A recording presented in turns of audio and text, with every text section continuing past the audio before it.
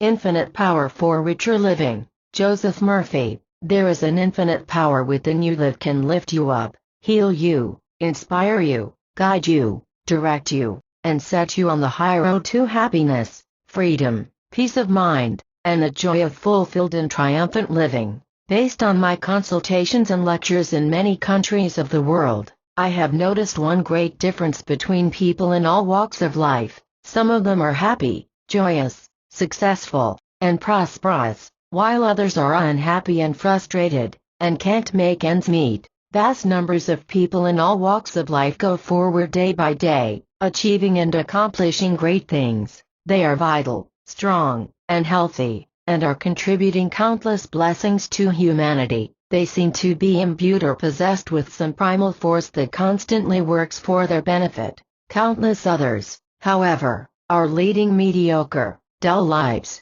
full of burdens. In quiet desperation, they seem to have an inability to meet triumphantly and victoriously the challenges of life to win its satisfying rewards. Why you need this book? This book teaches you how to meet and overcome the frustrations and problems of life. Each chapter reveals to you that every problem is always divinely outmatched, and shows you how to rise strongly and victoriously above the problem into the dawn of a new day and a satisfying new life. This book explains how to contact the infinite power within you and supplies you with specific techniques for putting it into operation. It is for the express purpose of teaching the reader how to align and communicate with this infinite power and how to use it in his daily life that I wrote this book. I have endeavored on every page to explain the great basic, fundamental, and unlimited powers of your mind in the simplest and most direct language possible. I urge you to study this book sincerely, and to apply the many effective techniques suggested and programmed in it.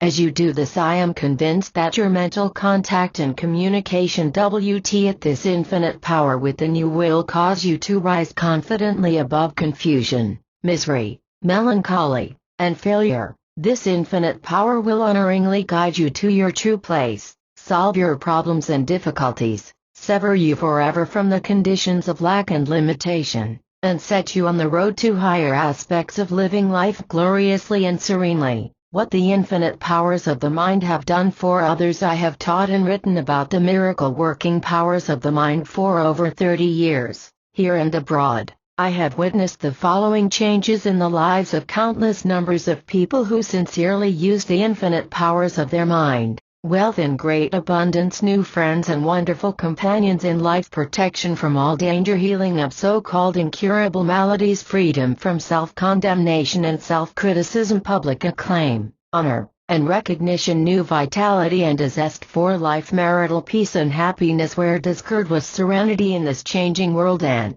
above all, the joy of the answered prayer. This miracle working power operates in all walks of life and at all levels according to my observation and experience. The men, women, and teenagers who use this power come from every level of society and from every possible income bracket. They are high school and college students, stenographers, taxi drivers, college professors, space scientists, chemists, pharmacists, bankers, medical doctors, chiropractors, housewives, telephone operators, motion picture directors, actresses, and truck drivers. These people have discovered this mysterious but intensely real power which picked them up from failure, misery, lack, and despair, and in many instances in the twinkling of an eye, as St. Paul said, it solved their problems, wiped away their tears, cut them free from emotional and financial entanglement, and placed them upon the great high road to freedom from frustrating burdens and brought fame,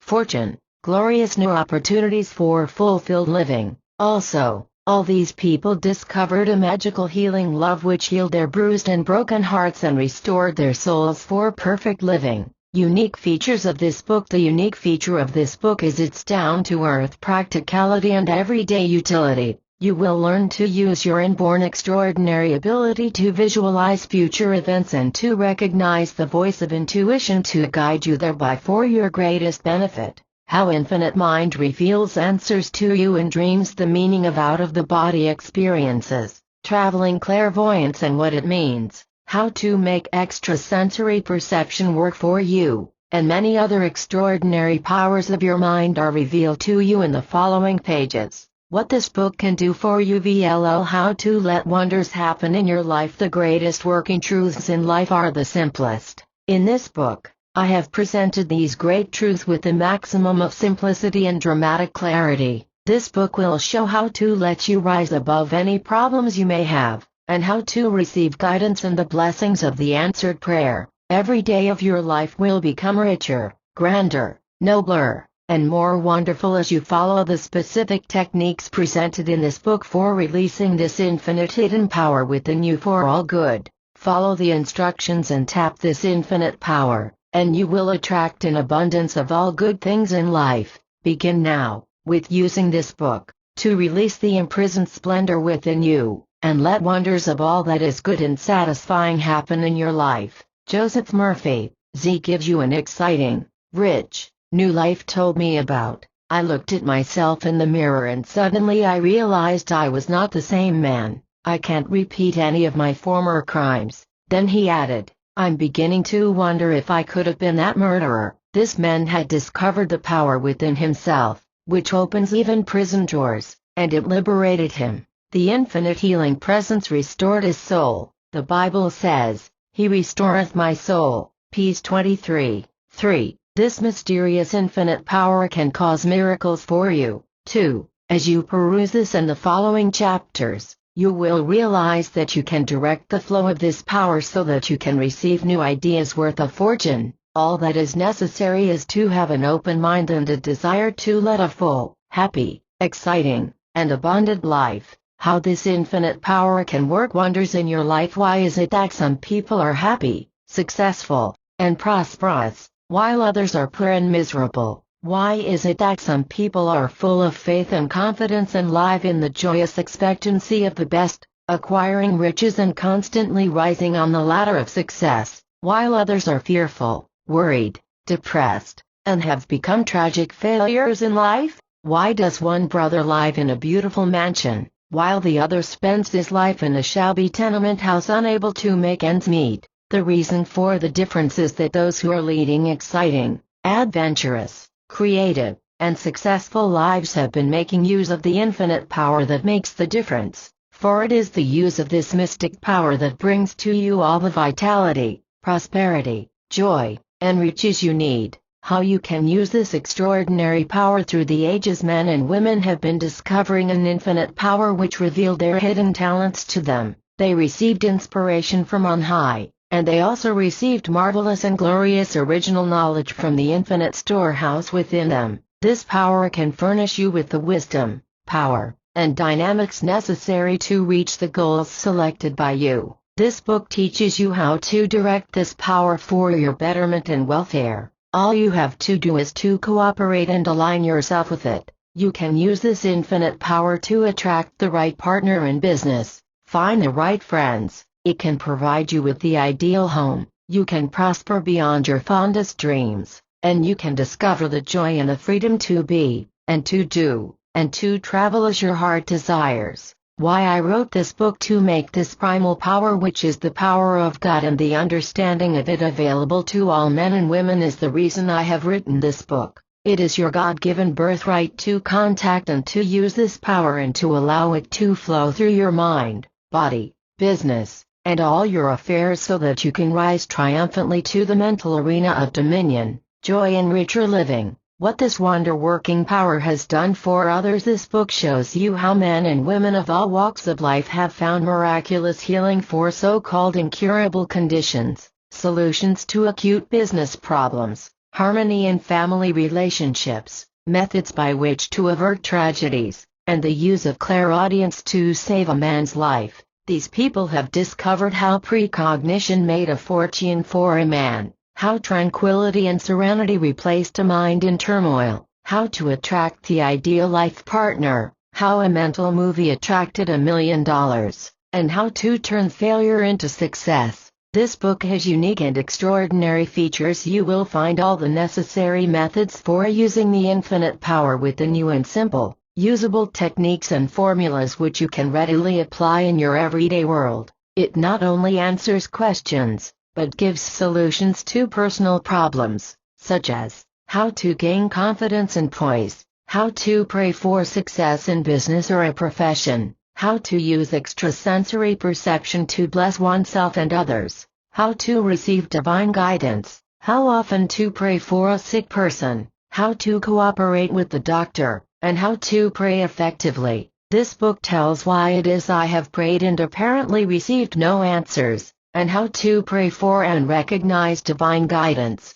Everything necessary for your instant use of the tremendous powers of the infinite is here made perfectly clear and workable. How you can start to live a new fulfilled life. Everyone desires health, happiness, security, peace of mind, and true expression, but many say in their hearts, it's too good to become true. However, nothing is too good to be true, nothing too wonderful to last, for the power, the wisdom, and the glory of God are the same yesterday, today, and forever, and are instantly available to all. It is within your power now to transform your whole life. Its simplicity is amazing and startling. You will read in this book how a man turned a lifetime of failure into success at 50. You can do the same. You will read how a woman of 40 discovered the key to instant popularity in marriage. Let love work miracles for you. 2. How a bellboy discovered the key to instant promotion during my travels. I spoke in Ottawa,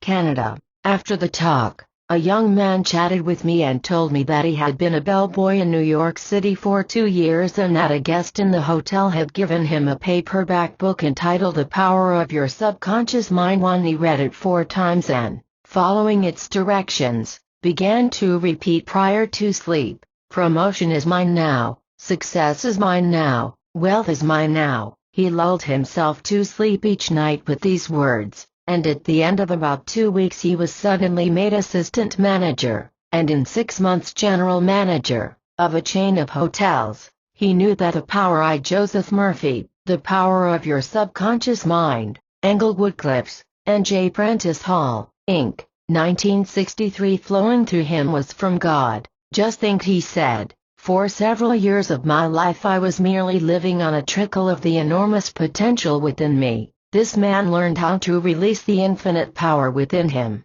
and his whole life has been harmonized by this wondrous working power. How a college girl turned failure into instant success. A few years ago, a young college girl came to see me at the request of her father. She was failing in college. I talked with her and found she had a good mind and a solid foundation of knowledge of the law of the mind. I asked her, "Why are you down on yourself? Why have such a low estimate of yourself?" She flushed considerably and said, "Oh, I'm the dumb one in the family. Father says that I'll never amount to much, that my brothers are smart, that they take after him, and that I'm stupid like my mother." "Well," I replied, "you are a child of God. All the infinite powers, attributes, qualities, and wisdom of God are within you, waiting to be released and utilized. Tell your father from me that he should never make such frightfully negative statements to his daughter, but, rather, he should encourage you and remind you that the infinite intelligence of God is within you, and when you call on it, it answers you. Tell him also that there are probably more of his genetic tendencies in you than those of your mother." I gave her the following technique to be used every morning before she went to class and every night prior to sleep. "I am a child of God. I will never again underestimate my inner powers or demean myself in any way. I exalt God in the midst of me. I know God loves me and cares for me. It is written, He careth for you." I. Peter 5:7. Whatever I read and study is absorbed readily by my mind, and it is reflected back to me instantaneously when I need it. I radiate love to my father and brothers and teachers and to my mother in the next dimension, where I know she is happy and free. Infinite intelligence guides my studies and reveals to me everything I need to know at all times. I esteem myself, and I have a new estimate of myself, for I know the real self of me is God. Anytime I am prone to criticize or condemn myself, I will immediately affirm, "God loves me and cares for me. I am His daughter." She practiced this prayer process faithfully, and I am glad to report that she soon moved up in her grades and has since graduated from college magna cum laude. She discovered the infinite power for perfect living and began to release it. She ceased accepting the negative suggestions of her father and began to exalt God in the midst of her. Paul says, "Let every soul be subject unto the higher powers." Romans 13:1. God is the only presence and the only power, and the powers that be are ordained of God. How you can use the infinite power to make your dreams come true if you practice the principles of the infinite power for perfect living is portrayed and revealed in the following pages. You will see marvelous and fantastic changes for good taking place in your life. Your dreams, aspirations, ideas, and goals in life are thoughts, ideas, and mental pictures in your mind. You must realize that the idea or desire in your mind is as real as your hand or your heart. It has form, shape, and substance in another dimension of mind. Each chapter of this book will show you how to accept your desire, feel its reality, and know the infinite power within you will bring it to pass in divine order. The infinite power which gives you the desire also will reveal to you the perfect plan for its unfoldment. All you have to do is to accept it and believe in it, and the infinite intelligence within you will bring it to pass. How your life can become an exciting adventure. The miracle-working power of the infinite existed before you and I were born, and before any church or even the world itself existed. The great eternal truths and principles of life which bless, heal, inspire, and elevate you antedate all religions. You and I are about to go forth on a journey into the inner recesses of our own mind, where we shall observe how it works, and learn of this wonderful, magical, healing, and transforming power that washes away all tears. We shall see how it binds up the wounds of the broken-hearted, proclaims liberty to the fear-ridden, disease-soaked mind, and liberates you completely from the self-imposed chains of poverty, failure, sickness, frustration, and limitations of all kinds. All you need do is follow the simple but scientific methods outlined in the following chapters and then unite yourself, mentally and emotionally, with the good you wish to experience, and the infinite power will lead you to the fulfillment of your heart's desire. This mental and spiritual journey on which you are now embarking will be the most wonderful chapter in your life, a healing and revealing experience. It will prove to be exciting, joyous, and the most rewarding of your life. Begin now, today. Let wonders and miracles happen in your life. Persist until day breaks and all the shadows disappear, saying to himself, I am no good, I am always passed over, I'm losing my job, there is a jinx following me. He was full of self-condemnation and self-criticism. I explained to him that these were two of the most destructive mental poisons he could generate, and that they would rob him of vitality, enthusiasm, energy and good judgment, ultimately leaving him a physical and mental wreck. Moreover, I elaborated further on his negative statements by pointing out that such statements as I am no good, I am always passed over, were commands to his subconscious mind, which takes him literally, setting up blocks, delays, lack, limitation and impediments of all kinds in his life. The subconscious is like the soil, which takes all manner of seeds, both good and bad, and supplies nourishment for their development. How John discovered the cause for failure within himself, he asked me. Is this why I am passed over and ignored at our regular business conferences? My answer was yes. Because he had formed a mental picture of rejection and expected to be slighted and ignored. He was actually blocking his own good. John proved the age-old biblical truth. The thing which I greatly feared has come upon me. Job 3:25. How he practiced a realistic technique for success. This is how John extricated himself from the patterns of self-rejection, failure and frustration. I suggested to him that he dwell on this great truth, but this one thing I do, forgetting those things which are behind, and reaching forth unto those things which are before, I press toward the mark for the prize of the high calling of God. Phil 3:13-14. He asked, how can I forget the snubs, hurts and rebuffs? It is pretty hard, it can be done, but as I explained to him, He had to come to a clear-cut decision to drop the past and with positive determination to contemplate success, victory, achievement and promotion. Your subconscious knows when you mean what you say and will automatically remind you when, due to habit,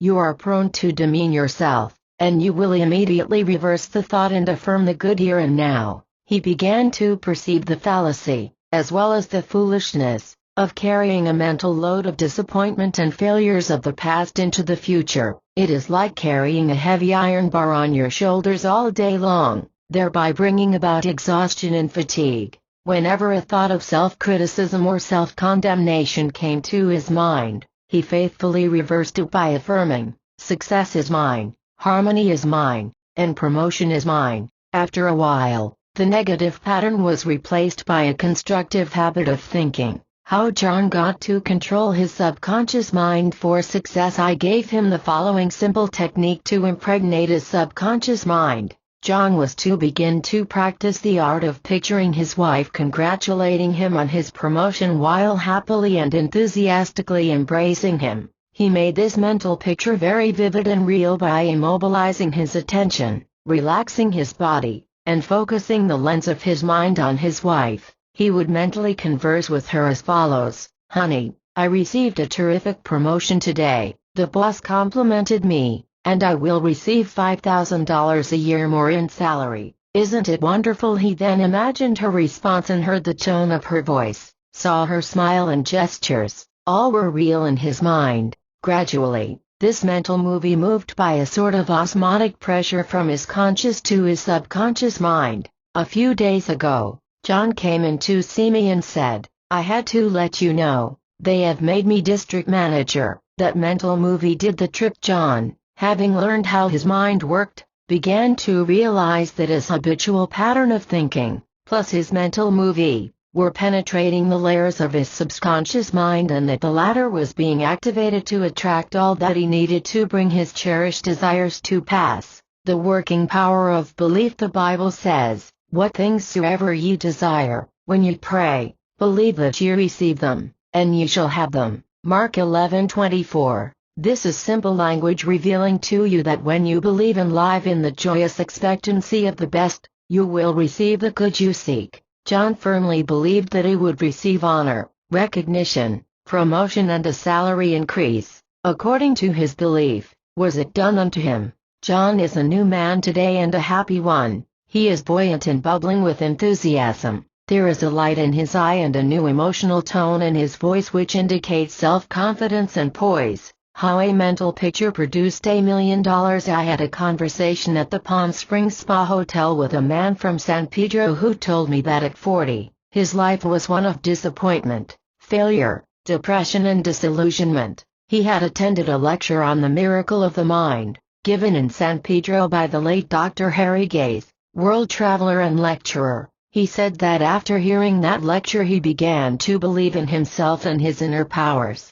Always he had wanted to own and operate a movie theater, but he had consistently failed at everything and had no money. He began with this affirmation, "I know I can succeed, and I will own and operate a theater." He told me that today he is worth $5 million and owns 2 theaters. He achieved success over supposedly insurmountable odds. His subconscious mind knew that he was sincere and that he meant to succeed. It knows your inner motivation and your real conviction. The Bible says, "Thou shalt decree a thing, and it shall be established unto thee." Job 22:28. This man's magic formula for success was the mental picture he carried and to which he remained faithful, and his subconscious mind revealed to him everything necessary for the unfoldment of his dream. How an actress triumphed over failure. A young actress came to see me, complaining bitterly about stage fright and panic during auditions and screen tests. She had failed,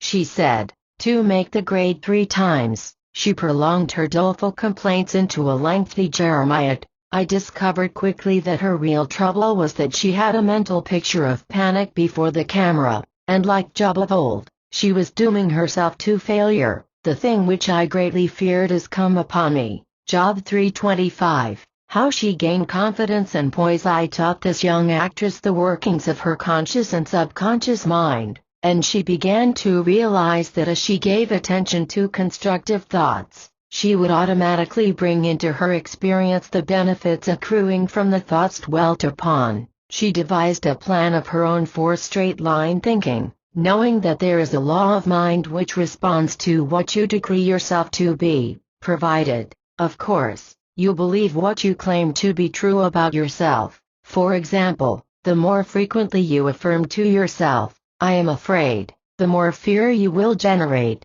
On the other hand, the more frequently you affirm, "I am full of faith and confidence," the more confidence and self-assurance you will develop.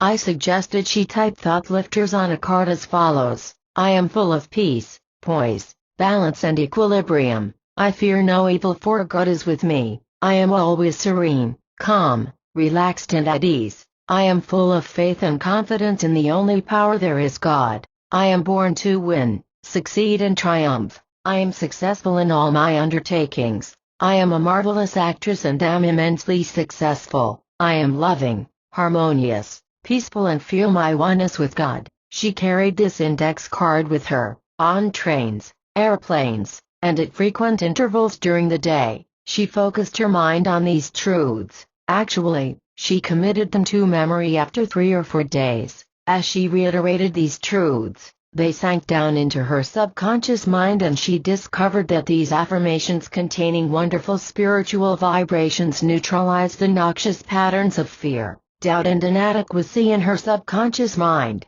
She became poised, serene, calm and full of self-confidence. She had discovered the cosmic power for perfect living. How her mental movie worked a miracle. She practiced the following technique for about 5 or 6 minutes morning, afternoon and night. She relaxed her body, sat quietly in a chair, and began to imagine that she was before the camera, poised, serene, calm and relaxed. She visualized herself as completely successful and imagined hearing congratulatory comments by the author and by her agent. She dramatized the role as only a good actress can, and made it very real and vivid. She realized that the cosmic power that moves the world also moves through the mental picture in her mind, compelling her to give marvelous renditions. A few weeks later, her agent got another screen test for her, and she was so enthusiastic and exhilarated with the idea of triumph that she gave a wonderful performance.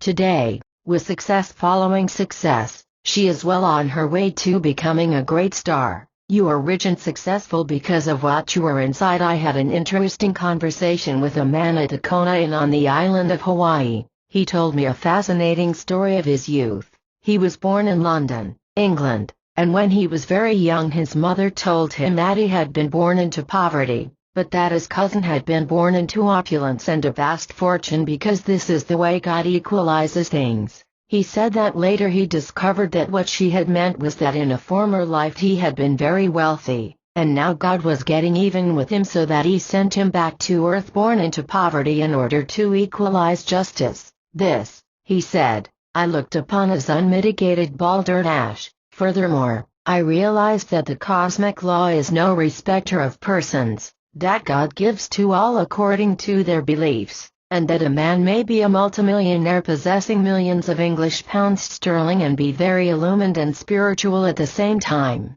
Some of the financially poor people, on the other hand, were most malevolent, selfish, envious and covetous. During his youth this man sold papers in London and washed windows. He went to school at night, and worked his way through college. He is now one of the top surgeons in England. His motto in life is, "You go where your vision is." His vision was to become a surgeon, and his subconscious mind responded according to the mental image held in his conscious mind. His cousin's father had been a multimillionaire and had given his son everything possible: private tutors, special educational trips to Europe, and he had sent him to Oxford University for 5 years. He provided his son with servants, automobiles, and all expenses. The cousin turned out to be a failure. He had been overindulged and had no confidence or self-reliance. He had no incentives, no obstacles to overcome, and no hurdles to rise above.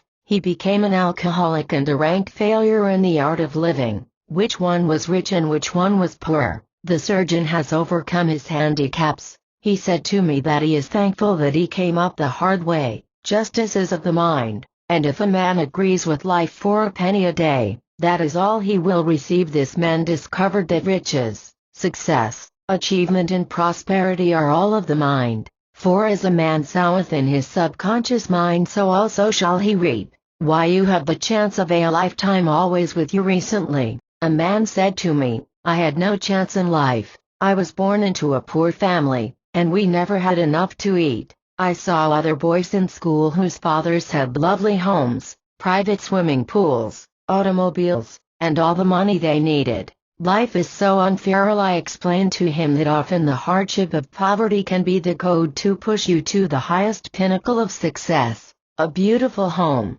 a swimming pool, riches, prestige, success, a gold carriage, a Rolls-Royce, all are ideas in the mind of man, which is one with the infinite mind of God. Helen Keller's secret for the good in her life. I explained to this man that the thinking of many people is wholly illogical, irrational, and most unscientific. For example, they say that Helen Keller's birth was an injustice, since she was deprived of her senses of sight and hearing in infancy, but she began to use the riches of the mind, and her blue eyes were enabled to see, probably better than most people, the color of all the pageantry in opera. Her deaf ears in a similar manner could hear the crescendos, diminuendos, and the full volume of orchestral music. She was perfectly aware of the clear notes of the lyric soprano, and she could grasp the humor of the play. Helen Keller accomplished tremendous good in the world. Through meditation and prayer she awakened the inner eye and uplifted the minds and hearts of the deaf and the blind everywhere. She contributed faith, confidence, joy, and a tremendous spiritual uplift to thousands of shut-ins and others in the world. Indeed, she has accomplished much more than many people who have eyes and ears. She was not unfortunate or discriminated against by birth. There is no such thing as underprivileged or overprivileged. The magical key to turn for success. The man was deeply moved by the story of Helen Keller, and I wrote for him the cosmic plan for success, which he was to affirm 15 minutes, 3 times a day. I am in my true place in life, doing what I love to do, and am divinely happy. I have a lovely home, a kind and wonderful wife, and a new and up-to-date car. I am giving of my talents to the world in a wonderful way, and God is revealing to me better ways in which I can serve humanity. I definitely and positively accept the fact that a new and wonderful opportunity is opening up for me. I know I am divinely guided and always to my highest expression. I believe and accept abundance and security. I believe marvelous and wonderful opportunities are opening up for me now. I believe I am being prospered beyond my fondest dreams. He had these affirmations typed on a card which he carried with him at all times, repeating these truths regularly and systematically for 15 minutes, 3 times a day. When fear or anxiety came to his mind, he would pull the card out and reiterate these truths, knowing that the negative thoughts are always obliterated and dissipated by the higher constructive thoughts. The power of belief in action. He realized that ideas are conveyed to the subconscious by repetition, belief, and expectancy, and the miracle-working power of his subconscious mind went to work on the impressions made upon it, as its nature is to respond according to man's habitual thinking. 3 months later all the things he meditated on came to pass. He is now married and has a lovely home. He has his own business which his wife bought for him,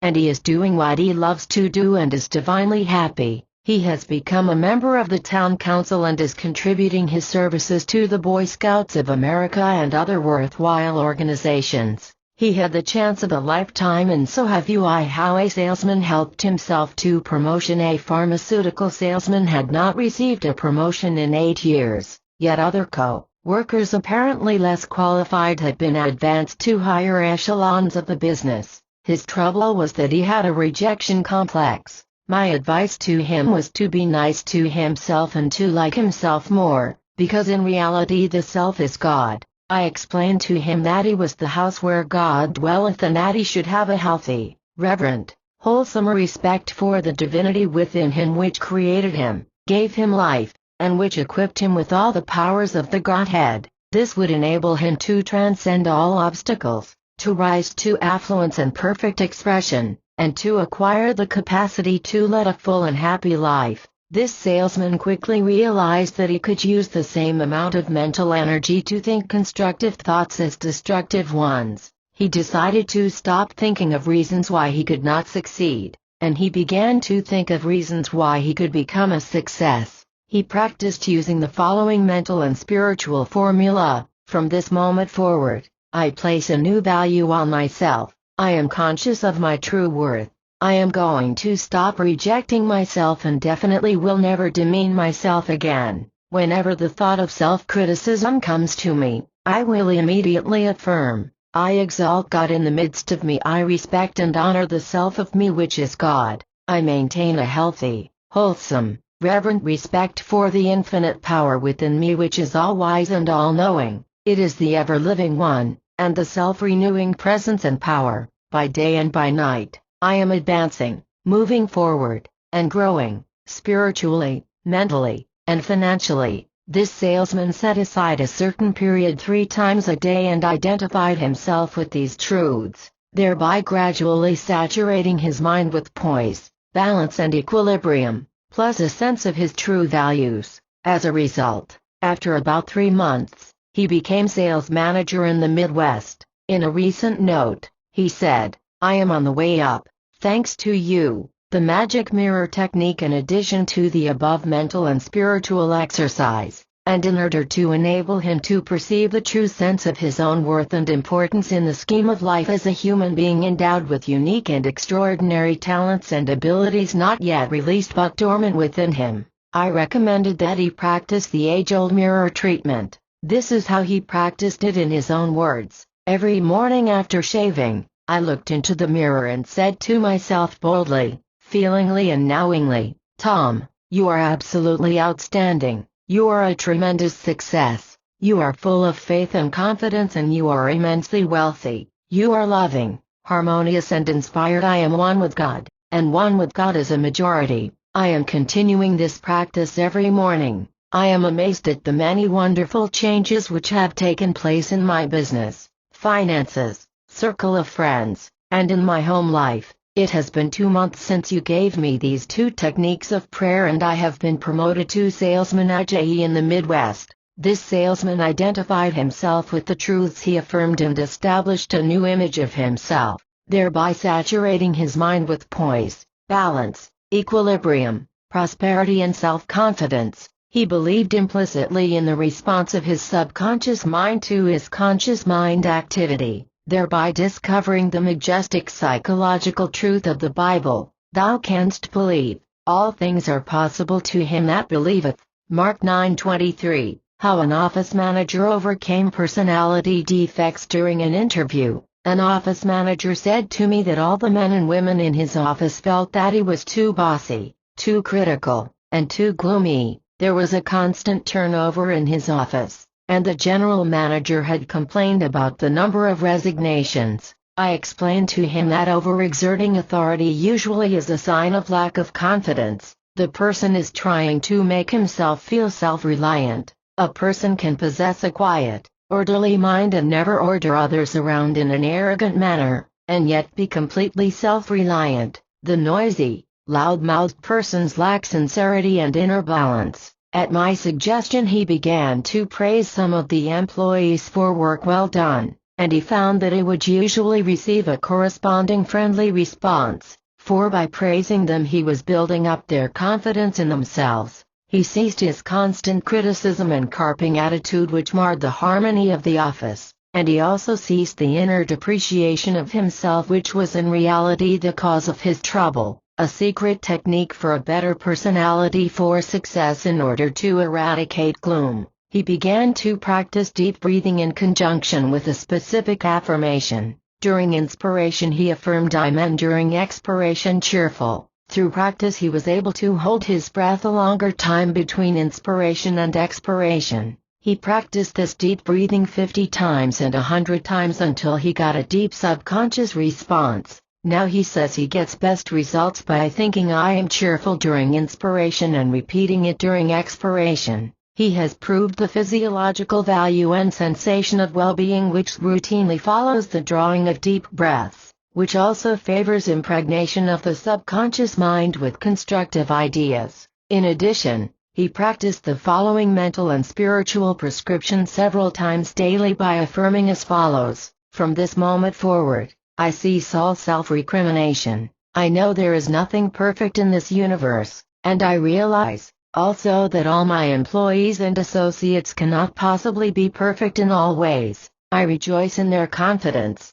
faith, cooperation, and interest in the work well done. I constantly identify with the good points in each of my associates. I am always confident in doing what I know well, and I gain confidence daily in other directions. I know that self-assurance and self-reliance are habits, and I can develop the wonderful habit of self-reliance just the same way as I recently gave up smoking. I supplant timidity with assurance, faith, and confidence in an almighty power which responds to my habitual thinking. I speak kindly to all my employees. I salute the divinity within them, and I reiterate constantly, I can do all things through the power of God which strengthens me. When thoughts of self-criticism come to me, I supplant them immediately with this truth: I exalt God in the midst of me. This office manager made it a practice to affirm these truths about 6 times slowly, quietly, and lovingly 3 times a day, knowing what he was doing and why he was doing it.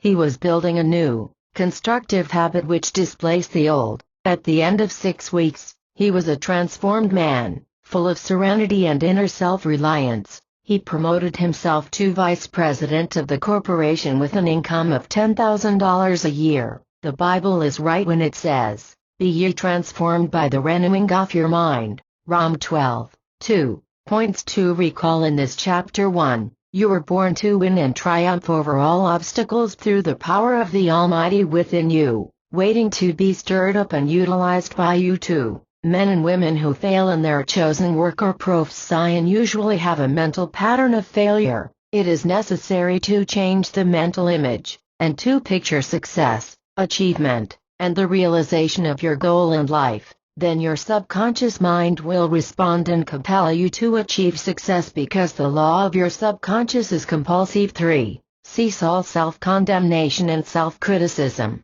Forget the past and contemplate achievement, victory, triumph and success. You become what you contemplate for. When you are tempted to demean yourself, immediately reverse the thought and affirm your good here and now. 5. There is a law of mind which responds to what you decree yourself to be, provided, of course, you believe what you claim to be true about yourself. Ideas are conveyed to the subconscious by repetition, belief and expectancy. 6. Believe in yourself and your inner powers. Begin to affirm boldly, I know I can succeed. I will accomplish what I want to achieve. I will be what I want to be. And I know my deeper mind will respond to my honest decision and conviction. I know the law of my subconscious never fails, and whatever I impress on it, it will likewise express and make manifest. 7. If suffering from stage fright, visualize yourself as successful, and imagine a loved one congratulating you on your wonderful success and poise. 8.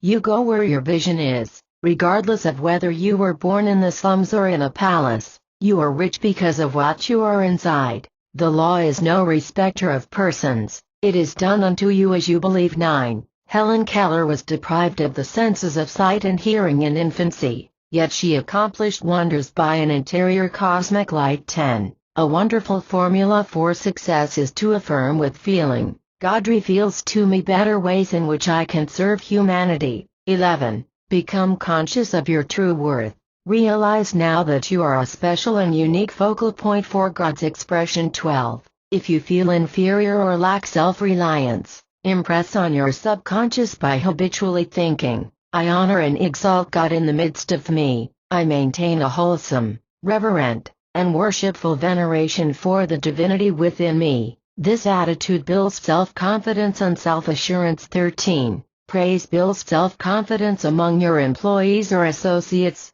Praise each one for the work well done, and realize that no one is perfect in this world. This attitude will banish the bossy and aggressive manner which is indicative of insecurity, and self-demotion could steer his life in the same manner as he steers his car to work every morning. The green lights say to go ahead. You can take your foot off the brake and step on the accelerator. You stop at the red lights, and, following the rules of the road, you arrive at your destination in divine order. I gave him the following spiritual formula with instructions to affirm these truths in the morning before entering his car, in the afternoon after lunch, and at night prior to sleep. I know that I can steer my thoughts and imagery. I am in control, and I can order my thoughts to give attention to what I desire. I know there is a divine power and presence within me which I am now resurrecting and which responds to my mental call upon it. My mind is God's mind,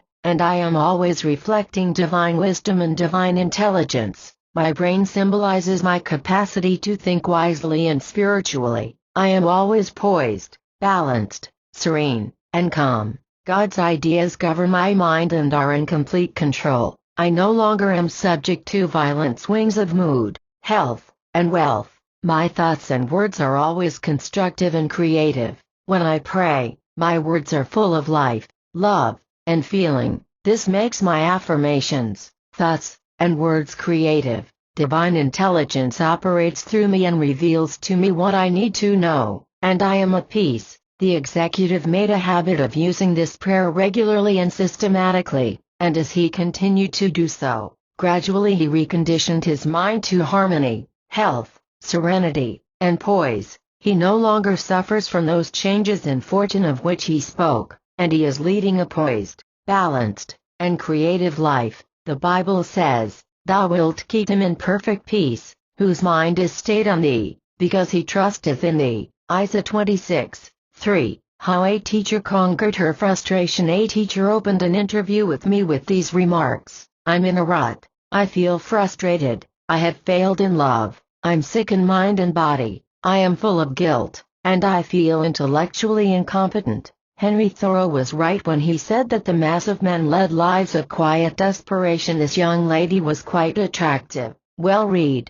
very intelligent, and intellectually competent, but she was demeaning herself and was full of self-condemnation and self-criticism, all of which are deadly mental poisons and rob you of vitality, enthusiasm, and energy, and leave you a physical and mental wreck. I explained to her that all of us have our ups and downs, our depressions, griefs, and illnesses, until we decide to control our lives and do our own constructive thinking. Otherwise, all of us will be subject to the mass mind which believes in sickness, accident, misfortune, and tragedies. Furthermore, we feel that we are subject to conditions and environments and that we are victims of our early training, indoctrination, and heredity. The magic of giving up frustrating thought habits, our state of mind, and our beliefs, convictions, and conditioning control and determined our future. I explained to her that her present condition was due simply to the habitual force and authority of many thousands of thoughts, images,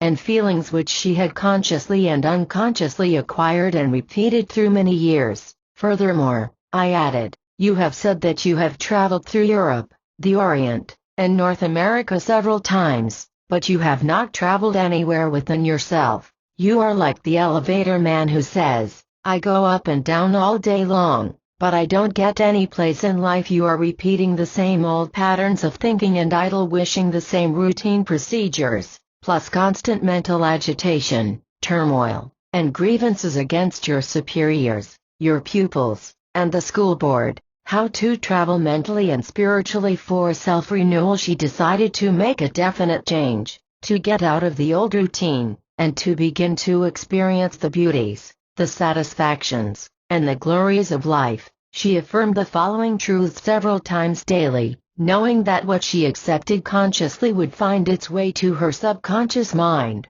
and that by repetition she would recondition her mind to the success, happiness, and joy of life which she deserved to experience. The following spiritual medicine was imbibed by her through her eyes and ears several times daily: "I am going to travel mentally and spiritually within myself and discover the treasure house of eternity within my depths. I am definitely and positively going to break the old routine, I am going to go to work by a different route every morning and will come home by a different way. I will no longer think according to the headlines of the newspapers or listen to gossip and negative thoughts about lack, limitation, disease, war and crime. I know that everything I do and experience in life is due to my thinking, conscious or unconscious. I realize that if I do nothing for myself, the mass mind impinges on my subconscious mind and does my thinking for me, which is mostly negative and destructive. A revolution is now taking place in my mind,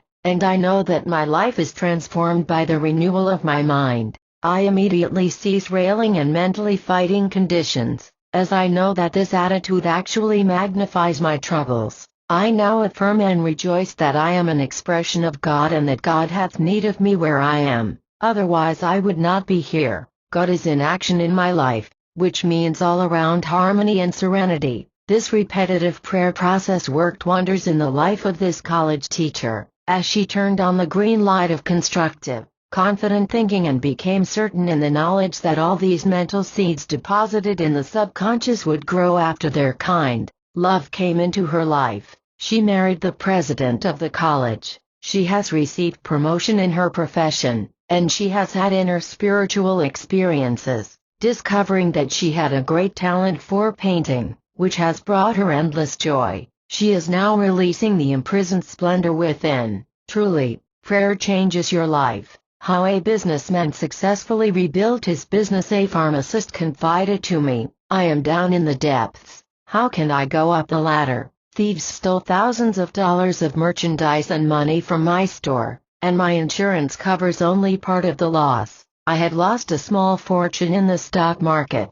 How do you expect me to think constructive thoughts about that? Well, I replied, you can decide to think whatever you choose about anything. What you have lost has nothing to do with the way you decide to think about it. It is not what life does to you, it's the way you react to it. I pointed out to this pharmacist that the thieves and the losses in the stock market did not and could not steal from him his nights and days, his health, the sun, the moon, or the stars, called the daily bread of the soul. I also pointed out to him, you are rich mentally and spiritually. You have a loving, kind, and understanding wife and 2 wonderful boys in college. No one can steal from you your knowledge of pharmacy, materia medica, pharmaceutical chemistry, or your business acumen and sagacity. All of these are riches of the mind. The thieves have not taken away from you your knowledge of the law of your subconscious mind or the way of the infinite spirit within you.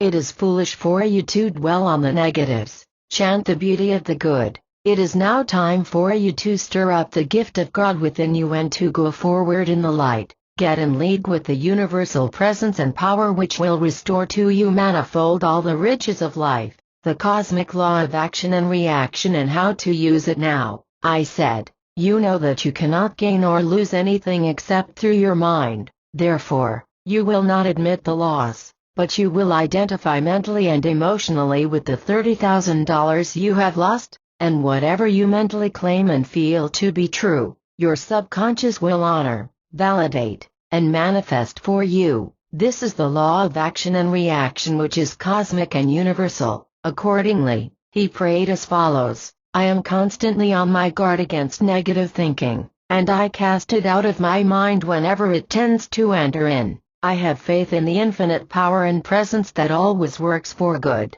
My faith is in the goodness and guidance of the infinite God. I open my mind and heart to the influx of the divine spirit, and I discover an ever-increasing sense of power, wisdom, and understanding. I am mentally and emotionally identified with the $30,000, and I know that I cannot lose anything except I accept the loss, which I positively, definitely, and absolutely refuse to accept. I know the way my subconscious works. It always magnifies what I deposit in it. Therefore, the money comes back to me pressed down, shaken together, and running over. I know that I will no longer experience the ups and downs of life, but that I will lead a dynamic, creative, balanced, and purposeful life. I know that prayer is the contemplation of the truth of God from the highest standpoint. I know that the thoughts and ideas I habitually dwell upon become dominant in my mind, and they rule. govern, and control all my experiences.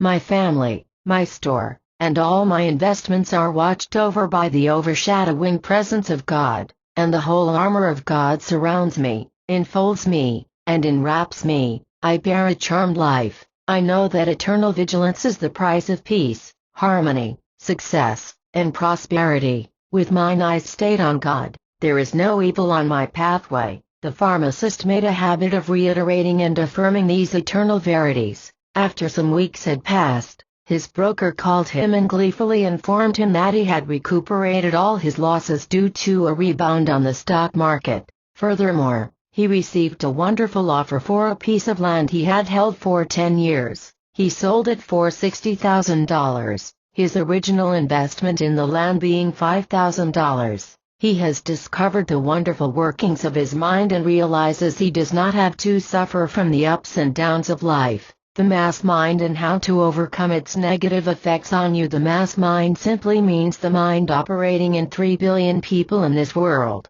All of them are thinking into the one universal mind, and it does not take much stretch of the imagination to realize the kind of imagery, feelings, beliefs, superstitions, and ugly, negative thoughts impressed on that universal mind. It is also true that millions of people throughout the world are pouring into the mass mind, sometimes referred to as the race mind, thoughts of love, faith, confidence, joy, goodwill, and success, plus feelings of triumph, accomplishment, and victory over problems, and an emanation of peace and goodwill to all men. However, they are still in the vast minority, and the dominant feature of the mass mind is one of negativity. The mass mind believes in accidents, sickness, misfortune, wars, crimes, disasters, and catastrophes of all kinds. The mass mind is rampant with fear, and the children of fear are hate, ill will, resentment, hostility, anger, and disease.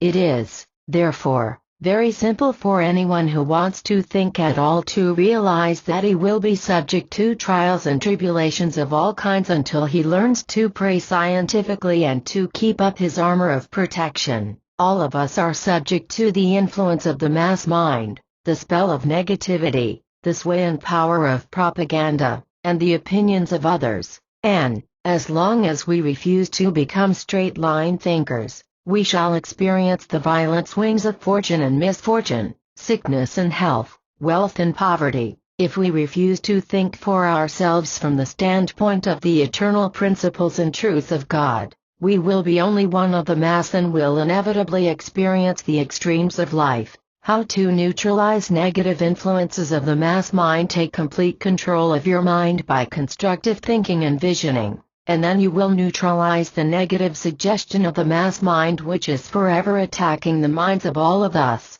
You can rise above the negative mass mind. The Bible says in John 12:32, if I be lifted up, draw all men unto me. That is, if you elevate your mind by identifying with the principles of harmony, health, peace, joy, wholeness, health, and perfection, and make a habit of doing so. By the law of attraction you will attract into your life and experience those qualities and attributes of God. The following is an excellent prayer which will enable you to rise above the mass mind and to establish an immunity to the false beliefs and fears of the race. God is, and His presence flows through me as harmony, health, peace, joy, wholeness, beauty, and perfection. God thinks, speaks, and acts through me. I am divinely led in all my ways. Divine right action governs me. Divine law and order govern my entire life. I am always surrounded by the sacred circle of God's eternal love,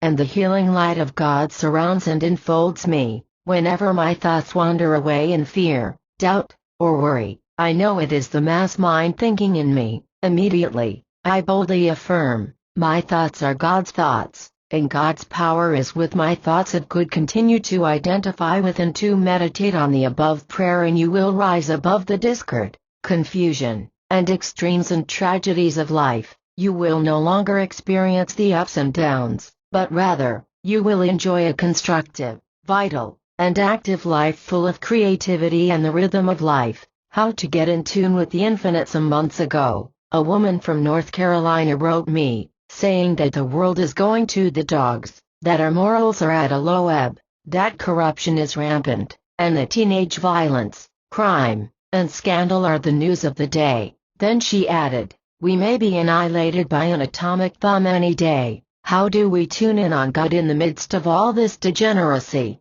pornography, and the cesspool of iniquity in which we find ourselves?" I answered her along these lines and admitted that what she mentioned was true, but that the Bible says, "Come out from among them, and be separate." 2 Cor 6:17. She must have the ability and capacity to rise above the world negation and to lead a full and happy life right where she is. I pointed out to her that all she had to do was to look around and she would find thousands of people who are happy, vital, joyous, and free, leading constructive lives, and contributing to humanity in countless ways. We have witnessed the extremes of the Victorian period with all its sexual taboos and restrictions, and these repressions caused people to move to the opposite extreme that we are experiencing today in the immorality and lewdness prevalent in various parts of the world. Nature works by extremes. History witnessed the sweatshops, where people, even children, worked under indescribable conditions and were inadequately paid, housed, and fed. Actually, it was a sort of serfdom. Now there has been a swing to the opposite in England, the United States, and in other countries, where some unions have become so tyrannical that they have even closed down the transportation systems of a whole city. The ancient Hebrew wisdom says, "Change eternal is at the root of all things." You must find an anchor within you to tie to and make a divine adjustment. Tune into the infinite power within you and let this presence guide, direct, and govern you in all your ways. You can enthrone divine wisdom in your conscious mind by claiming that the wisdom of God anoints your intellect and is a lamp unto your feet and a light on your path. Following is a prayer I gave to the troubled woman in North Carolina, the prayer that changed a life and can change yours. I realize that I cannot change the world, but I know I can change myself. The world is an aggregation of individuals, and I know that people who are ruled by the mass mind, propaganda, and sense opinions are subject to the tragedies, sorrows, accidents, illnesses, and failures in life until they learn to control their minds with divine ideas which heal, bless, inspire, elevate, and dignify their souls. I realize that the mass of people are under the sway of the mass mind, full of errors, false beliefs, and negation of all kinds. From this moment forward, I no longer fight conditions or situations, and I cease rebelling at news of subversives, immorality, and corruption in high places. I write constructive letters to congressmen, senators, movie producers, and newspapers, and I pray for right action, beauty, harmony, and peace for all people everywhere. I am in tune with the infinite, and divine law and order govern my life. I am divinely guided and inspired. Divine love fills my soul, and waves of light, love, truth, and beauty go forth as a mighty wave of spiritual vibration which tends to lift all men up. For it is said, "I, if I be lifted up, will draw all men unto me." John 12:32. A happy outcome of this prayer: this young lady recently phoned me and said, "Your letter was the greatest eye-opener I have ever read. I'm on cloud nine now. I know that there is no one to change but myself." Being in tune with the infinite, I am in tune with the presence of God in the hearts of all men and women in the world. The Bible says, "Great peace have they who love thy law, and nothing shall offend them." Peace 119, 165. Points to recall in this chapter. 1. You can steer your thoughts, images, emotions, and reactions to life just as easily as you can steer your car in the right direction. 2. You can order your thoughts and make them give attention to the desires, goals, and objectives in your life. You are the master, and you mold, fashion, and create your own destiny. 3. When you pray, let your words be full of life, love, and feeling. This makes your affirmations creative. 4. All of us will have our swings of fortune until we decide to take control of our lives and do our constructive thinking along godlike ways. Otherwise, we will be subject to the mass mind which believes in all manner of sickness, accidents, tragedies, and misfortune. 5. Many people travel all over the world but go nowhere within themselves. Travel within mentally and spiritually, and you will discover in your depths the riches of heaven. 6. Everything you do and experience in life is due to your conscious and subconscious thinking. Think good and good follows. 7. You can decide to think whatever you choose about anything. What you have lost or suffered has nothing to do with the way you decide to think about it. 8. You cannot lose anything except to admit the loss in your mind. Mentally and emotionally identify with money you have lost, and your subconscious will respond and multiply it in your experience. 9. The mass mind means the mind operating in 3 billion people on this planet. It is composed of good and bad thoughts, but the dominant phase of the mass mind is negative. It is the mind full of the fears, doubts, superstitions, hates, jealousies, greed, and lust of millions of people. 10. You can rise triumphantly over the world negation and lead a full and happy life by enthroning in your mind ideas which heal, bless, inspire, elevate, and dignify your soul. 11. Tune in with the infinite and feel and know that the infinite power and presence governs, controls, and directs your life, and you will lead a balanced and creative life free from the great swings of fate. 12. You can lift yourself up above all the servitude and bondage of the mass mind by exalting God in your midst and realizing that God's love fills your soul and His wisdom anoints your intellect, to lead a rich life or to spend it for an altruistic purpose. Further, he failed to invest it wisely for interest and dividends. My host said that it was fear that had dominated the old man. He had worried lest people might learn of his money and steal it from him. He had been a very negative thinker, yet he had had a fortune within and without to share in the good life. He could have had much enjoyment and happiness. You have a fortune to share. The treasure house of infinity is within you. You have the key which unlocks the storehouse of all kinds of treasures. The key is your thought, which will bring you far more wealth of every description than that lonely and fearful old man had, and much more of everything you want. You have the key to the most wonderful and marvelous power in the world, the power of the infinite within you.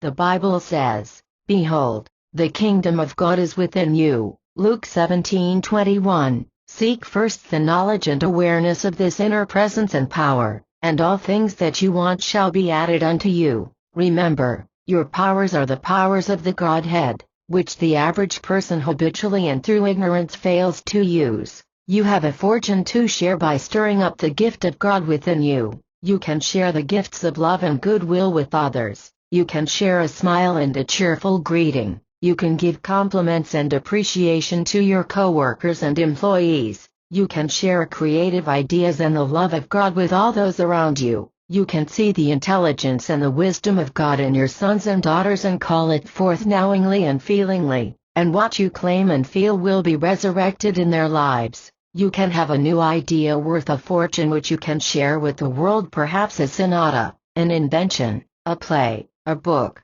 or a creative and expansive idea in your business or profession which will bless yourself and others. Remember that the only chance you have is the one you make for yourself. You have the chance of a lifetime. Will begin now to mentally tap the infinite reservoir within you, and you will find yourself moving onward, upward, and Godward. How you can rise to the heights of your desires. Some years ago, during a lecture, Mrs. Vera Radcliffe, our church organist in Los Angeles, told the stirring drama of Paderewski's trials and tribulations before he became world famous. He had been advised by the famous composers and authorities on music in his day that he had no possible future as a pianist, and that he should forget about ITL. The professors at the Warsaw Conservatory, where he went to study, tried their best to discourage his desire. They pointed out that his fingers were not well formed and that he should try writing music instead. Paderewski rejected their negative pronouncements and identified himself with his inner powers. He subjectively realized that he had a fortune to share with men throughout the world,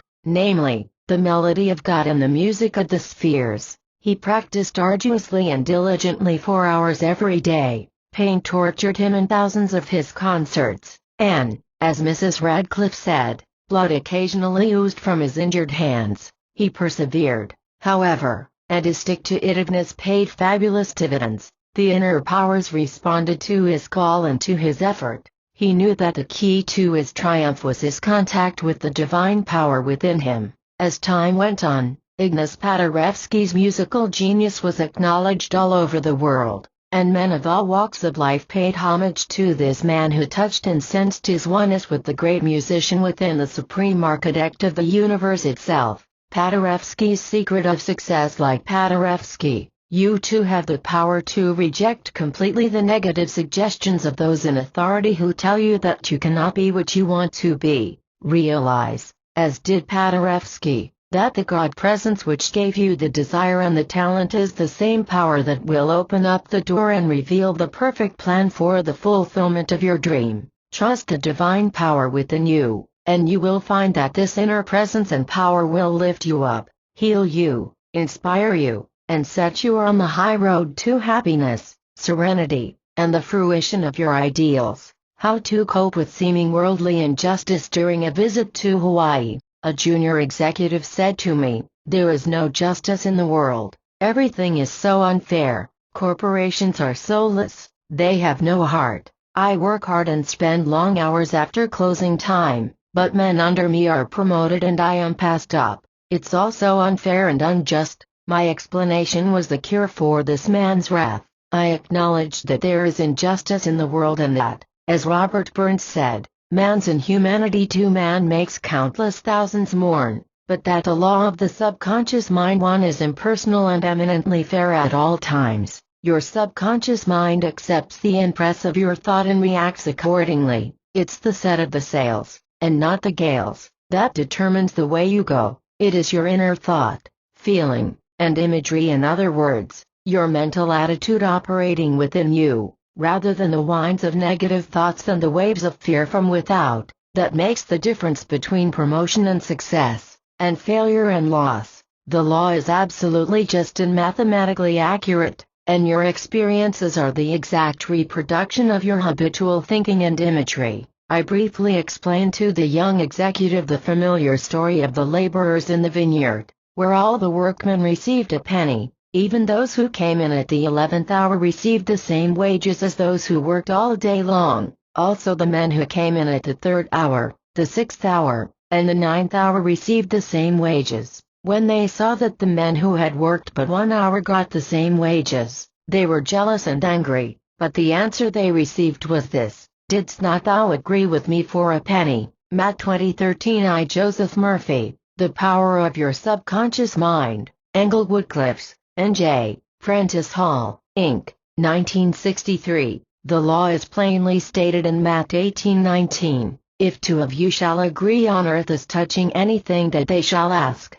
it shall be done for them of my Father which is in heaven." This means that when your conscious and subconscious mind agree on promotion, success, abundance, and right action, the law of your subconscious mind will honor, execute, and bring it to fruition in your experience. I added, "You are resentful, angry, and full of condemnation and criticism of the organization which employs you. These negative suggestions enter your subconscious and have resulted in loss of promotion, financial increase, and prestige." A specific program and formula for daily use. I gave him the following mental and spiritual formula to practice daily. I know that the laws of my mind are absolutely just, and that whatever I impress on my subconscious mind is reproduced mathematically and accurately in my physical world and circumstances. I know that I am using a principle of mind, and a principle is absolutely impersonal. I am equal before the laws of mind,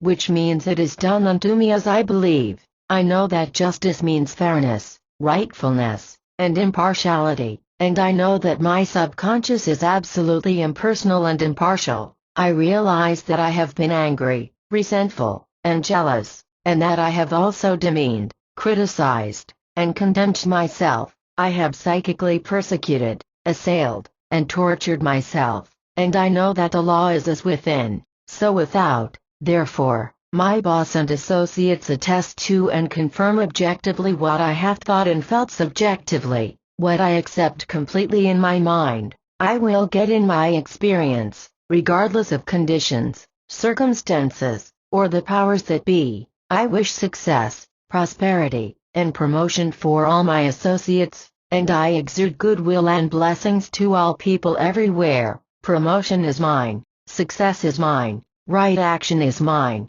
wealth is mine. As I affirm these truths, I know they are deposited in my subconscious mind. The creative medium and wonders are happening in my life. Every night of my life, prior to sleep, I imagine my wife congratulating me on my wonderful promotion. I feel the reality of all this, mentally and emotionally. My eyes are closed and I am drowsy, sleepy, and in a passive, receptive state of mind, but I hear her congratulatory words, feel her embrace, and see her gestures. The whole mental movie is vivid and realistic, and I go off to sleep in this mood, knowing that God giveth his beloved in sleep. Piece 127. 2. This executive discovered that the law of his mind established justice, conformity to the principles of his mind, having enthroned right thoughts, right imagery, and right feeling in his conscious mind. His subconscious responded accordingly. This is the equity of the mind. The laws of your mind are the same yesterday, today, and forever. At the end of a few months following this prayer process, this executive has been voted president of his corporation and is prospering beyond his fondest dreams. How a woman shared her fortune and got richer. A few years ago, I had many interesting talks with a Canadian woman. She informed me that she looks upon money and wealth like the air that she breathes. She felt as free as the wind. Ever since she was a child, this woman had claimed, "I am rich. I am God's daughter. God gave me richly all things to enjoy." This was her daily prayer. She has accumulated millions of dollars and has endowed colleges and universities, establishing scholarships for worthy boys and girls, and has established hospitals and nurses training centers in remote parts of the world. Her joy is in giving wisely, judiciously, and constructively, and she got richer than before. "Why the rich get richer and the poor get poorer," she said to me one day. "You know, the old aphorism is absolutely true. The rich get richer and the poor get poorer." To those people who live in the consciousness of affluence and abundance, wealth flows by the cosmic law of attraction. Those who expect poverty, privation, and lack of all kinds are living in the consciousness of poverty, and by the law of their own mind they attract more lack, misery, and deprivation of all kinds. What she said is definitely true. Many people who are living in poor circumstances are envious and resentful of the wealth of their neighbors. This mental attitude results in even more lack, limitation, and poverty in their lives. They are, probably unwittingly, blocking their own good, yet they have a fortune to share if they would but open their minds to the truth of being and realize that they, too, have the key which unlocks the treasure house or gold mine within. The following illustration shows how any man has a fortune to share. His fortune was where he was, but he was blind to it. A friend of mine, who lived in northern Alaska, once wrote me and said that life was unbearable. He felt that he had made a tragic mistake in going to Alaska to seek his fortune, that his marriage was a complete failure, that prices were exorbitant, and that cheating and overcharging were rampant. When he had gone to court to dissolve his marriage, the judge was crooked and he got a raw deal. He concluded by saying that there is no justice in this world. What he said was true enough.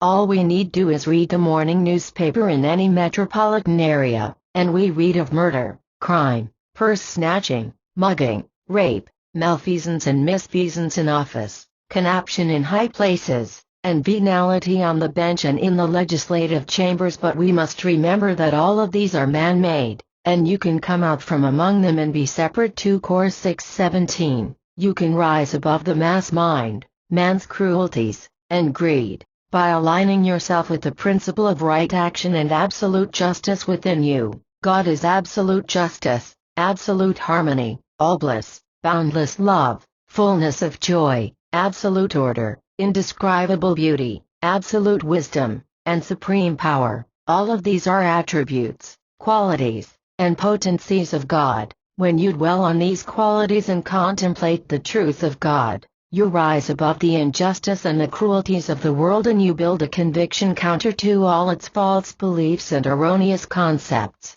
In other words, you build up a divine immunity, a sort of spiritual antibody to the mass mind. This explanation was a prelude to my direct reply to my friend. I wrote to him, suggesting that he stay where he was and that I suspected he wished to run away from his responsibilities and was merely seeking an escape. I wrote a short prayer, as follows: "Where I am, God is, God indwells me, and God has need of me where I am now. This God presence within me is infinite intelligence and all-wise, and reveals to me the next step, opening up for me the treasures of life. I give thanks for the answer, which comes to me as an intuitive feeling or an idea which wells up spontaneously from my mind." He followed my advice and was eventually reconciled with his wife. He bought a camera and took pictures of northern Canada and Alaska, wrote short stories, and amassed what he considered a small fortune. A year passed and for a Christmas present he sent me $2,000,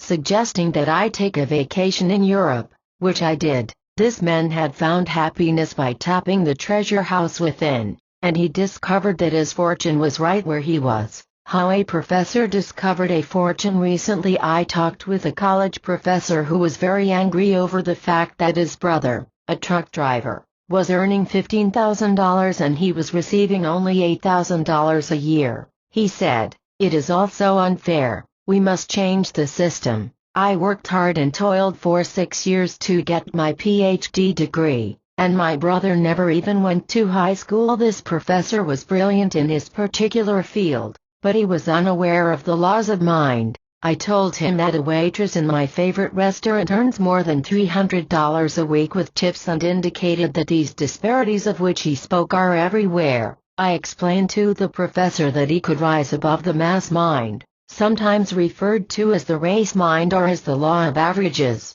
that is, the five-sense mind, the mind that thinks from the standpoint of circumstance, conditions, and traditions. Accordingly, at my suggestion, he began to practice the mirror treatment every morning, which consisted of standing before the mirror and affirming, "Wealth is mine, success is mine, promotion is mine now." He continued affirming these statements for about 5 minutes every morning, knowing that these ideas would impregnate his subconscious mind. Gradually, he began to feel the way he would feel were all these conditions true, and at the end of 1 month's time he received an offer from another university at $13,000 a year. Suddenly he discovered a flair for writing, and his manuscript has been accepted by a large publishing house, which will bring him a sizable income. The professor discovered that he was not a victim of the system or the scheduled salary scale outlined by the university. His fortune lay in his discovery of the hidden power within him. How a secretary's faith worked wonders for her. A legal secretary complained to me as follows: "I never get the breaks. The boss and the other girls in the office are mean and cruel to me. I have been mistreated at home and by my relatives all my life. There must be some kind of a jinx following me. I'm no good. I should jump in the lake." I explained to her that she was mentally cruel to herself, and that her self-flagellation and self-pity must have substantiation and confirmation on the external plane of life. In other words, the attitudes and actions of those around her attested to and conformed with her inner state of mind. She thereupon immediately ceased punishing herself and learned that faith without works is dead. James 2:17. What is faith? Faith is the substance of things not seen. Heb 11:1. Faith is the mental image which in time clothes itself in a body of manifestation. Every mental image sustained is bound to work itself out. This secretary, at my behest, pictured herself being congratulated by her employer for very efficient work, and she also imaged him announcing an increase in salary for her. She constantly diffused love and goodwill to her employer and to all her associates, having faithfully sustained her mental image many times a day for several weeks. She was completely dumbfounded when her employer not only congratulated her on her work, but furthermore asked her to marry him in a few hours' time. As I finish this chapter, I will have the pleasure of being the officiating clergyman. She has found the key which unlocked the treasure house. Her faith proved to be the substance of things hoped for and the evidence of things not seen. Heb 11:1. Points to recall in this chapter: 1. Your fortune begins with you. Your thought and your feeling create your destiny. All the powers, attributes, and potencies of God are locked in your subconscious mind, and you have the key which unlocks the treasures within, namely, your thought too. There is a hidden power within you that can lift you up from a sick bed, heal you, and set you on the road to happiness, serenity, and all the blessings of life. 3. You can draw forth from your subconscious mind an idea worth a fortune. Call on the infinite intelligence within you for creative ideas, and you will receive them. Ask and you shall receive. 4. By perseverance, endurance, and determination to reach the top, you can rise to the heights of your profession or ideal in life. Set your sights high. You have the power to completely reject the negative statements of others and to trust the supreme power within you which never fails. 5. It is the set of the sails and not the gales that determines your fortune. It is your inner thought, feeling, and imagery that determine your future and bring you the riches of life. This is the justice of the mind. Forget the inequities and injustices of the world or mass mind. 6. If you agree with life for a penny a day, life responds accordingly. 7. Whatever you impress on your subconscious, good or bad, will appear as form, function, experience, and events in your life. 8. Realize that God gave you richly all things to enjoy. Claim these gifts and riches will flow into your life. The more you give, the more you will receive. 9. Your fortune is right where you are. You can rise above all the lack and limitation of the world. If you will mentally and emotionally unite with the good things you want, your subconscious will respond accordingly. 10. If you want to make more money and to enjoy the rich and abundant life, stop comparing yourself with others and being envious of their wealth or success. 11. Your faith is the confident expectancy that the mental image you sustain in your mind will be manifested. The Bible says, "Trust in the Lord, the law of your subconscious mind, and do good, so shalt thou dwell in the land, and verily thou shalt be fed." Peace 37. 3. Your future is in your mind now. Your mind is full of thoughts, beliefs, opinions, convictions, impressions, and sundry concepts, both good and bad. The cosmic law of mind is that whatever we mentally accept and believe will be made manifest and concrete in our lives. If it were possible for you to photograph in some manner the contents of the subconscious minds of your friends, you could accurately foretell their futures and determine the events that are going to happen to each one of them. Dr. Ryan of Duke University has given proof of extrasensory perception, such as clairvoyance, precognition, clairaudience,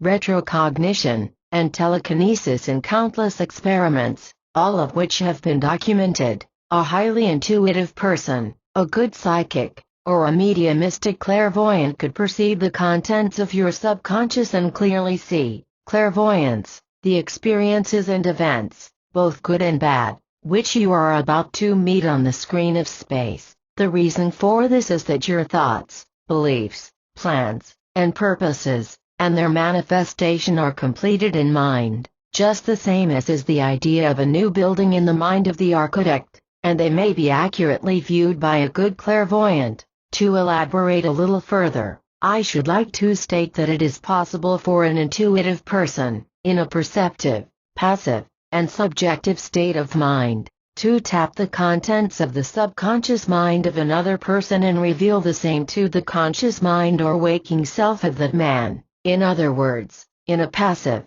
semi-trance state, a sensitive or highly psychic person tunes in with the decisions, plans, ideas, fears, phobias, fixations, and desirable states, and the subjective acceptance of marriage, divorce, business ventures, trips, and various other impressions, in the other person. The psychic or medium who is tuning in with your subjective feelings, beliefs, and impressions translates all these in his or her own terminology and predicts accordingly. Often the psychic or clairvoyant is extraordinarily accurate, not always 100%, but sometimes close to it. You must remember that what the medium sees or feels must be filtered through and tinctured by the contents of his own mentality, and for that reason it comes out somewhat differently with each medium or psychic. This is why you sometimes receive different readings or interpretations from different psychic readers. How precognition saved a fortune and made a new one. I am friendly with a prominent real estate operator who told me that every night of his life before retiring he has meditated on the 91st Psalm and has claimed divine guidance,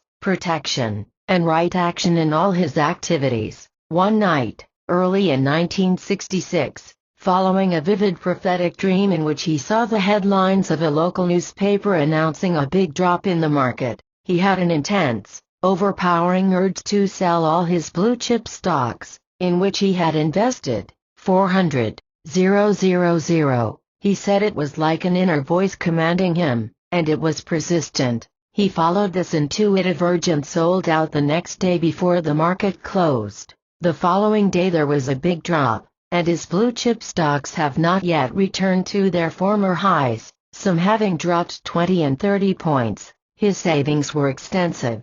He has since repurchased many of these stocks at a much lower price and has thus made another small fortune. His remark was, "I saved a fortune and I made a fortune." He saw the event before it happened and he listened to the voice of his intuition. Intuition means taught from within. How a mother's provision saved her son's life. I interviewed an overwrought, emotion-racked mother whose son was an Air Force pilot in Vietnam. She had been suffering from a recurrent dream which distressed her greatly. In the dream, she saw her son's plane on fire and he was crying to her for help. Then she saw the plane crash into the sea. She said that she knew her son was drowned. Such was the torment from which she would awaken every morning for over a week, and her waking thoughts were charged with fear and foreboding. I explained to this distraught mother, as best I could, that undoubtedly it was a premonition of disaster and that she, being tuned in subconsciously to her son,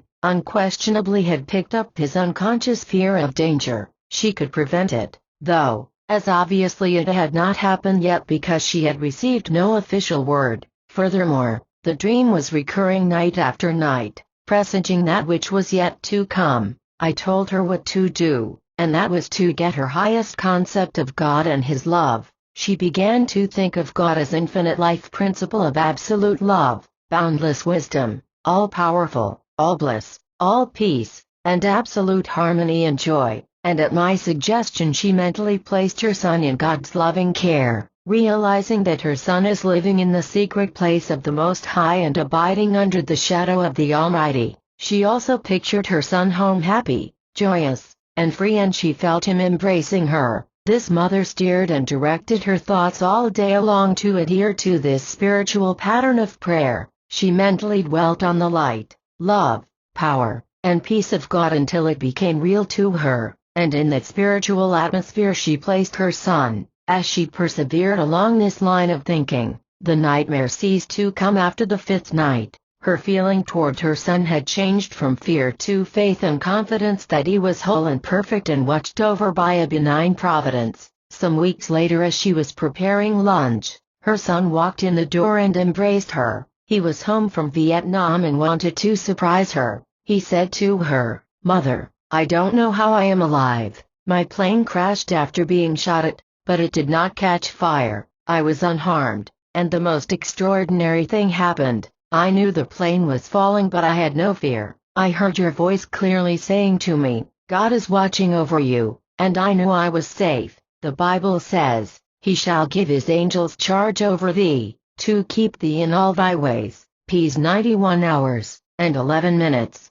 One thing is evident in this experience. The mother was telepathically en rapport with her son, as there is no time or space in mind. And through prayer she cleansed her mind of fear by enfolding her son with God's love, light, harmony, and peace. This opened the way for the response of a guiding providence to free her son from a death that would otherwise have been inescapable. Her faith and confidence were communicated to her son, and he experienced the joy of the answered prayer. How a father's dream of his son's death helped avert the tragedy. This is what a correspondent from New York City said in his letter. "Dear Dr. Murphy, how grateful I am is almost impossible to tell. I have been deeply impressed in reading the amazing laws of cosmic mind power. I have learned how to pray scientifically by studying each chapter. It has proved to be a revelation to me. One of my sons was doing long-distance hauling between New York and Chicago.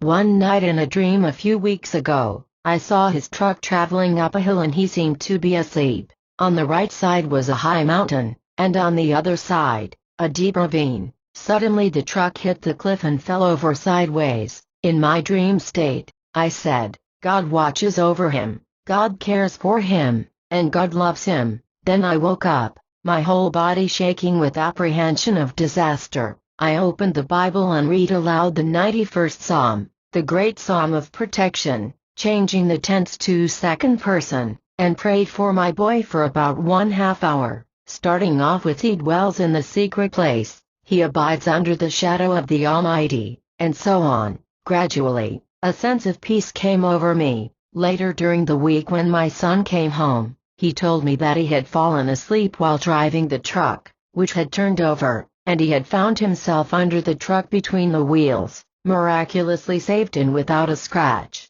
I then told him of my dream and of my prayer in the dream, and he said, "Dad, your prayer saved my life. How to help prevent tragedies and reversals of fortune. Prayer does change things." Countless biographies attest to that fact. By prayer, I mean the contemplation of the truth of God. Joseph Murphy, The Amazing Laws of Cosmic Mind Power, West Nyack, N.Y. Parker Publishing Company, Inc., 1965. From the highest standpoint, by thinking constructively, based on universal principles, you may change all the negative patterns in your mind and thereafter bear a charmed life. In other words, by filling your mind with the truth of God, you would neutralize, obliterate, and expunge from your mind everything unlike God. You would avoid all negative experiences, such as accidents and disasters of all kinds. Your escape from ill fortune would coincide with your ability to rise in consciousness. If I be lifted up, draw all men, manifestations and experiences, unto me. John 12:32. By contemplating the eternal verities and that which is true of God, you separate yourself from the mass mind, or the law of averages, which dominates the mass of humanity. When you enter God's peace and let His peace flow through you like a golden river of life and love, you have touched reality, or God, just as this father did while praying for his son. Why is it that only negative predictions regarding my future come to pass? The above question came to my desk from a correspondent in Alaska. You must remember that your subconscious mind is a storehouse of memory and that many suggestions, half-truths and false beliefs have been accepted, of which your conscious mind is wholly unaware. Many times these things come to pass, for whatever your subconscious mind is impregnated with becomes objectified in your world sooner or later, unless changed by prayer for the better. In other words, any man receiving a suggestion or a prediction regarding himself, of an undesirable nature, can prevent it from coming to pass by thinking constructively upon the universal verities and truth of God, such as harmony, peace, love, beauty, divine right action, and divine love. In contemplating these universal principles, there takes place a rearrangement of the patterns in his subconscious to conform to the mental configuration of his thoughts and imagery. It is possible to predict with a certain degree of accuracy for a person, a group, a race, a nation, or the world, because the majority of human beings do not change very much. They live with the same old beliefs, the same old traditions, race concepts, and the same hates, prejudices, and fears. They follow more or less a set pattern which can easily be read by those tuning in intuitively to their mental vibrations. How Provision Solved a Doctor's Problem. A medical doctor friend was writing a book, and required special data about ancient medicine in Babylonia and Egypt. He thought that the information might be in a New York museum, but he was living in Los Angeles and it was impossible for him to go to New York. I suggested to him that he still his mind, immobilize his attention, and just as he was about to go to sleep, to speak authoritatively to his deeper mind as follows: Infinite intelligence within me knows the answer and it gives me the information I need for my book. He dropped off to sleep with the one word, answer. and the same night he had a dream which instructed him to visit an old bookstore downtown. On entering the bookstore, the first book he picked up gave him the desired data. Remember that your subconscious is one with infinite intelligence and boundless wisdom, and is all-wise and knows what type of answer you desire. It may answer in a dream, as a hunch, or as a feeling that you are being led on the right track. You may get a sudden flash to go someplace, or another person may give you the answer. How clairaudience saved a life. Recently I spoke at a banquet, and a young officer who had recently returned from Vietnam sat next to me and told me a fascinating experience about the voice he heard from nowhere. He was under orders and was driving a jeep to deliver a message to his local headquarters. A junior officer sat beside him, and as they drove along the road at high speed, he heard his mother's voice say clearly and distinctly, "Stop, John, stop, stop." He stopped the jeep suddenly, and his companion asked, "Why, what's wrong?" And he said, "Didn't you hear the voice saying, 'Stop, stop'?" But his companion hadn't heard anything. After getting out of the jeep and examining it, they found one wheel loose. If they had gone another few yards, the car would have catapulted over a chasm on the side of the road and they would have been mangled beyond recognition. His mother was in San Francisco, and he said that she prayed for him regularly every night and morning and also during the day, always claiming, "God's love and the whole armor of God surround MV boy at all times." This young man realized that the voice he had heard was a warning from his own subconscious mind, which sought to protect him and which undoubtedly had responded forcefully to his mother's prayer. In times of great emergency or danger, you will find that your subconscious mind projects the voice of a person whom you will immediately obey, because you trust and love that person. It will speak to you only in a voice that your conscious mind will immediately accept as true. It would therefore not be the voice of someone whom you distrusted or disliked. How to protect yourself and others from unhappy events. You may have at times a precognitive dream accompanied by a deep intuitive feeling of impending danger for yourself or a loved one. If your dream presages an unhappy or tragic occurrence relating to yourself or those close to you, do not deride it as a mere fabrication of your imagination or as a harmless hallucination. Pray about the forewarning or presentiment as follows, and if your prayer is for someone else, use that person's name. An effective protection prayer. I realize that God is the only presence and power, and I know that God's presence is love, order, beauty, peace, perfection, and harmony. God's inward peace flows through me now like a river. I recognize the perfect bliss and order which is and always has been. I am immersed in the mind of God, and God sees me perfect, whole, and complete. I am immersed in the holy omnipresence. The whole armor of God surrounds me, enfolds me, and enwraps me, and underneath are the everlasting arms. Affirm the truths in this prayer, and persevere until the cloud lifts and the burden is raised. You will enter into peace, and you will touch reality. You will have consciously entered into union with the higher self, and then all the divine forces will hasten to minister to your eternal joy.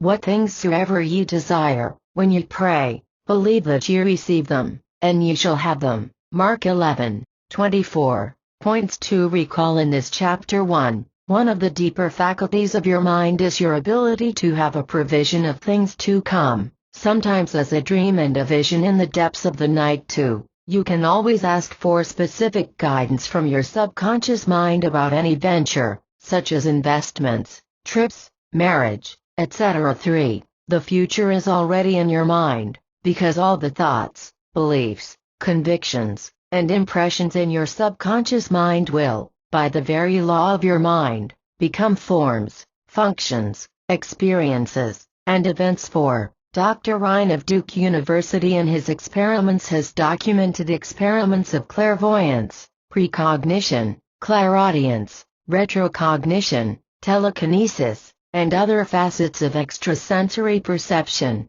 commonly referred to as ESP5. A capable psychic or medium can communicate with or tune in on the contents of your subconscious and conscious mind, translating what she sees into her own terminology and predicting accordingly. 6. You may get different readings from different clairvoyants or mediums. as they filter what they see through their own mentalities, and for that reason they may vary somewhat with each medium. 7. The sense of intuition may become highly developed in you if you constantly claim that infinite intelligence is guiding you in all your ways. 8. If you have a relative in a war zone and have a vivid dream of danger to him, pray for him by realizing that where he is, God is, and his love, light, truth, and power protect him and watch over him. With proper application you can prevent a tragedy. 9. You are always telepathically united with your loved ones, and your prayers for them can heal, bless, and protect them. 10. When you have a vivid, precognitive dream of danger for a son, daughter, or friend, read the great truths of the 91st Psalm, mentioning his or her name, until your mind enters into a state of rest in God. 11. Prayer changes the subconscious mind of yourself and the other person, thereby eliminating the cause of the impending tragedy or unhappy situation. 12. By contemplating the eternal verities, you come out of the mass mind or the law of averages, and you build up convictions counter to the mass mind, thereby establishing your immunity to danger. 13. Your subconscious mind is a storehouse of memory, and many suggestions, half-truths, and false beliefs have been embedded in it. Fill your conscious mind with the truth of God, and you will eradicate and expunge from your subconscious all the negative patterns. 14. It is fairly easy to predict the future for the average person, as the majority of people do not change very much in their thought patterns. 15. It is possible for you to hear the distinct voice of your mother, even though you may be 10,000 miles away. Your subconscious selects a voice that you will instantly listen to and obey. 16. You can change any negative pattern seen in your mind by realizing the presence and power of God and by knowing that the presence of God is the presence of order, harmony, peace, joy, wholeness, love, and perfection. Patient. Often the explanations of the dreams led to the uncovering of mental conflicts, phobias, fixations, and other mental complexes. All your dreams are dramatizations of your subconscious and in many instances warn you of impending danger. Some dreams are definitely precognitive and can accurately probe the future. In other dreams you may get answers to your prayers. All dreams of a negative nature are subject to change and none is fatalistic. Your subconscious, in its dream nature, is revealing to you the nature of the impressions made upon it and pointing out to you the course your life is taking. Research analyses of dreams show that the symbols appearing in the individual subconscious are personal and apply to each individual only, and the same symbol appearing in another dream can have still another and very different meaning. In other words, your dream is personal and applies only to you, though it may show your relationship with another person. An interesting dream analyzed some months ago. A student at the local university who had read my book, The Power of Your Subconscious Mind, one came in for an interview. During the course of the conversation, she said, I have dreamt for 3 consecutive nights that I was present at a banquet for Governor Rockefeller of New York and that I sat next to him and was the guest of honor. What does it mean? I explained to her that it was her dream and when interpreted it must be meaningful to her. I asked her what the significance of attending a banquet with Rockefeller meant to her. She immediately replied that it symbolizes wealth, prestige, honor and recognition. Then I added that it could well be that her subconscious was foreshadowing some special honor and recognition and, perhaps, also a shower of wealth. She seemed to agree with this and it seemed meaningful to her. 2 weeks later she won a scholarship enabling her to study in France, and her grandmother passed on bequeathing to her the sum of $50,000 for her education and personal use. In addition she won Joseph Murphy, The Power of Your Subconscious Mind,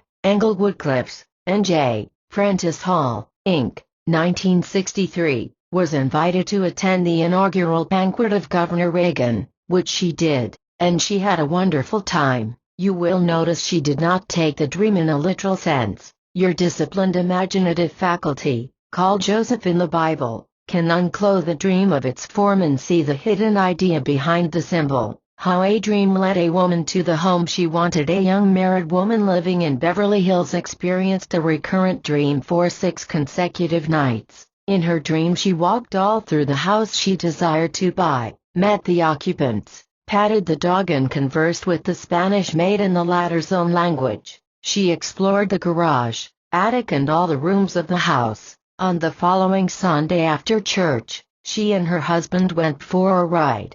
Passing the Brentwood area, she saw the house she had dreamed about with a sign for sale by owner, open house. Both of them went in. The owner of the house, his wife, the maid, and the dog all seemed unusually frightened and startled. The dog began to growl and its hair stood on end. After a few minutes, the owner apologized and said, "We have seen a woman like you walk up and down our stairs several times at night and early in the morning." Our maid was frightened out of her wits and the dog growled and barked wildly as if he saw something weird. The explanation is simple for this dream. This young woman explained to them that she had been praying for the right home and that, every night she asked the infinite intelligence of her subconscious mind to direct her to the ideal home which would be spacious, lovely, central and ideal in every way. Undoubtedly, as she went to sleep with the idea of a home uppermost in her mind, she charged her subconscious with a mission which it had to fulfill. Suddenly, while dreaming,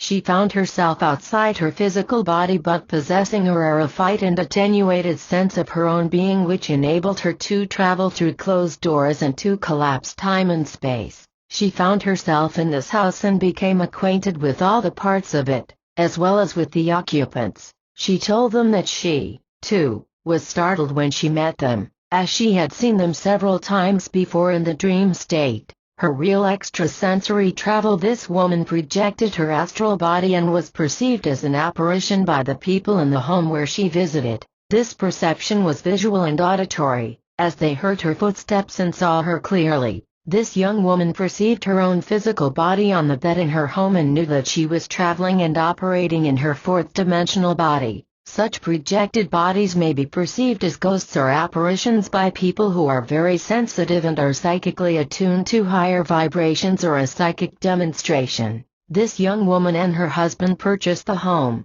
and there was a very harmonious atmosphere throughout the proceedings for the transfer of title to the home. How the author's dream became a living experience. I once visited Yoga Forest University, at Rishikesh, India, north of New Delhi, for the purpose of lecturing there. Several nights before I enplaned for the trip I had experienced vivid dreams of the place, and I met all the teachers and students in my dreams. Upon my arrival I discovered I knew my way around the premises. All the houses, lecture halls, teachers and students were very familiar to me. I pointed out to one of the attendants the room set aside for me, and I described its appearance inside, as well as the kind of food he was going to serve me. I even told him what he was going to say next, as I had heard his voice before. He was amazed and said, "You must be clairvoyant and clairaudient." I explained the experience this way to him, knowing that I was going to lecture at Yoga Forest University and while sound asleep,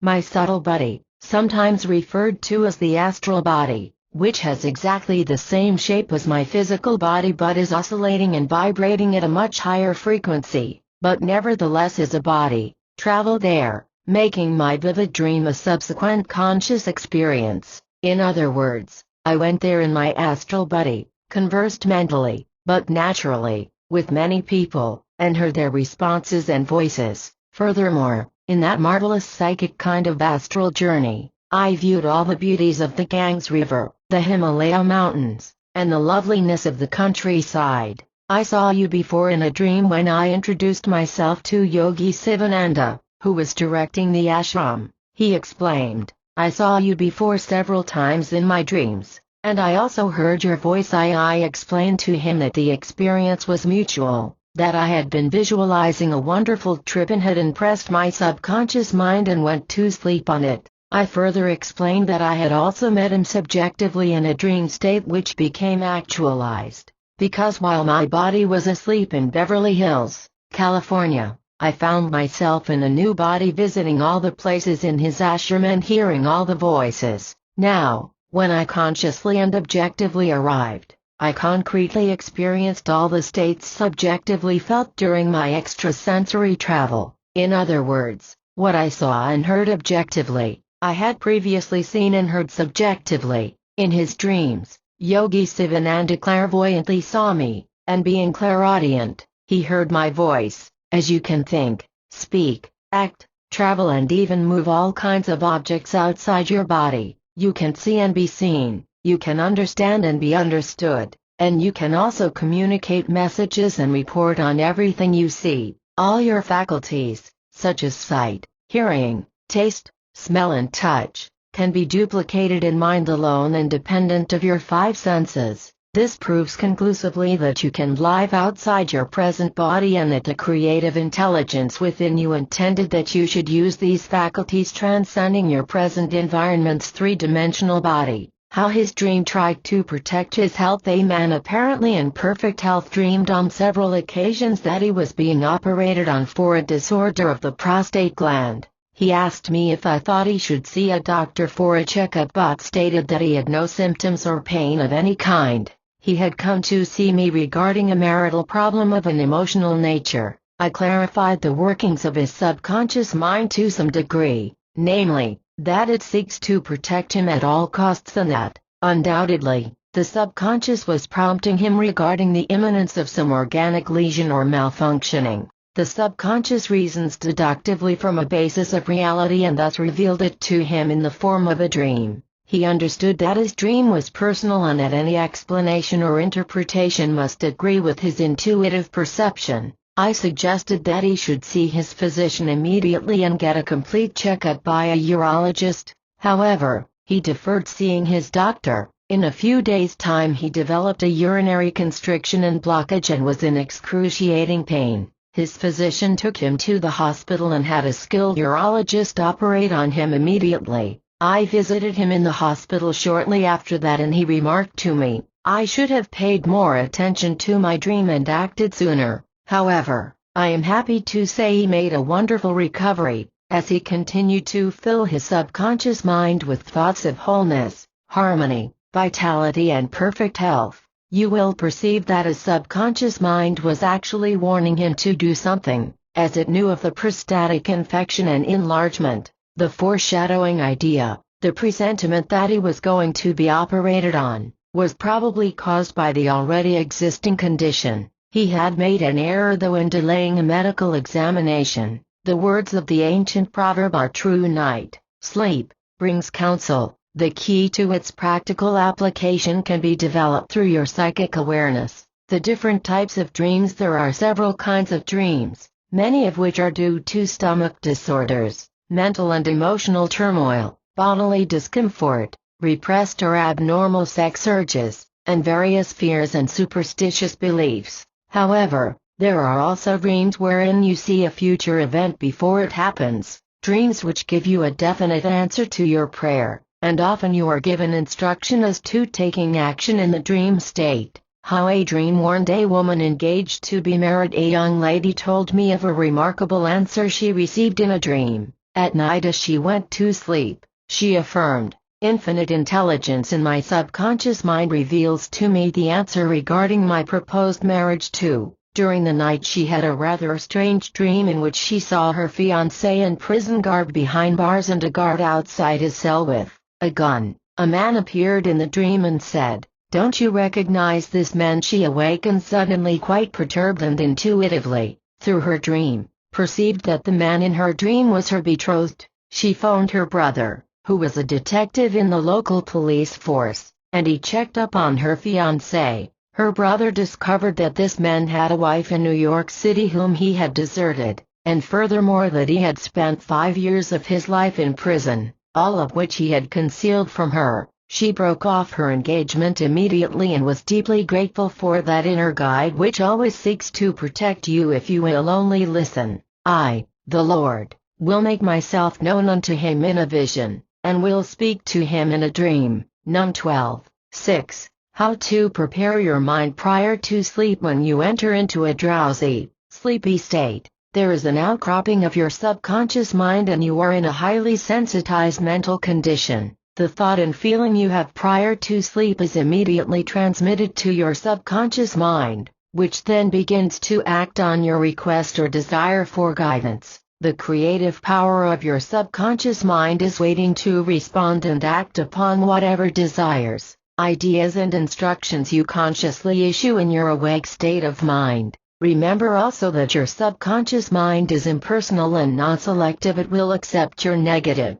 resentful or hateful thoughts, as well as the good thoughts, and act accordingly. The subconscious magnifies and multiplies whatever you deposit in it, good or bad. Hence, it is extremely important for you to cleanse your mind of all disturbing, vexatious thoughts of any kind, thus creating a clear channel for the divine energies to flow through you constructively. An effective technique to follow every night: look over the events of the day, and whatever strife, contentions or vexations may have occurred, affirm to yourself quietly, I fully and freely forgive myself for harboring these negative thoughts and for the negative way I handled and responded to this or that problem. I resolve to handle these problems in the right way the next time. I radiate love, peace, joy and goodwill to all those around me and to all people everywhere. God's love fills my soul and I rejoice in the success and happiness of my associates and all men and women everywhere.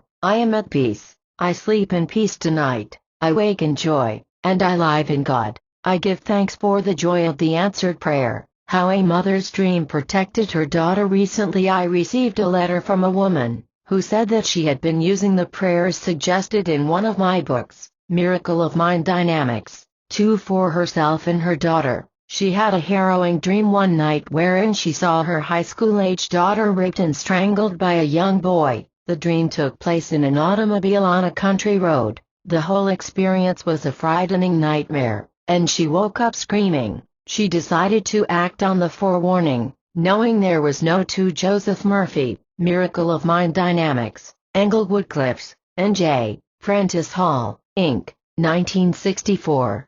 Such thing as inexorable fate in that the tragedy could be prevented by tuning in on God and praying. She prayed as follows. My daughter is a child of God. Where she is, God is. God is all harmony, peace, beauty, love, joy and power. My daughter is immersed in the holy presence of God and the whole armor of God surrounds her. She is watched over by God, her loving Father. She dwells in the secret place of the Most High and abides in the shadow of the Almighty. After meditating about 10 minutes, the mother felt a sense of peace and tranquility and went back to sleep. In the morning she called her daughter by long distance but could not reach her at the school, because it was a holiday in that state. During the day she continued praying for her daughter. At night her daughter called her and said, Mother, you appeared to me last night in my dream and begged me not to go out riding with one of the boys in the school because he was very aggressive and I would certainly regret it. I felt terribly upset. In the morning, I had a phone call from him asking me to go for a ride with him out in the country. I refused, pleading illness. My girlfriend went with him, against my pleadings, because I told her my dream. He raped her and almost choked her to death. She is now in the hospital and the police are hunting the boy, who disappeared from his house. There is a telepathic communication at all times between members of the family and loved ones or close friends. The mother's prayer for her daughter was received subjectively by the daughter, which prevented a potential disaster in her life. The Bible says, For he will give his angels charge over thee, to keep thee in all thy ways. They shall bear thee up in their hands, lest thou dash thy foot against a stone. Ps 91 hours, and 11 minutes. 12 points to recall in this chapter. 1. Dreams are dramatizations of your subconscious mind,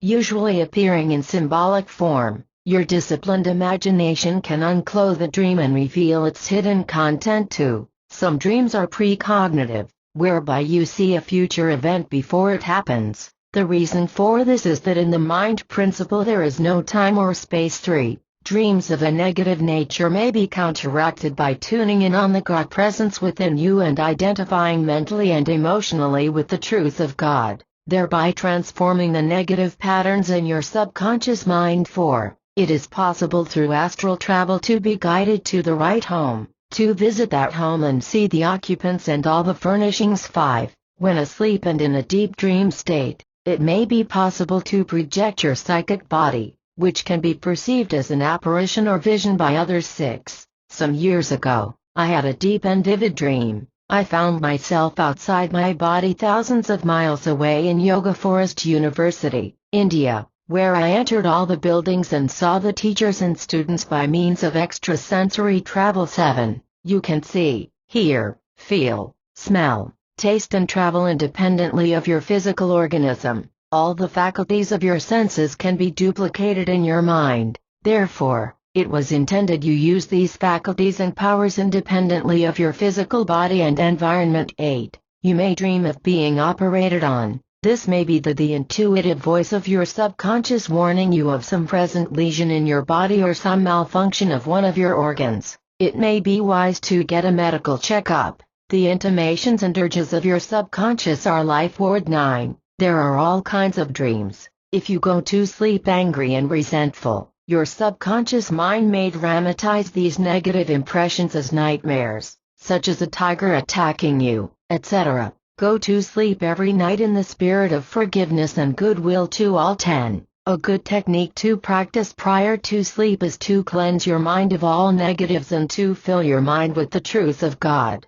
wishing love and goodwill to all. Affirm, I sleep in peace, I wake in joy, and I live in God. 11. The Bible says, I, the Lord, will make myself known unto him in a vision and will speak unto him in a dream. Num 12. 6. This is your divine authority. How Billy solved his problem through a dream. Billy is 12 years old. He hears my lectures occasionally, as I suggest to parents that all boys and girls 12 years of age and older should attend. They are quite able to understand this teaching. Billy told me that his mother gave him a book to read, Treasure Island, which is about Hawaii. He read it avidly, and knowing to some degree how his subconscious mind works, every night prior to sleep he spoke to his subconscious mind, which he calls Sabi, as follows: Sabi, I am going to Hawaii for my vacation. I am going by plane, and I'll swim in the ocean,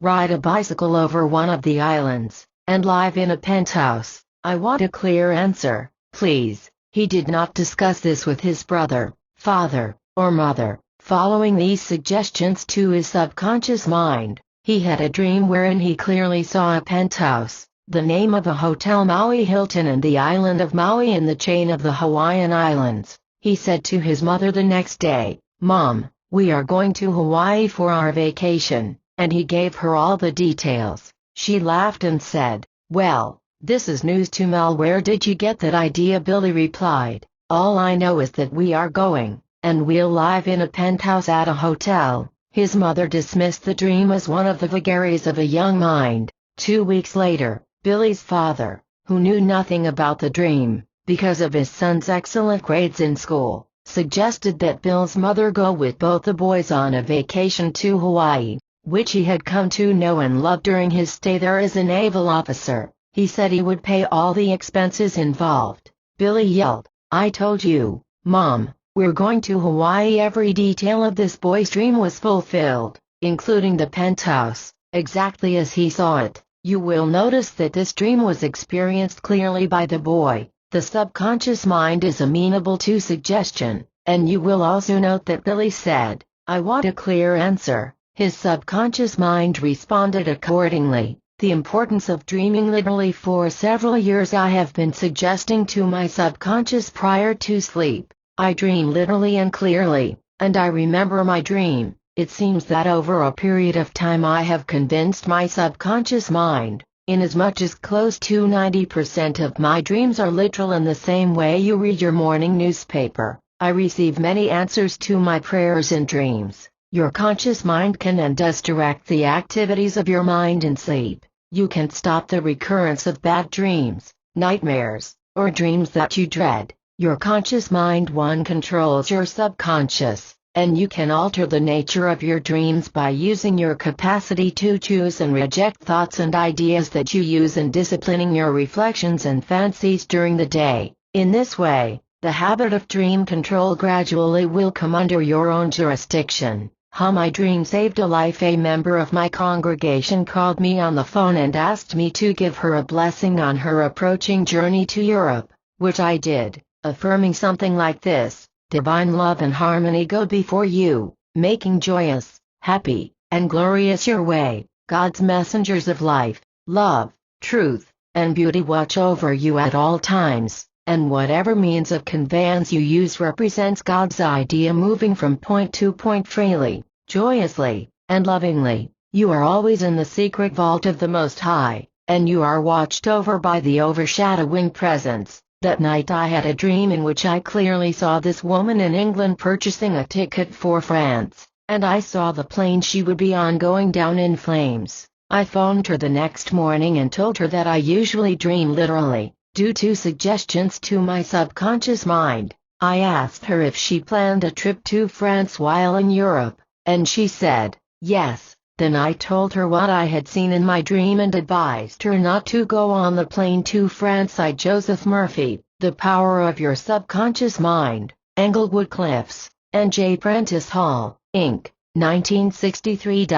She replied, I'm so grateful you called. My brother in the next dimension appeared to me last night in my dream and said, Sis, don't dare go on that plane in England scheduled for Perpignan, France. Then he disappeared. I have already cancelled my trip, as I have an overwhelming inner feeling that it would be disastrous. Subsequently, headlines in the news revealed the fatal trip in which SS people were killed. Having read this far in the book, you will readily see the cause of the dreams. As we prayed together over the phone, we impregnated and activated our subconscious mind, which sees all and knows all, and it responded symbolically in her case and literally in my case. Self-preservation is the first law of life, and your subconscious always seeks to protect and to preserve you from harm of every kind. Remember, also, that harmony and discord do not dwell together. Therefore, she could not be on an airplane that caught fire,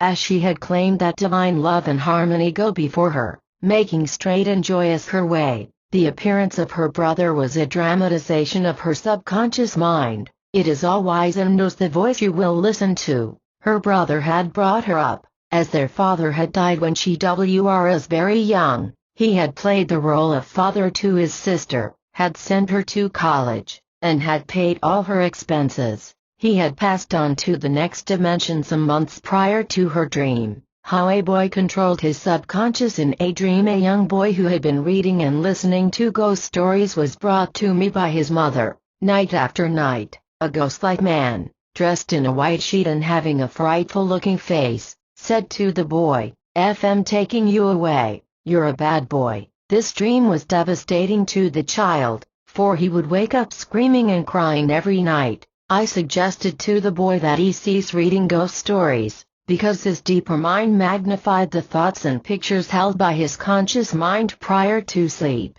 I also suggested, when the ghostly old man comes in your dream, be friendly to him, as he is probably a lonesome old man and really loves boys. He wants you to be friendly with him. Maybe he lost a son and is trying to be friendly with a boy who resembles his son. Tonight when you go to sleep, if he comes to you, say, "Hi, there, I'm your friend and I love you." Shake his hand and offer to give him a few cookies your mother makes. That night he took the cookies to bed with him and put them under his pillow, and when the man appeared, his mother, who was sleeping in the next bed to him, heard him say in his sleep, "Hi, there, I'm your friend and I love you. Here are some cookies for you. My mother makes them, and they are good." And the boy fetched the cookies from under the pillow and offered them to the ghostly figure. Then his overwhelming fear abated. He became relaxed and fell into a deep, restful, and natural sleep, and he became free from his horrible nightmare. He had accepted the suggestions I gave him and he followed the directions, which counteracted the fearsome impressions with which he had unconsciously impregnated his mind. He made friends in his sleep with the so-called specter, and he brought peace to his troubled mind. How you can change a disturbing dream. Many people who read murder and detective stories or watch violent dramas on television take these disturbing thoughts and pictures into their subconscious mind as they retire and sleep. Their deeper mind magnifies and dramatizes exceedingly everything impressed upon it, and these people suffer and experience nightmares where lions, tigers and other wild animals attack them. I have instructed many troubled people to affirm prior to sleep, I know why I am dreaming this way, and I know it is a dream. I remain dreaming, and the nightmare ceases and is switched off. God's love fills my soul, and I dream in peace all night and I wake in joy. Invariably this technique works. Anyone may carry out this simple method in curing nightmares resulting from reading ghost stories, murder stories, or from watching warlike movies or television programs of a psychopathic nature. My suggestion to everybody is to read several times prior to sleep one of the beautiful Psalms, such as the 23rd, 27th, 42nd, 46th, 91st, or 100th. Then you will neutralize any noxious patterns in your subconscious and impress it instead with whatever things are lovely and of good report. What you impress on the subconscious is always expressed as form, function, experience, and event. How a court judge got an answer in a dream. A local court judge, who is a member of my club, told me of a most interesting dream. For about 5 consecutive nights he had dreamt that he was looking at a street sign which read Murphy Street, and then he was with a crowd of people at the Wilshire Rebel Theater at Wilshire and Lucerne Boulevards in Los Angeles, where I give public lectures. He did not see me in the dream, but the dream troubled him. He spoke to his wife about it, and she suggested that he talk to me about it. I replied, generally speaking, when a certain dream occurs repeatedly night after night, your subconscious is redramatizing it because it is very important to you, in the same way that in your judicial process, you may lay stress on a vital point of law which is essential for the jury to know. I added that his dream was personal and that any explanation must coincide with his own viewpoint. I said that my own intuitive perception of the dream was that while no Murphy Street exists near the Wilshire Rebel Theater, his subconscious mind for its own reasons wanted him to take in the following Sunday's lecture on the spiritual approach to injustice. The symbolic meaning of Murphy Street undoubtedly was referring to the speaker, myself. The judge seemed to be deep in thought, and then he said, "That's right. I have spent some sleepless nights over a decision I am to make, and I have wondered about the spiritual approach to all these things. For there are so many inequities and injustices all over the world since man appeared." He came to the lecture that Sunday, and on shaking hands with me as he left, he said, "You were right and my dream was right. I got the answer, and I know what my decision will be now. The ways of your subconscious are beyond discovery." The Bible, in referring to the workings of your subconscious mind, delineates it in these words, "For my thoughts are not your thoughts, neither are your ways my ways, saith the Lord. For as the heavens are higher than the earth, so are my ways higher than your ways, and my thoughts than your thoughts." Isaiah 55, 8-9. In answer to a Bible student's dream recently, I had a visit from a college student who is in his 4th year of studies in a seminary, and he remarked that Freud's pioneer definition was that a dream symbolizes a wish fulfilled, but that it certainly did not fit his particular dream. In our discussion, I said that his subconscious mind could project and dream form anything which may be seriously troubling him, that when the everyday, surface mind, deeply preoccupied with biblical or religious studies, thinks of any person, this may very well find symbolic expression in biblical verses or personalities in dream form, and that all he had to do was to read the vision of Peter in Acts 10, beginning with verse 9, and see how the dilemma of Peter was completely solved in a dream when the voice of intuition spoke to him, saying, "What God hath cleansed, that call not thou common." Acts 10:15. The Bible student's dream. For several nights while in deep sleep, this Bible student saw a shining sword and a man, who seemed to be Jesus, waving the sword. Then he saw the words, "I come not to bring peace but a sword." He said to me, "What does it mean?" I asked my professor, and he said, "Oh, forget it, it's only a dream. You have been reading the Bible, and in fantasy you saw what you were reading." The young man said, "I am terribly disturbed. I have been going to a psychiatrist attached to our religious institution. He gave me tranquilizers,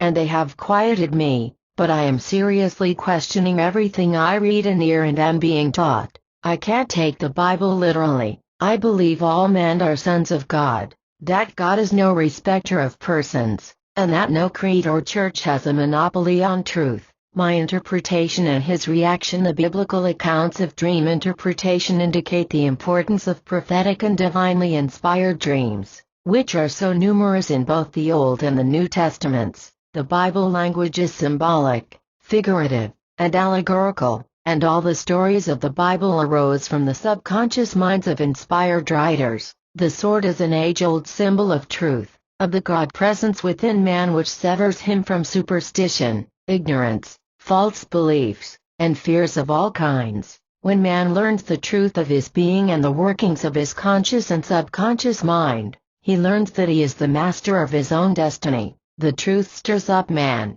creates a quarrel in his mind, and challenges all his false indoctrination, creeds, dogmas, and traditions, and speaks to him of a God of love. The sword of truth separates the chaff from the wheat, the false from the real. It represents divine reasoning, whereby you judge from the standpoint of universal truths and not from the standpoint of man-made theology, the opinions of men, liturgies, and ceremonies. I explained to this young man, your dream is telling you to reason things out for yourself, not upon appearances or theological complexities, but upon reason based on mental and spiritual laws which are just as valid as are the laws of chemistry, physics, or mathematics. The God presence in you is telling you to sever yourself completely from your present beliefs and to accept the divinity within you, which responds to all men. Come to a decision based upon the cosmic, universal truth of God,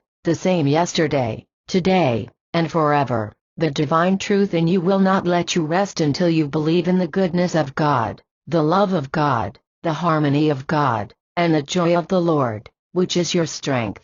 There was a terrible conflict in this young man's mind. He was professing to believe with his lips that which his heart felt to be false. This conflict had brought about almost a complete mental breakdown, resulting in the need for psychiatric attention and medication. But when the effects of the drugs wore off, the mental infection, or trauma, reared its ugly head again and said, "Here I am, solve Mel," and the dream reappeared. The solution, he remarked. Every word that you said feels true in my heart, regardless of my parents and what they think. I'm quitting immediately and will practice what I really believe. He is now studying psychology in the university and the science of the mind and the power of your subconscious mind too. He has married a lovely girl and is extremely happy in his new studies. He has decided to become a non-denominational minister and to give to people the psychological and spiritual interpretation of the scriptures, how the Bible answered the prayer of a priest some time ago.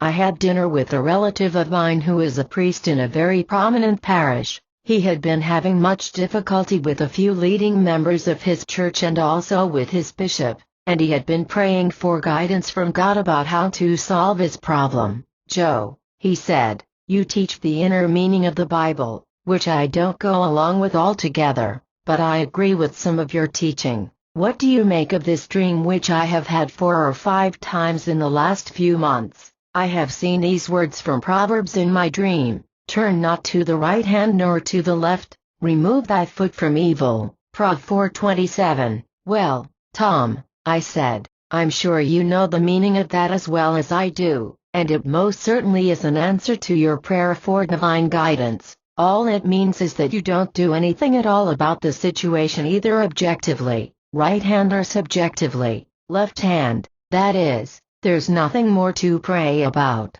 Foot, in biblical symbology, means understanding, and to remove your foot from evil means to stop worrying and thinking. To Joseph Murphy, The Power of Your Subconscious Mind, Englewood Cliffs, N.J. Prentice Hall, Inc., 1963. Comment negatively about it as your evil would be to give power to others or to conditions and not to give all power to God within you. He said, "You mean I should sit still, say nothing and do nothing more, and let God work it out?" "Yes," I said, "that's exactly what I mean, but if it does not mean the same thing to you, obviously it is not the right interpretation." Tom said, "Yes, it is. I know in about a month's time." The bishop, who had been critical of him, passed away, and the men who were creating trouble and wanted to oust him were transferred by their respective organizations to other cities. A few nights ago, Tom called me long distance and said,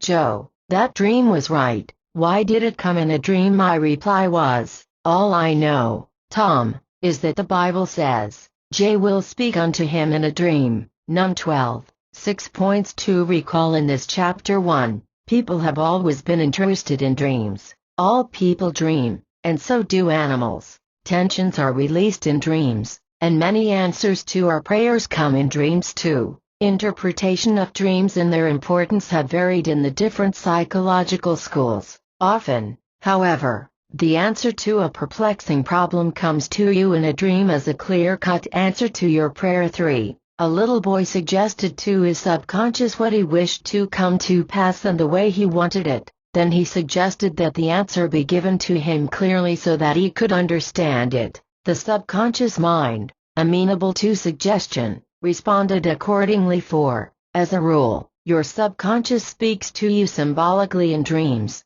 However, you can suggest to your subconscious every night, "I dream literally and clearly," and since it is the seat of habit, your constant reiteration of that suggestion prior to sleep causes your subconscious to speak to you in literal terms. 5. Our minds are one, and in the mind principle there is no time or space. It is therefore possible for you to see the answer in a dream for another person for whom you have been praying. 6. A judge, wondering what decision to make in a special case, received an answer to his request by understanding symbolism in his dreams. 7. Anyone suffering nightmares which may be due to ghost stories or murder stories, or seeing Wild West movies and the like on television, can change his nightmares by constructive suggestions to the subconscious mind prior to sleep. 8. Bible students may get answers to their dreams and prayer requests by certain verses from the Bible or by the symbolic appearance of a biblical personality, quoting a certain paragraph of the Bible, which reveals the answer. 9.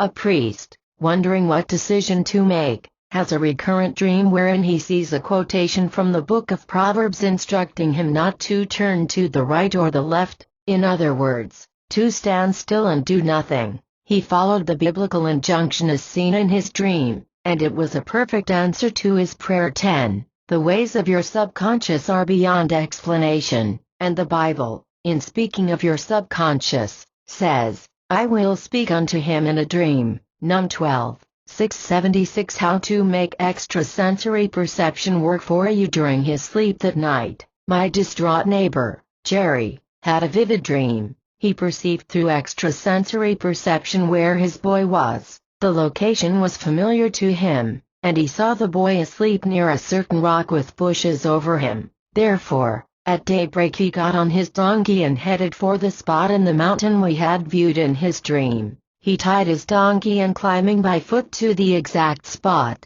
he found his son sleeping under the bushes. With great relief and happiness he awakened the boy, and though his son was surprised to see his father, he said to him, "I prayed that you would find me." This farmer had revealed, as countless thousands of others have, the power of extrasensory perception to solve their problems. I might add that this farmer never went to school and did not know how to read or write. He certainly knew nothing whatever about the laws of the mind, or especially the words telepathy, clairvoyance and precognition would have been meaningless to him. I remember asking Jerry, "How did you know where Jeremiah, his son, was?" He answered, "God told me in a dream." The answer, as I see it, was rather simple. He was thinking of his son and wondering where he was before he fell asleep, and he probably prayed in his simple way to God. His subconscious mind then revealed the answer to him in a clairvoyant vision. How you can use extrasensory perception. I have talked with hundreds of people who have informed me of getting specific data and information which they could not have received through the normal 5 sense channels. In every case they had concentrated on answers and their deeper mind responded as dreams and visions of the night,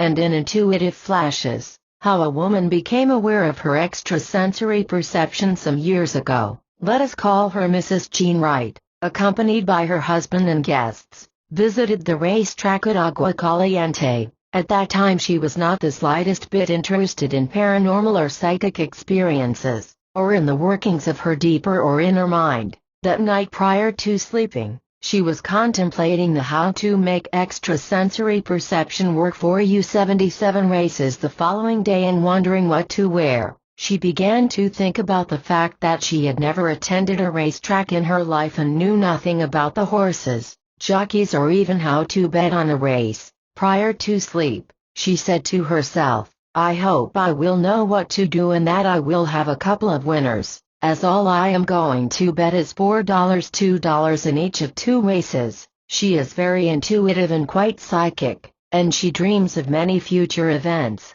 That night she envisioned 2 horses named Robbie's Choice and Billy's Friend as winners. Intuitively she felt they were going to win. The names of her 2 sons are Robbie and Billy. When they arrived at the racetrack the next morning, she inquired of her husband how to bet and he showed her. She placed her money on the 2 horses named Robbie's Choice and Billy's Friend, and both came in over 20-1. Her subconscious mind, which is the source of all extrasensory perception, responded to her concentrated thought prior to sleep. Her focused attention was on 2 winners, which impregnated her subconscious mind. The latter responded accordingly, giving her 2 winners, for which she asked casually and without undue mental stress or strain. Extrasensory perception in action. One of the foremost research investigations in the study of extrasensory phenomena has been conducted by Professor J.B. Rhine of Duke University. Professor Rhine has published several books on the subject and has lectured on the topic in many countries and before scientific bodies.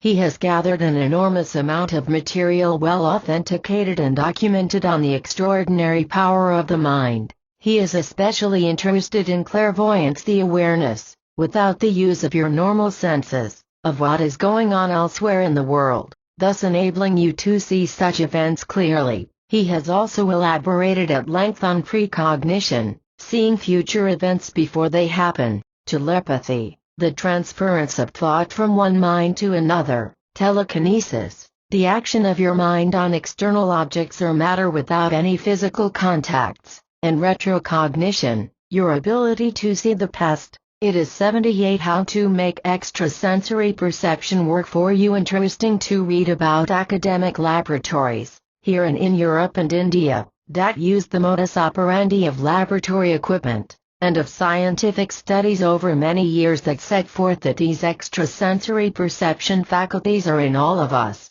but that they also follow certain basic laws of mental action. Her extrasensory perception enabled her to see a funeral procession. My youngest sister Elizabeth, when she was about 5 years of age, shouted out loud in the yard outside our home where all 5 of us were playing, 2 brothers and 3 sisters, that she saw a funeral procession. That grandmother was dead. She named the priest who was leading the procession and saw that our father and mother were following in a horse and carriage. All of us laughed at her, and mother rebuked her for being so naughty and evil as to say grandmother was dead when we all knew very well that she was very much alive. Grandmother lived about 15 miles away. At that time there was no such thing as phone service or telegraphic communication in that remote part of the country. Communication was by messenger on foot, horseback or donkey. That same evening a relative hurried to our home announcing grandmother's death and asking my father and mother to attend the wake and funeral. The messenger said that she died at 2 p.m.,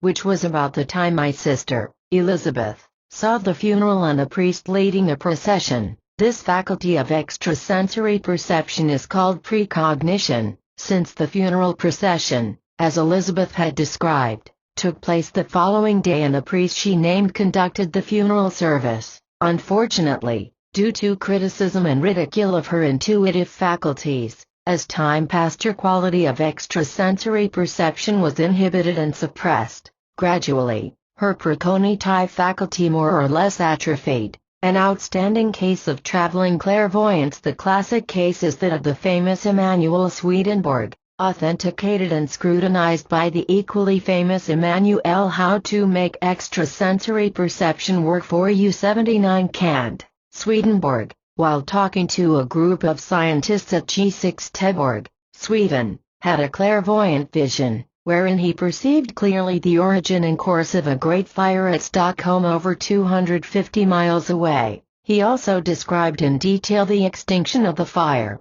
A few days later, messengers from Stockholm arrived and attested to the accuracy of his clairvoyant vision. This demonstrates that within each one of us there are transcendental powers which can project themselves beyond the limitations of time and space. Extrasensory perception is active everywhere. On a recent trip to San Francisco, a woman sat next to me on the airplane. She seemed terribly upset and distraught. She offered me a paper to read. Suddenly I had an overpowering urge to ask her, "Have you left your husband?" So I did just that. She seemed to be taken aback and said, "Yes." "Why do you ask?" "Because I intuitively sense it," I answered. She said, "Oh, you are one of those psychic people who see things." I said, "No, not that, but occasionally I get subliminal uprushes from my subconscious mind which reveal answers to me.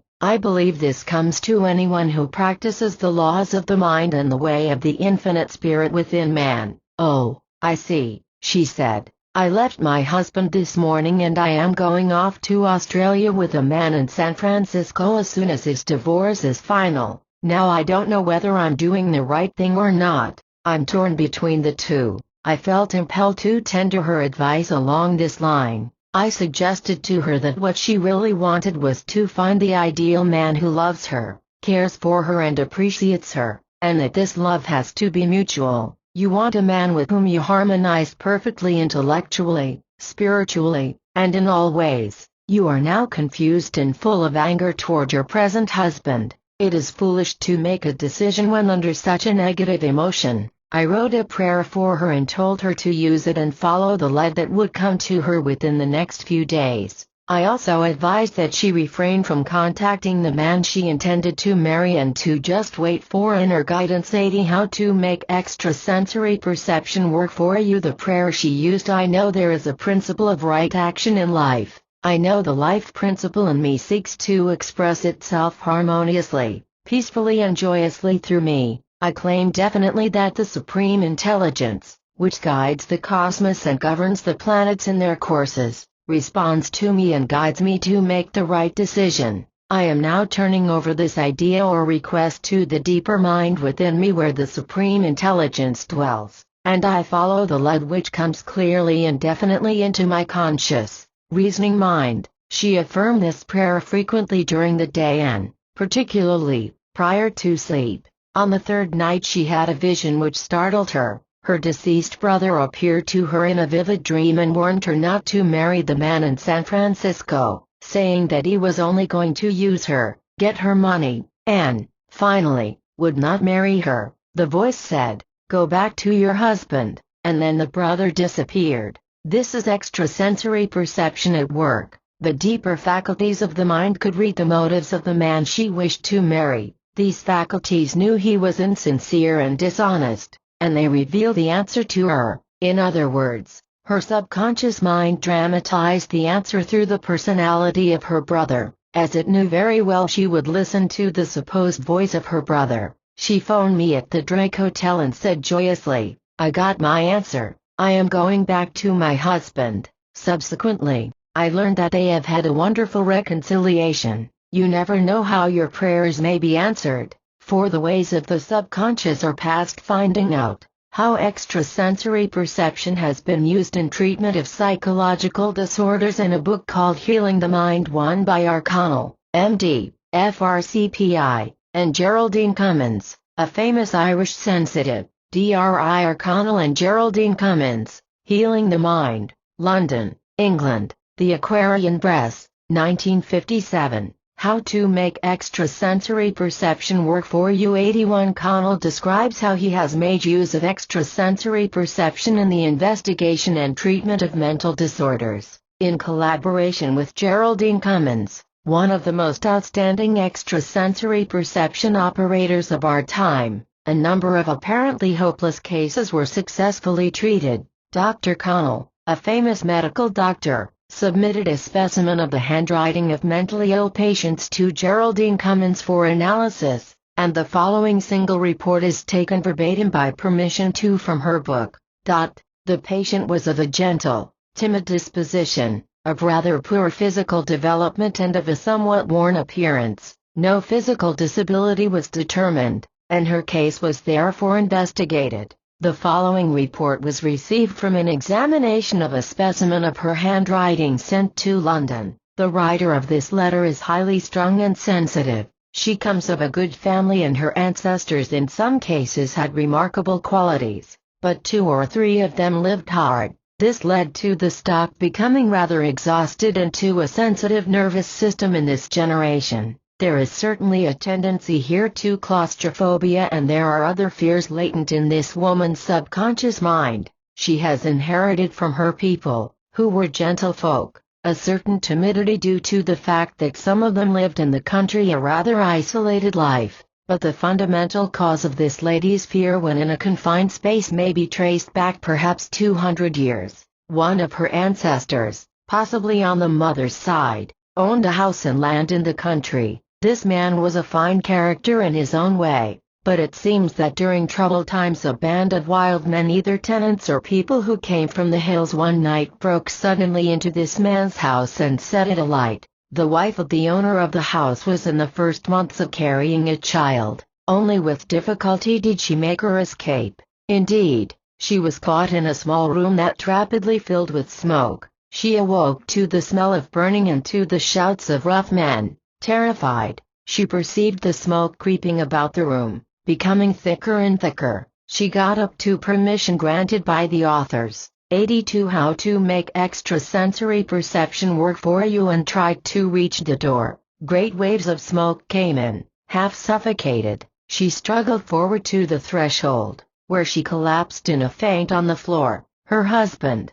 at the risk of his life, rescued her, and after a while she revived in the cold night air. But she caught pneumonia from exposure in that bitter night, and during her delirium kept seeing the images of that room filling up with smoke, and went through again and again in her fever the agony of terror experienced in those few minutes. Slowly she recovered her health, but the fear of being shut up and trapped in a small room was, during that period of illness, transmitted to the child she was carrying. Her experience in that fire became a part of the race memory of that family. When the incident of the burning of the house in that lonely countryside was forgotten consciously by the descendants of this unfortunate woman, it still remained as a well-marked recollection engraven on the unconscious mind of the race. Some of the family were not affected by it, others less robust developed certain weaknesses of a nervous character. Physically, the patient whose handwriting I am sensing is still rather run down.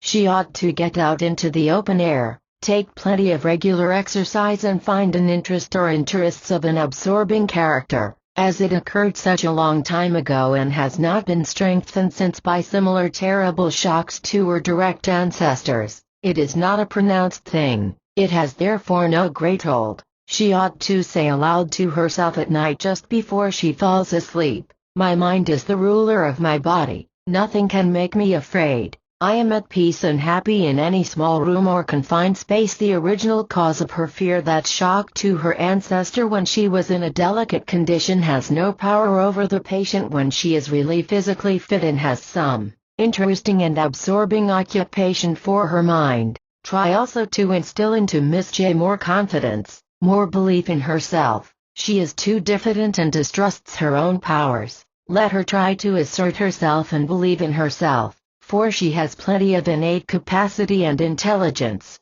but lack of confidence, which is clearly a fault in her, greatly hinders her in HFP. How to Make Extrasensory Perception Work for You. 83. Do not tell the patient the following: there is a decidedly unstable heredity, so a cure will probably take a little time, and her medical attendant must watch her, and be careful lest nervous symptoms of another character break out. On the other hand, if she faithfully follows his directions, heredity should be conquered. Extrasensory perception manifested as clairaudience. A doctor friend of mine told me that invariably whenever she has an important decision to make, she hears distinctly an inner voice, which she obeys implicitly. She states that it is an oral, subconscious voice which she hears clearly either in her office or in the company of her friends. No one else hears the voice, therefore, undoubtedly, It is a subliminal approach responding to her deep, abiding faith in inner guidance. This inner voice says, yes when giving its approval and no when it disapproves. She says the inner voice is always right. This doctor has, over a period of time, conditioned her mind to believe that God is guiding her in all ways. Now she is experiencing the automatic response of her deeper mind when she needs an answer. Clairaudience in history. Socrates openly admitted that he was constantly directed and guided by his demon, which he characterized as an inner, monitory voice to which he listened and obeyed. This inner voice told him what not to do, and when it did not speak to him, he regarded its silence as tacit consent. In Plato's Dialogues, we read that this demon, or intuitive voice, gave Socrates extraordinary knowledge overshadowing his five senses. Another striking instance of clairaudience is that of Joan of Arc, the remarkable visionary heroine of France. History informs us that she depended completely upon the direct messages or voices of her subconscious mind. Outstanding historians have investigated her extraordinary exploits down through the centuries. The conclusion of many parapsychologists and others is that she was, undoubtedly, clairvoyant and clairaudient. One of the unique examples of het clairvivendeurs was 84 How to Make Extrasensory Perception Work for You, demonstrated when she was a young girl living in Domremy. She made known publicly that there was a sword buried behind the altar of St. Catherine's Church at Fierbois. She had never seen the church. A man dug up the ground near the altar and found the sword exactly as she had announced. How extrasensory perception powers found a missing receipt. A few weeks ago, a man telephoned me from New Orleans, Louisiana, and said that he was absolutely sure that his wife, prior to her death, had paid $2,500 in cash for a platinum watch, which was her gift to him on their golden wedding anniversary, for she had shown him the receipt. He was now being pressed for payment. He insisted to the jeweler that his wife had paid and had a receipt. The jeweler was adamant. He claimed it was charged and showed him the entry in his book. The man searched his house thoroughly, yet failed to find the receipted bill. He said to me, "Can you help me? I have read your book The Power of Your Subconscious Mind, 3, and I read where a will was discovered through the power of the subconscious." I told him that I would ask the infinite intelligence within to reveal the answer to him and that he would be led to it. I suggested that, likewise, he should affirm boldly and believe that infinite intelligence knows all things, and it knows where the receipt is and reveals it to him in divine order. After about a week, he wrote to me and said that while asleep one night, a person resembling an ancient sage appeared to him and pointed to a certain page in the book of Isaiah. He saw clearly the receipted bill. He awoke suddenly and rushed to his library. He opened the Bible to the page he saw in his dream, and there was the receipt. His infinite subconscious mind provided him with the answer that transcended the power of his conscious mind. How to let extrasensory perception function for you. You have heard the wisdom of sleep on it. This means that when your conscious mind is stilled and you focus your attention. 3 Joseph Murphy, The Power of Your Subconscious Mind, Englewood Cliffs, N.J., Prentice Hall, Inc., 1963. On the solution or answer that you are seeking, the deeper mind, full of wisdom, power and infinite intelligence, will respond to you and solve your problem. If you have lost something and you have searched everywhere for it, cease fretting and fussing about it. Relax, let go, turn your request over to your subconscious mind and talk to it as follows. Infinite intelligence within my subconscious mind knows all things. It knows where this thing is and reveals it to me clearly and distinctly. I am divinely led to it. I trust my deeper mind implicitly. I let go and relax. When you relax, let go, become detached and preoccupied about something else, the extrasensory perception faculties of your subconscious mind will lead you directly to the thing that you lost. You may see it clairvoyantly in a dream or be led directly to where it is. It is written, God giveth his beloved in sleep. Peace 127. 2. We all have a wonderful legacy in these commanding words. The points to recall in this chapter. 1. All of us have the powers of extrasensory perception, but in many these powers are suppressed and inhibited. Over the years they have atrophied through neglect too. Many people acquire specific data and information through us which they could not possibly receive through their ordinary five senses. 3. Your subconscious mind already knows the winner of a contest or race and can reveal it to you. 4. Professor Ryan of Duke University has gathered an enormous amount of data on telepathy, clairvoyance, clairaudience, precognition, retrocognition and telekinesis, proving the paranormal power of the mind. 5. Extra perception faculties in some young children enable them to see a funeral procession and the people in it before the funeral takes place. This could be a telepathic communication from the loved one to the child plus the precognitive faculty of the child in operation. 6. Emanuel Swedenborg had a real clairvoyant vision of a raging fire in Stockholm while he was wide awake and conversing with a group of scientists in Göteborg 250 miles away. 86. How to make extrasensory perception work for you. 7. You may, through ASP, intuitively sense what is wrong with a person, enabling you to help that person reach a decision resulting in right action. 8. An outstanding Irish parapsychologist can touch a letter or a pen of a sick person given to her by the patient's doctor, and then accurately reveal the hidden complexes and fears behind his mental disturbance through ASP developed to a high degree. 9. Many people have developed the extrasensory perception faculty of clairaudience, wherein they hear an inner voice announcing approval or disapproval of their decisions. The voice is from the supreme intelligence within each person, which always acts for the best welfare of man. 10. Your extrasensory perception faculty can reveal to you the whereabouts of a lost article. It may dramatize the answer in a dream or show you exactly where the article lies hidden. Or you may hear a voice in your sleep telling you to go someplace or do something to find it. 11. You can develop your extrasensory perception faculties and grow wiser every day by conveying these ideas to your subconscious mind. The seat of all extrasensory perception visited me. She was only 30 years of age and had had extensive surgery, including the removal of a breast,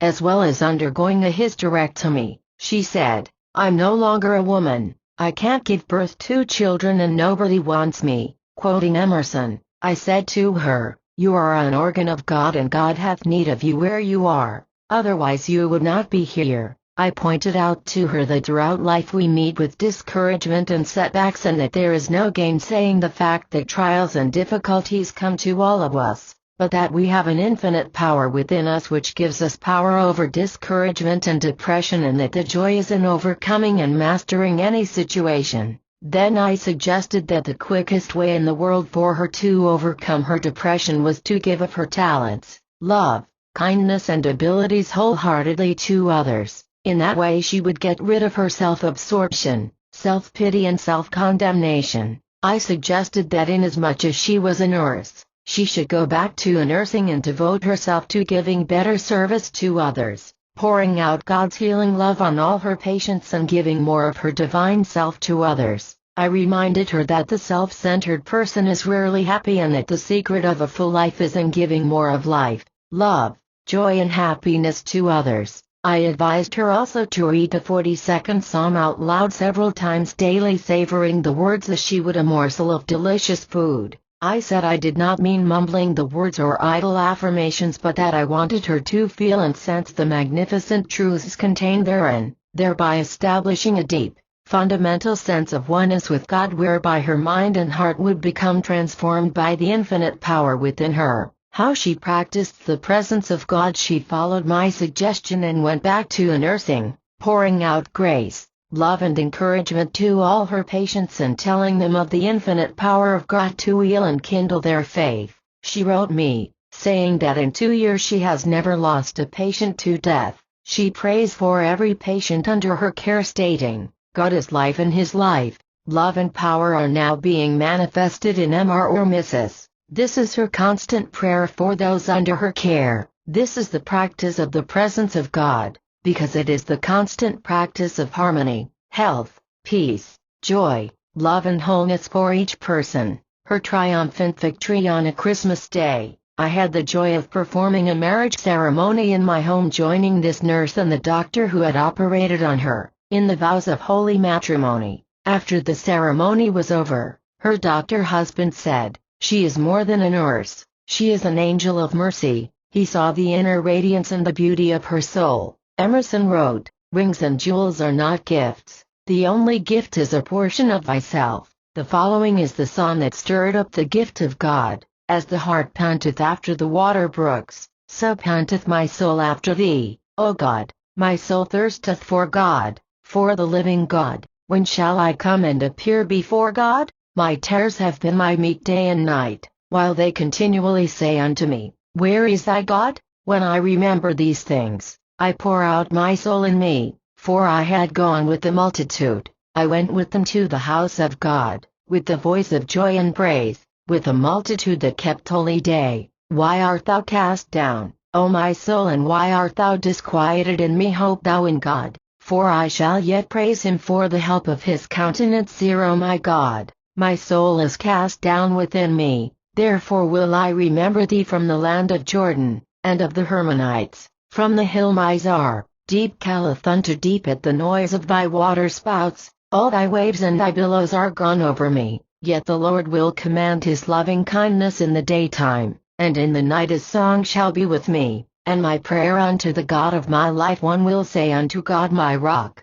Why hast thou forgotten me? Why go I mourning because of the oppression of the enemy? As with a sword in my bones, mine enemies reproach me, while they say daily unto me, Where is thy God? Why art thou cast down, O my soul, and why art thou disquieted within me? Hope thou in God, for I shall yet praise him, who is the health of my countenance, and my God. Peace 42. How to apply self-mastery in your life for richest blessings. Some time ago I interviewed a woman who had been in the hospital for about 2 months suffering from what she called a nervous breakdown and bleeding ulcers. Her trouble was basically emotional. She said her husband was peculiar. He gave her $40 a week to run the house and buy food for 2 children, and then wondered where all the money went. He would not permit her to go to church because he felt that all religions were just rackets. She loved to play music, but he wouldn't allow a piano at home. She complied with his distorted, twisted, morbid ideas, thereby frustrating her own innate desires, talents and capacities. She deeply resented her husband, and her suppressed rage and frustration brought on her nervous collapse and ulcers. Her husband was playing havoc with her emotions because of his stupid, selfish, callous opposition to her ideas and values of life. How the explanation was the cure. I explained to this talented woman that marriage is not a license to browbeat, intimidate and suppress the aspirations and personality of the other. I pointed out to her that in marriage there must be mutual love, freedom and respect, and that one must cease being timid, dependent, fearful and subservient. She must become psychologically and spiritually mature and cease suppressing her personality. In talking with both the husband and the wife, I suggested that each one cease being a scavenger, that is, dwelling on each other's shortcomings,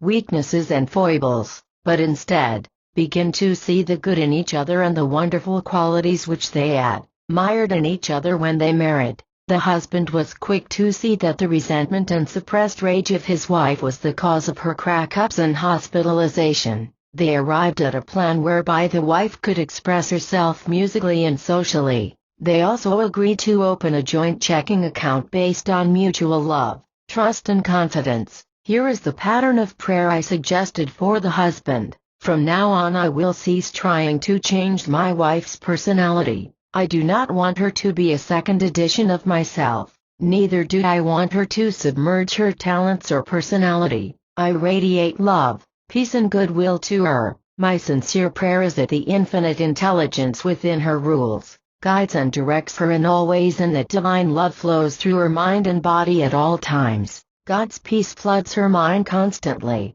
I exalt God in the midst of her. I claim she is happy, joyous, healthy and divinely expressed. I know that my thought is my prayer and that my thoughts execute themselves. I know also that prayer is a habit, and as I continue thinking habitually along these lines I will become a loving, kind and understanding husband. Whenever I think of my wife, I will silently affirm, God loves and cares for you. Prayer patterns for the wife to follow. I saw wonderful qualities in my husband when I married him. These qualities are still there, and from now on I will identify with his fine qualities and not with his shortcomings. I know, feel and claim the infinite intelligence leads, guides and directs him in all ways. Regularly and systematically I exalt God in the midst of him. Divine law and order govern his activities. Divine peace fills his soul. Divine love flows through his thoughts, words and deeds toward me and the children. God loves him and cares for him.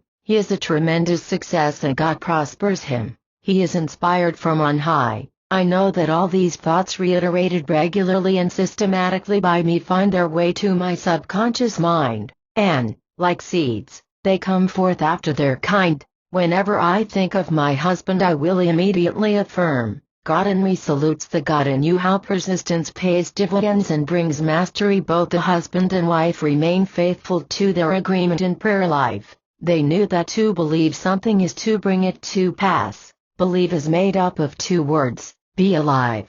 The Old English meaning of the word is to alive in the state of being, which means making it real in your life. At the end of about a month, I received a phone call from the wife saying, I became alive, believed to these truths which you wrote out for me. They are registered in my heart, subconscious mind. The husband added, I am now master over my thoughts, emotions and reactions, and so is my wife. Self-mastery is a real thing in our lives. They discovered that the infinite power for perfect living is always within themselves. How a discouraged young man gained self-esteem and recognition. A young man complained to me that he is constantly slighted in social gatherings and is also passed over for promotion in his organization. He added that he frequently entertains in his home, but that he is never invited as a guest to the homes of his associates and others whom he has entertained. There was a deep and violent animus in his heart toward everyone. While this well-educated young man conferred with me and while discussing his childhood and home environment, he informed me that he had been brought up by a puritanical New England father. His mother had died at his birth.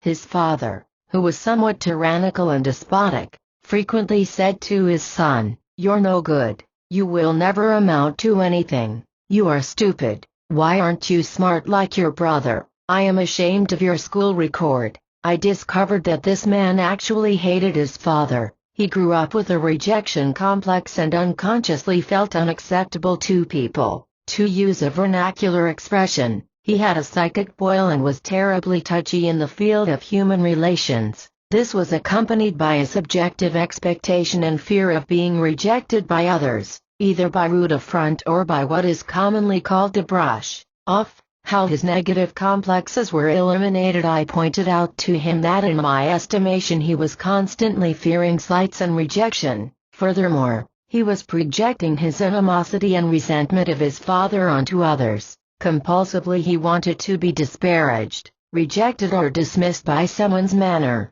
attitude, comment or by what seemed to be a greater interest in others. I explained to him the law of his mind and gave him a copy of The Power of Your Subconscious Mind 1. In the meantime I gave him a very practical plan for overcoming his rejection complex and assuming mastery over his life. The practical step-by-step plan. The first step in solving a problem of this type is to realize that no matter what the past experiences may have been, these can be completely eradicated by feeding the subconscious mind with eternal verities and life-giving patterns of thought. Since the subconscious mind is amenable to suggestion and controlled by the conscious mind, all negative patterns, complexes, fears and inferiorities can be expunged. These are the life-giving patterns. I recognize these truths to be true. I am a son of the living God. God indwells me and is my real self. From this moment forward I will love God within me. Love means to honor, respect, give allegiance to and be loyal to the only presence and the only power. From now on I respect the divinity which shapes my ends. This God presence within me created me, sustains me and is the life principle within me. The Bible says, "Love thy neighbor as thyself." Left 19:18. The neighbor is the closest thing to me, or closer is he than breathing. nearer than hands and feet. Every conscious moment of the day I honor, exalt, glorify and have a healthy and reverent respect for the divine presence within me. I know that as I exalt and have a healthy and wholesome respect for I, Joseph Murphy, the power of your subconscious mind. Englewood Cliffs, N.J., Prentice Hall, Inc., 1963. The God self within me, I will automatically respect and love the God in the other person. Whenever I am prone to criticize or find fault with myself, I will immediately affirm, I honor, love and exalt the God presence within me, and I love the self of me more and more every day. I know I cannot love and respect others until I first love, honor, respect and pay loyalty and devotion to my real self, God in the midst of me, which is mighty to heal. Honoring God within myself, I will honor the dignity and divine royalty of all men. I know these truths, when repeated feelingly, knowingly and believingly, enter into my subconscious mind, and I am subconsciously compelled to express these truths, as the nature of my subconscious mind is compulsion. Whatever is impressed, I am compelled to express. I believe this implicitly. It is wonderful. The second step is to reiterate these truths frequently 3 or 4 times a day at special periods in order to establish a habit of constructive thinking. The third step is never to condemn, demean or demote yourself. The moment a thought comes to your mind such as, I'm no good, a jinx is following me, I'm unwanted or I'm nobody, immediately reverse the thought by saying, I exalt God in the midst of me. The fourth step is to imagine yourself mingling with your associates in a friendly, amiable and affable manner. Imagine and hear your superiors congratulating you on a job well done. Imagine you are being welcomed and accepted graciously in the homes of your friends. Above all, believe in your image and in its reality. The fifth step is to realize and know that whatever you habitually think upon and image must come to pass. For that which is impressed on your subconscious mind must be expressed on the screen of space as experiences, conditions and events. This young man diligently followed the above procedure, knowing what he was doing and why he was doing it. Having a knowledge of the way his subconscious mind worked, he gained confidence daily in his technique and application. Gradually he succeeded in cleansing his subconscious of all the early psychic traumas. He is now welcomed in the homes of his associates and has been entertained by the president and vice president of his organization. Since adopting these psychological procedures, he has received 2 promotions and is now executive vice president of his bank. He knows that application of the cosmic power within him brings self-mastery over the past or conditions, experiences and events. It is done unto you as you believe. How complete marital unhappiness was overcome. Recently I received a letter from a woman in Texas. Dear Dr. Murphy, I read your book The Cosmic Power Within You, too, from which I receive great help. I would like your advice on my problem. My husband is constantly criticizing me using abusive, sarcastic and vitriolic language. The mendacity of my husband makes it impossible for me to believe anything he says. He sleeps in a separate room and there is no marital intimacy. No matter what kind of community work I do, he finds fault. In the last 5 years we have had no guests in our home. I am full of antipathy toward my husband. I am afraid I am beginning to hate him. I have left him twice. We have had spiritual counseling, as well as psychological help and legal advice. I can't communicate with him. What shall I do? My reply was as follows. Dear, you can't afford to resent or hate anybody in the world. Such feelings or attitudes are mental poisons which debilitate the entire mentality and rob you of peace, harmony, health, and good judgment. They corrode your soul and leave you a physical and mental wreck. You are the only thinker in your world and you are responsible for the way you think about your husband. He is not. My suggestion to you is that you stop trying to communicate with him and to surrender him to God completely. Lock, stock and barrel. It is wrong to lie the lie. It is better to break up a lie than to live it. There is a time in our experience when, having done everything we can to solve a problem, we should follow the injunction of Paul, having done all, I stand. That is, you stand on the cosmic wisdom within you to solve the problem. You to Joseph Murphy, The Cosmic Power Within You, West Nyack, NY, Parker Publishing Company, Inc., 1968. Have visited psychologists, lawyers and pastors, obviously in a spirit of goodwill, to bring about a healing, but, apparently, there is no solution in sight. Turn your mind to constructive pursuits and adopt a new attitude toward your husband, such as, none of these things moves me. Here is a pattern of prayer, which, when followed by you, will bring results, for the cosmic power never fails. I surrender my husband to God. God made him and sustains him. God reveals to him his true place in life where he is divinely happy and divinely blessed.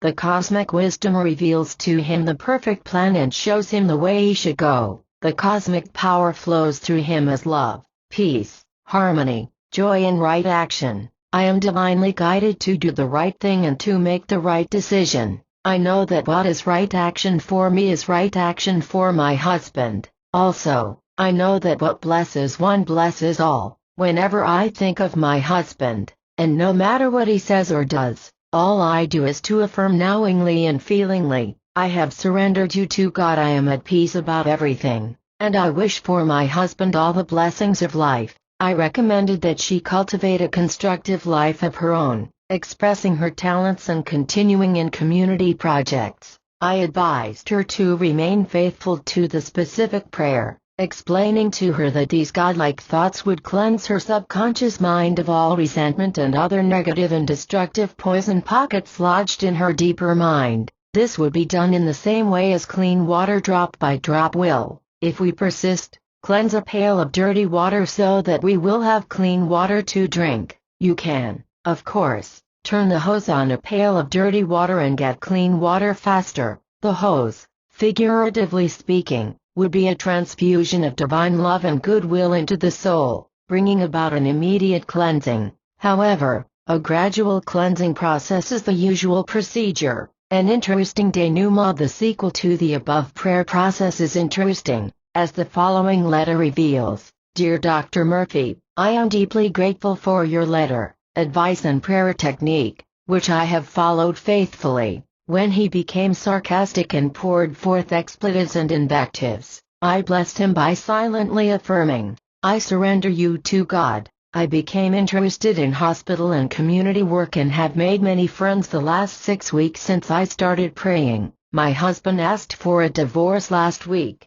to which I gladly agreed. We have already made a property settlement which is mutually satisfactory. He is going to Reno for a divorce and plans to marry a woman whom I feel is right for him. I have fallen in love also with a childhood sweetheart of mine, whom I met in my hospital work. We are to be married as soon as I am legally free. Truly God works in mysterious ways, His wonders to perform. Points to recall in this chapter 1. Realize every problem is divinely outmatched. The cosmic power which knows all and sees all is within you. Grapple with your challenge courageously and the cosmic wisdom will reveal to you the answer. The mountain, obstacle will be cast into the sea, dissolved, obliterated from sight. 2. The quickest and surest way to overcome depression and discouragement is to give of your talents, love, kindness and consideration wholeheartedly to others. Perform some act of kindness for another.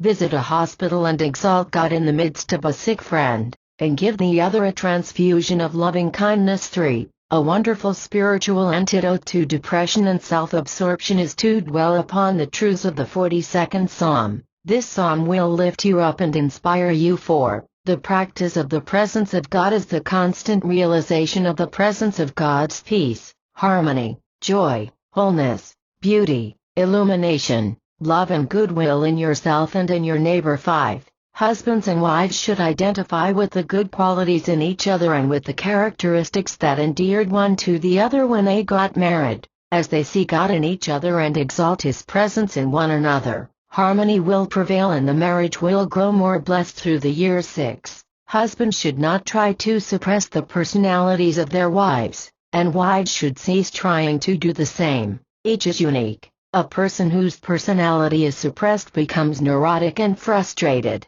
Each should rejoice in the full expression of talent in the other. 7. Persistence pays great dividends. Remain faithful to your prayer process. To believe is to be alive to certain great truths which are eternal. Make them a living part of you that is believing, and according to your belief is it done unto you. 8. When a man feels he is constantly slighted and rejected, this is invariably due to a psychic boil within himself wherein he expects rejection and the brush off. The cure is to exalt constantly the God presence within him, which is his real self, and to fill his subconscious mind with the truth of God, which crowd out of his mind everything unlike God or the truth. 9. When you have honestly tried every conceivable way to solve a problem, and when you have sought counsel and expert advice, both spiritual and psychological, and your motivation is right, then, as Paul suggests, having done all, I stand. You stand firmly on the truth that the cosmic power within you knows the answer and will reveal the perfect solution as you completely surrender the matter to God, knowing and believing in your heart the answer will come. Then day breaks and the shadows flee away, foliage and floral growth. His friend told him of the deep colorful canyons, golden beaches and winding rivers, all of which captured his imagination. How a change of heart took place. He worked in the sugar cane fields here for some months. One day he fell ill and was confined to a hospital for several weeks. Each day the Hawaiian people visited him, brought him fruit, prayed for him and showed a deep interest in his welfare. Their kindness, love and attention penetrated his heart, and he reciprocated by pouring out love, peace and goodwill to them. He became a transformed man. A pattern for perfect living. This man's formula is very simple. It is that love will always win over hate, and goodness will always win over evil, for that is the way the universe is made. I would like to comment on what transpired psychologically and spiritually in this case.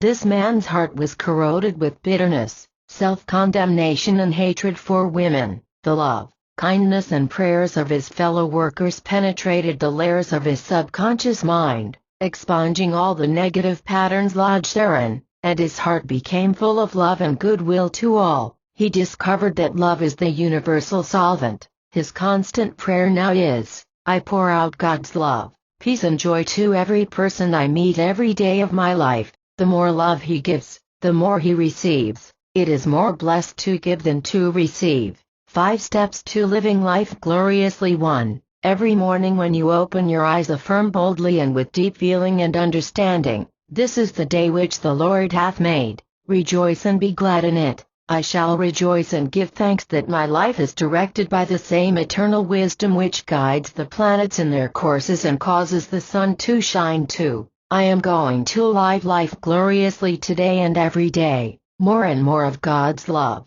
light, truth and beauty are being experienced by me all day long today and every day. 3. I am going to be of tremendous help to all those whom I contact and with whom I work, and have the time of my life doing it. 4. I am going to be wildly enthusiastic about my work and my wonderful opportunities for service. 5. I rejoice and give thanks that more and more of God's love, life and truth are being experienced by me every day, and more of God's glory is being made manifest by me. Begin each day by affirming these miraculous truths and believe in their reality. Whatever you believe and faithfully anticipate will come to pass, and wonders will happen in your life. How you can learn to walk and talk with God for peace and serenity. I met an extraordinary man at the Fern Grotto, where the boat crew are noted for singing the never-forgotten Hawaiian wedding song. He was 96 years of age, walked briskly and sang lustily the beautiful Hawaiian love songs on the boat, taking us to the famous grotto. After the trip he invited me to his home,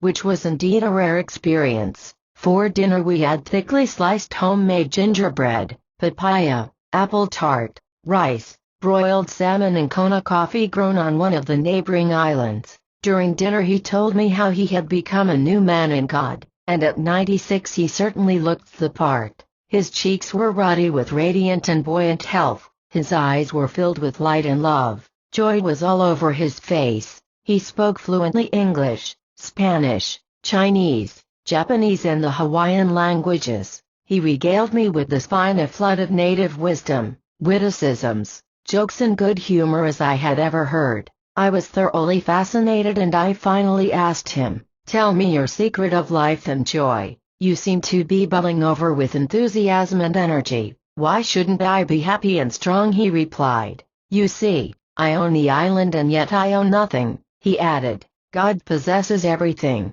but the whole island and all that is in it is mine to enjoy: the mountains, the rivers, the caves, the people and the rainbows. Do you know where I got this home?" he asked, and he answered himself, saying, "A grateful tourist bought it for me and gave it to me as a gift, otherwise, I wouldn't have had it." How God healed him. He added that about 60 years ago he was dying of tuberculosis and had been given up as hopeless, but a local kahuna, native priest, visited him and told both him and his mother that he would live and that God would heal him. The kahuna chanted prayers, placed his hands on his throat and chest and in his native tongue called on God's healing power. At the end of about an hour's chanting, he said he was completely healed, and the next day he went fishing. "Since then," he said, "I've never had a pain or an ache of any kind. I have marvelous legs. I've walked all over these mountains you see. Moreover," he concluded, "I have kind,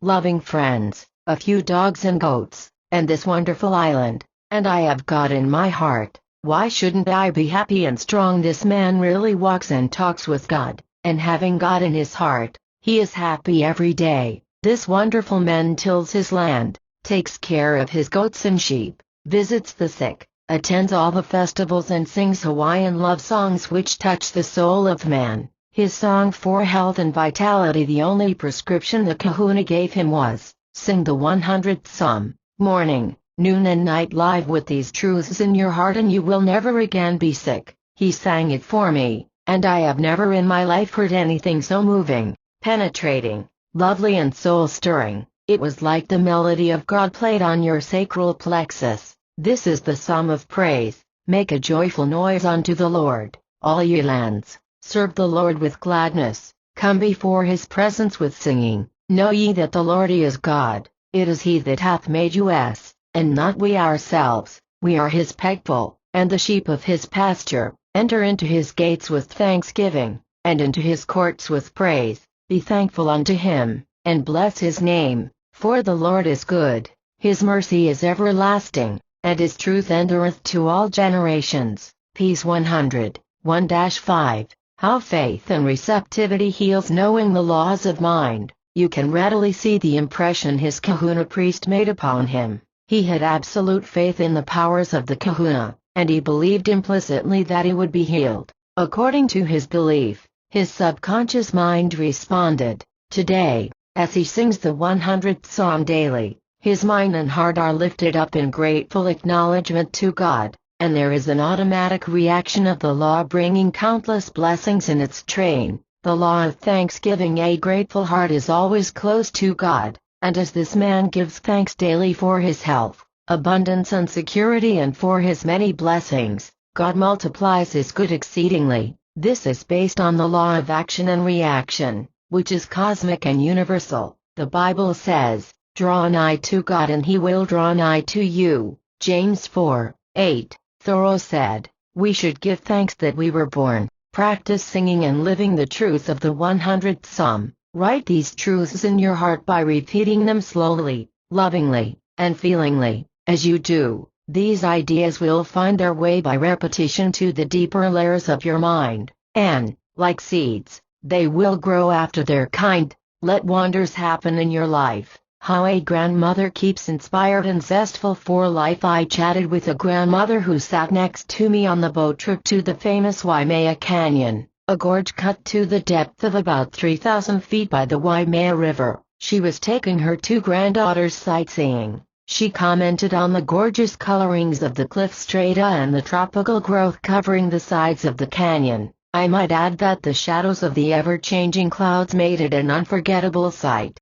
This beautiful, spiritual woman told me that she is over 90 years of age and has never been sick a day in her life. The reason being, she said, "I keep prayed up." This Hawaiian woman teaches Sunday school, writes poetry, rows a boat, fishes, milks her two cows every day, talks before women's groups and is now planning a tour for 22 Europe. She showed me a card on which were typed the words of Tennyson, "Oh, I see the crescent promise of my spirit hath not set, ancient founts of inspiration well through all my fancy yet. On the back of the card was this biblical verse, Ho, every one that thirsteth, come ye to the waters, and he that hath no money, come ye, buy, and eat, yea, come, buy wine and milk without money and without price. Isaiah 55:1. Wine in the Bible means inspiration from on high, where the Holy Spirit flows through you, energizing and vitalizing your whole being.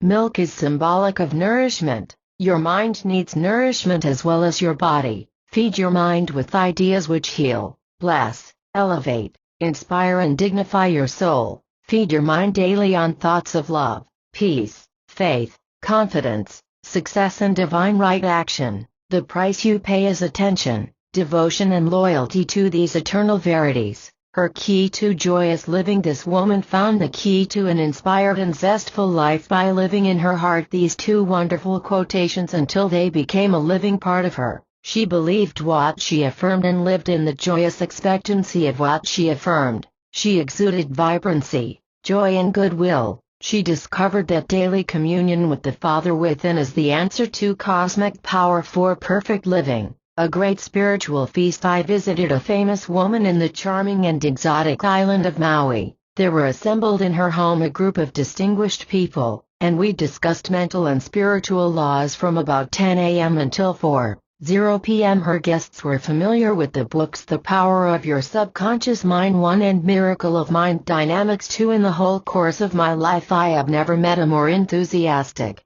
happy, joyful group. Their hearts were kindled with a divine fire. They spoke about how they overcame their problems by believing in a power greater than themselves or their conscious egos. They have talk fests on my books and listened to my recordings. They asked questions which delighted me and which showed a tremendous interest and insight into things divine. They have discovered that the joy of living is in the contemplation of the truths of God regularly and systematically. Hawaiian wisdom and inner joy. I have found that the Hawaiians are very wise people, having acquired through centuries a vast accumulation of esoteric and unwritten knowledge. One man, a native of Maui who sat next to me on the plane from Kauai to Maui, was a full-blooded Hawaiian and had knowledge of weather conditions, currents, tides, etc. He informed me that he could predict tidal waves, storms and volcanic eruptions. He knows by name all the fruits,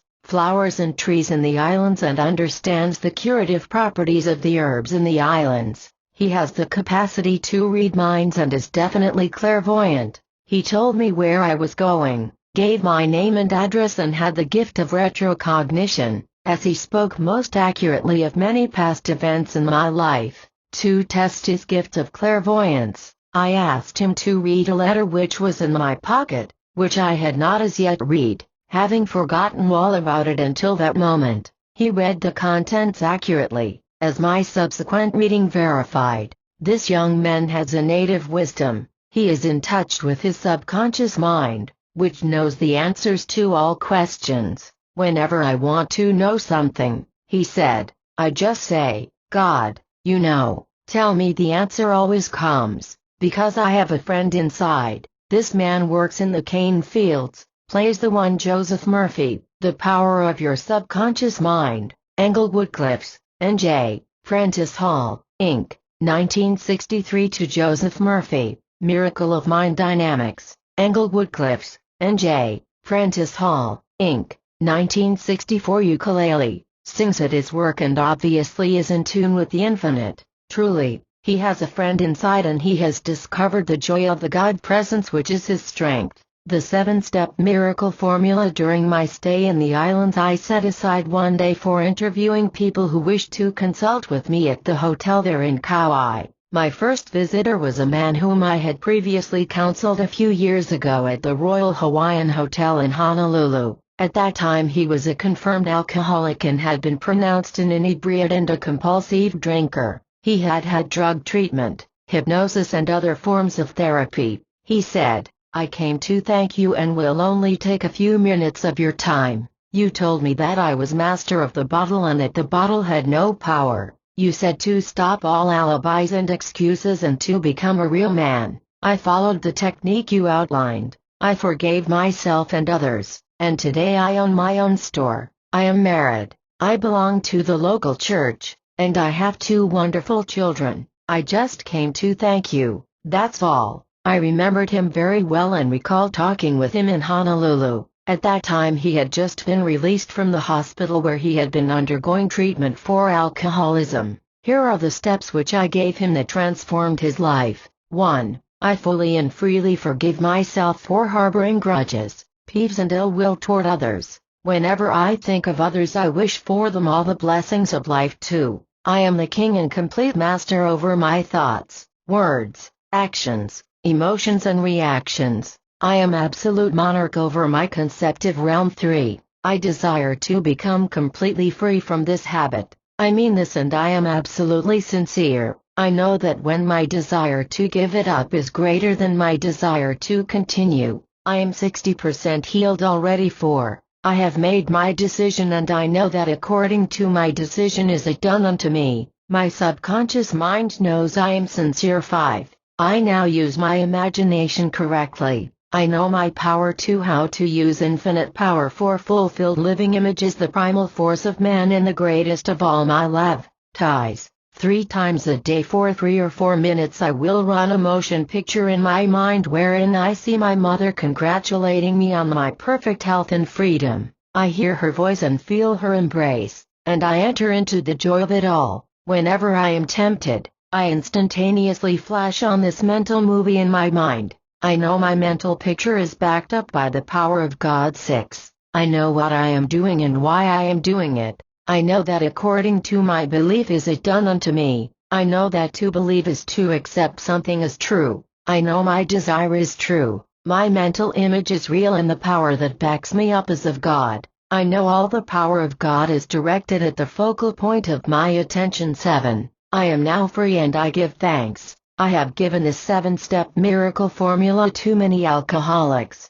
victims of LSD and marijuana, dope addicts, etc. You can overcome any negative habit by following these simple principles. This man is happy, joyous, bubbling over with the Allah of life. I have attended a dinner at his home where coconut palms rattled conversationally in vagrant breezes. Ocean waves swished nearby and receded, leaving foam in the sand, and bright tropical flowers surrounded us on all sides. The iced papaya and lemon was as sweet as the nectar of the gods, and the poi, their staple dish, was deliciously flavored with nutmeg and cinnamon. Beauty, serenity and the joy of living were present in the entire atmosphere of the home. He and his family prayed before and after dinner giving thanks for all their blessings, and Hawaiian love songs and music filled his home. Truly, I had entered into what we call infinite power for perfect living. How to acquire the joy of living. I have been in correspondence with a young girl on this island whom I will call Mary. She has been studying the book The Power of Your Subconscious Mind, which I sent her some months ago. In her original letter to me at my home in Beverly Hills, she said she was full of abnormal fear and was a tied-up personality. 3. Joseph Murphy, The Power of Your Subconscious Mind, Englewood Cliffs, N.J., Prentice Hall, Inc. 1963. She had broken her engagement to a young man, and he had retaliated by informing her that a kahuna had cursed her. She lived in constant fear. I wrote to her explaining that there is only one power, and that this power moves as unity and harmony in the world, that God is spirit, one and indivisible, and that one part of spirit could not be antagonistic to another part of spirit. Therefore, there was nothing to fear. I wrote out a spiritual technique for her to follow, which would banish all fear. In my interview with her today, I find a radiant personality, a young woman exuding vibrancy, bubbling over with enthusiasm and joy, and on fire with new ideas for the island. She said, "I followed your instructions to the letter and I am transformed by an inner light." The following is the spiritual regimen she practiced several times daily, as suggested in my letter to her. God is all there is. One with God is a majority. God before me, who can be against me? Rom 8:31. I know and believe God is the living Spirit Almighty, the ever-living one, the all-wise one, and there is no power to challenge God. I know and accept completely that when my thoughts are God's thoughts, God's power is with my thoughts of good. I know I cannot receive what I cannot give, and I give out thoughts of love, peace, light and goodwill to my ex-boyfriend and all those connected with him. I am immunized and God intoxicated, and I am always surrounded by the sacred circle of God's love. The whole armor of God surrounds me and enfolds me. I am divinely guided and directed, and I enter into the joy of living. In thy presence is fullness of joy, at thy right hand there are pleasures forevermore. P1611. She practiced repeating these truths regularly and systematically for about 10 minutes morning, afternoon and night, knowing, believing and understanding that as she affirmed these truths they would gradually sink into her subconscious mind by a process of spiritual osmosis and come forth as freedom, inner peace, a sense of security, confidence and protection. She knew she was applying a law of mind which never fails. In 10 days' time all fear vanished. Now she has a wonderful position here in the island. She introduced me to her new fiancé, and his comment was, "She is the joy of my life." This young woman who had been practically petrified by fear of a supposed curse is now outflowing, giving of her talents, and has entered into the joy of living. The meaning of kahuna. Most of the Hawaiian people here and in the other islands claim that there are no more kahunas, and most of the Hawaiians are unwilling to talk about them. There is, however, the type called the white kahuna, meaning a man who practices white magic, or casts good spells by his incantations and esoteric knowledge. One of my Hawaiian guides explained to me that these kahunas were trained from early childhood by their elders, who subjected them to severe discipline and secrecy. Many of them are highly respected for their healing powers through what we would call today knowledge of the subconscious mind. They have, also, a knowledge of the curative properties of certain herbs and plants.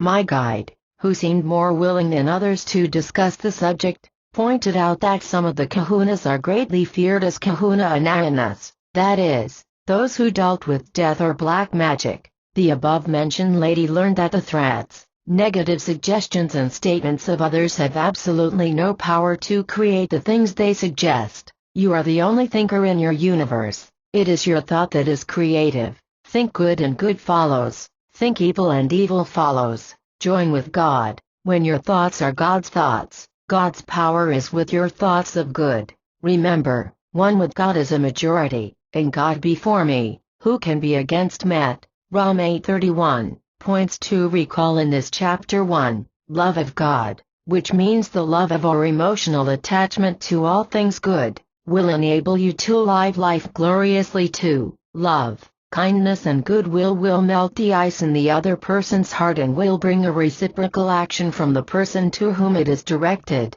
Love is the universal solvent. 3. When you open your eyes in the morning, affirm gladly, "This is the day which the Lord hath made for me. I will rejoice and be glad in it. I give thanks that my life is directed by the same wisdom that guides the planets in their courses and causes the sun to shine." Believe in God's guidance and wonders will happen in your life. 4. Realize that age is not the flight of years, it is the dawn of wisdom in your mind. God possesses all things and the whole world was here when you were born. Let the joy of the Lord be your strength. 5. Live with the great truths of the 100th Psalm. It is a thanksgiving ode to God. Sing these truths into your soul until they become an integral part of you, just as bread digested becomes part of your bloodstream. 6. A grateful heart is always close to God. The Bible says, "Draw nigh to God and He will draw nigh to you." James 4:8-7. You can feel inspired and zestful all your life.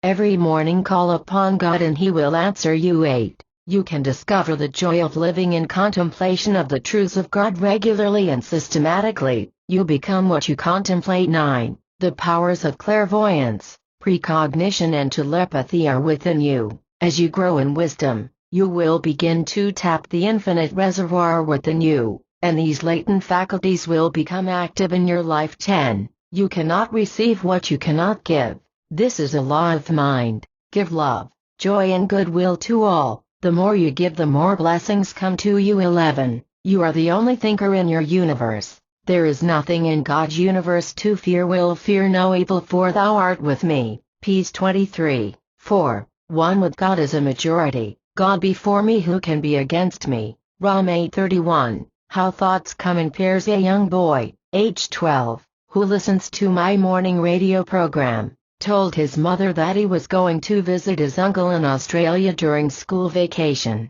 His thought of going was very strong, but he had another thought which said, "Mom won't let me go." His mother had said, "It's impossible. We don't have the money and your father can't possibly afford it. You're dreaming." Her son said, however, that he heard on my radio program that if you desired to do something and believed that the creative intelligence within you would bring it to pass, your prayer would be answered. His mother said, "Go ahead and pray." This boy, who had been reading extensively about Australia and New Zealand, had an uncle in Australia who owned a big ranch. He prayed as follows: "God opens up the way for Dad, Mom and myself to go to Australia during vacation. I believe this and God takes over now." When the thought that his parents didn't have the money to go came to his mind, he would affirm, "God opens up the way." His thoughts came in pairs, but he gave attention to the constructive thought and the negative thought died away. How he traveled astrally. One night he had a dream wherein he found himself on his uncle's ranch in New South Wales, viewing thousands of sheep, and meeting his uncle and cousins. When he awakened the next morning, he described the entire scene to his mother, much to her amazement. The same day a cablegram came from his uncle inviting the three of them to his ranch and offering to defray their expenses both ways. They accepted. The boy's intense desire to visit his uncle acted on his subconscious mind as a command while asleep, and, using his fourth-dimensional buddy, he traveled astrally to the ranch. The boy told me that what he observed when he arrived at the ranch with his parents coincided exactly with what he saw in his astral projection while asleep. Thus, it was done unto him as he believed. How a fear of a second marriage was destroyed. A young woman said to me, "I desire to get married, but the thought of fear comes into my mind that I will attract the wrong man and repeat the same mistake as in my previous marriage." Fear warred with her desire, and her fear thought seemed to be the dominant one. I explained to her that everything comes in pairs. For example, if one thinks of health, the thought of sickness comes to the mind. If one thinks of wealth, the thought of poverty comes to the mind. If we speak of the good heart, we think of the bad heart. And soon, I explained to her that the way to overcome the negative thought was to take her attention completely away from the fear thought and lift her mind above the opposition by contemplating the joyous fulfillment of her marriage to the right man. The technique used for joyous fulfillment: I know there is only one almighty power, which knows no opposition. There is nothing to oppose, challenge or vitiate it. It is invulnerable and invincible. And I now decree that I attract the right man who blends with me spiritually, mentally and physically. I give my wholehearted attention to this idea in my mind, trusting the law of my subconscious to bring it to pass. When the fear thought came into her mind, she affirmed, "God is taking care of my request." After a few days the fear thought lost all momentum and died away. She made her idea alive by feeding and nourishing it with faith and confidence in her mind. How she met her future husband's fourth-dimensional, astral, body. Every night of your life when you go to sleep you go to the next dimension of life, which is called the fourth dimension and which interpenetrates this plane. Shortly after she began her prayer technique, she had a vivid dream in which I was performing her marriage ceremony in my home. She perceived her future husband and heard me pronounce his name and ask him to repeat the vows of the marriage ceremony. It was all very vivid and real. She felt herself to be in my home and touched the statue of Buddha, as well as the paintings on the walls. With great joy and happiness she awakened and phoned me, telling me what had happened in her sleep. She described the room where I perform marriage ceremonies in minute detail. I explained to her that, while asleep, she had traveled to my home in her fourth-dimensional, astral, body, which is supercharged with electrons, rarefied and attenuated, vibrating at tremendous speed, and capable of penetrating walls, etc. I pointed out to her that, undoubtedly, the marriage had already taken place in the next dimension of mind and that her own conviction and inner realization would bring it to pass. The final touch to her astral journey: this young lady, who works as a secretary for a large organization, was invited to a home by the wife of one of the executives. Her hostess introduced her to her son, who happened to be the man she saw in her dream. He said to her, "I have seen you before." He proceeded to tell her about his dream of the marriage ceremony by a strange minister in a private home, both of which he had never seen before. They had had identical dreams, and subsequently the author performed the marriage ceremony, which coincided in every detail with this combined, four-dimensional experience. My explanation is that this young lady, thinking with interest about the type of man she wished to marry, inscribed the idea on her subconscious mind, which, in turn, dramatized its contents in a fourth-dimensional rehearsal, as everything that happens objectively must first take place subjectively. Infinite intelligence in her subconscious mind brought them together fourth-dimensionally as well as third-dimensionally. Why you are your own legislator in having good or frustrating experiences. Your habitual thoughts, conceptions and opinions evoke certain emotions within you which impress your subconscious mind, and you automatically repeat these patterns in your life experience like an automaton or some sort of a mechanical robot. The law of your mind is such that whatever you impress on your subconscious mind is made manifest as experience, conditions and events in your life. Your thoughts,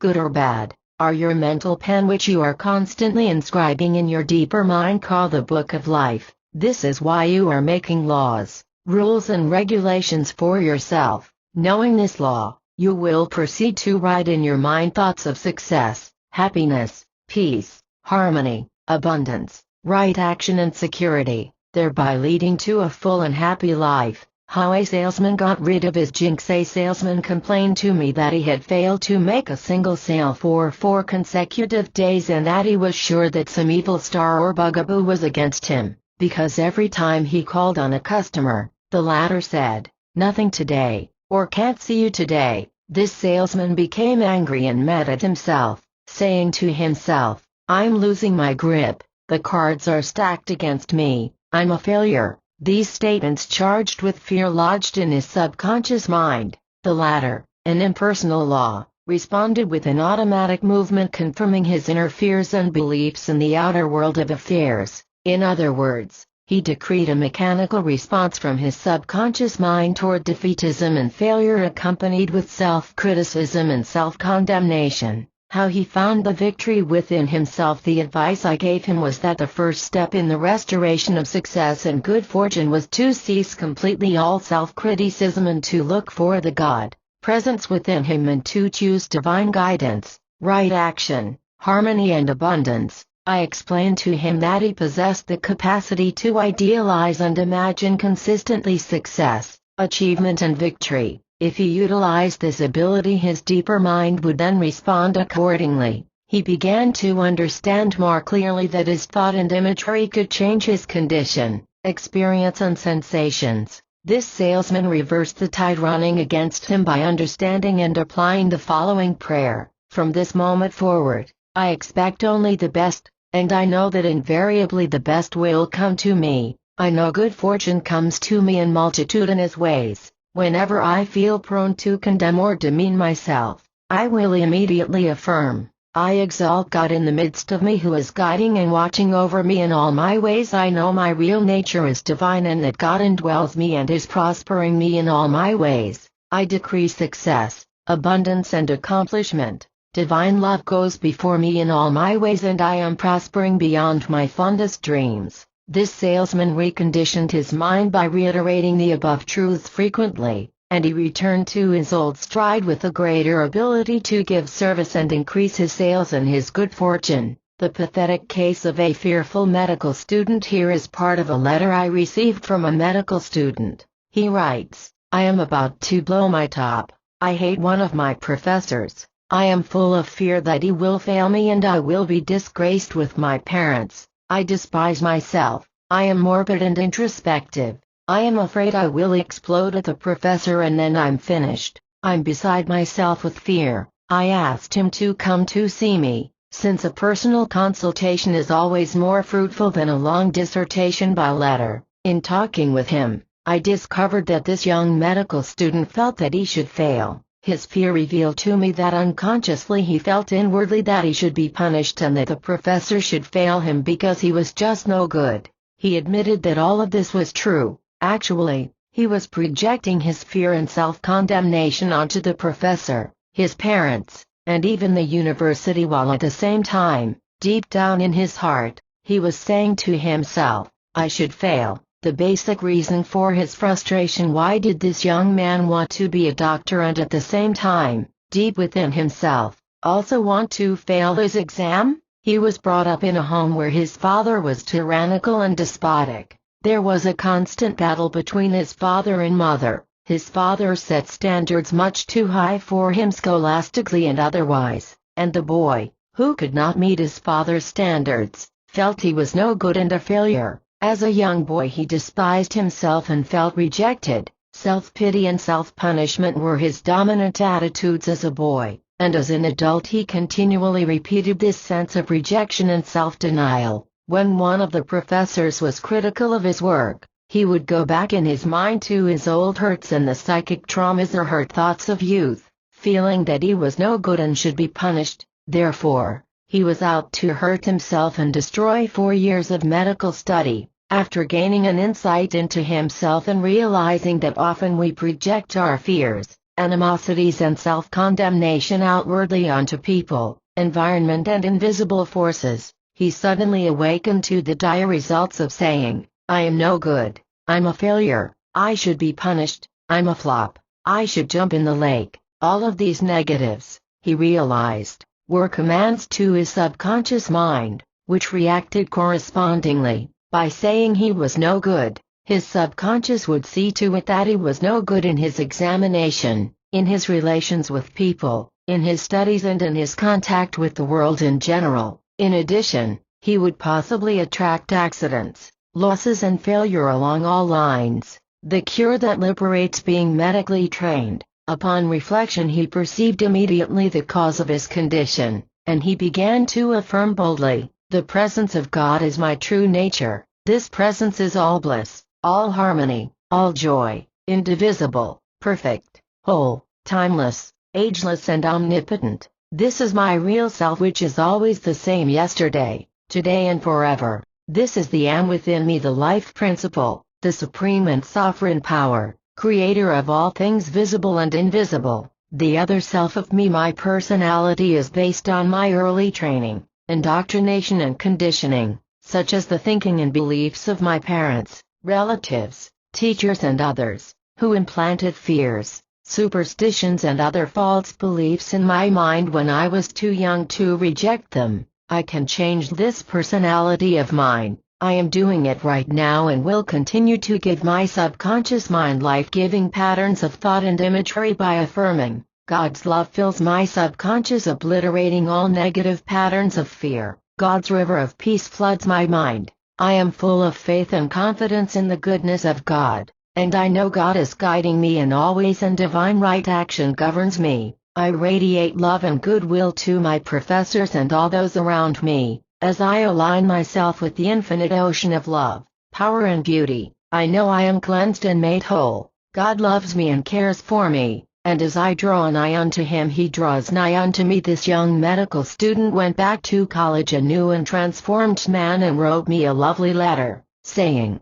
I know the meaning now of the light dispels the darkness, and I also know what happens to the crossword puzzle when the answer is known. I use the prayer regularly. I am a new man. This fledgling doctor could have added what happens to the poison pockets of the subconscious of self-pity, self-denial and self-punishment when you let in the infinite ocean of love, light, truth and beauty into the polluted stream of the mind. It is cleansed and made whole. He discovered two natures within himself: the natural man, the five-sense man, usually conditioned by heredity, environment and false theological beliefs, and the spiritual man, which means the presence of God, called Am in the Bible, which means pure being, the life principle. He exalted the spiritual powers within him and aligned mentally with them, causing these divine forces to govern his thoughts, feelings, beliefs, actions and reactions. Then the old personality died and the new man in God was born. Your thoughts come in pairs.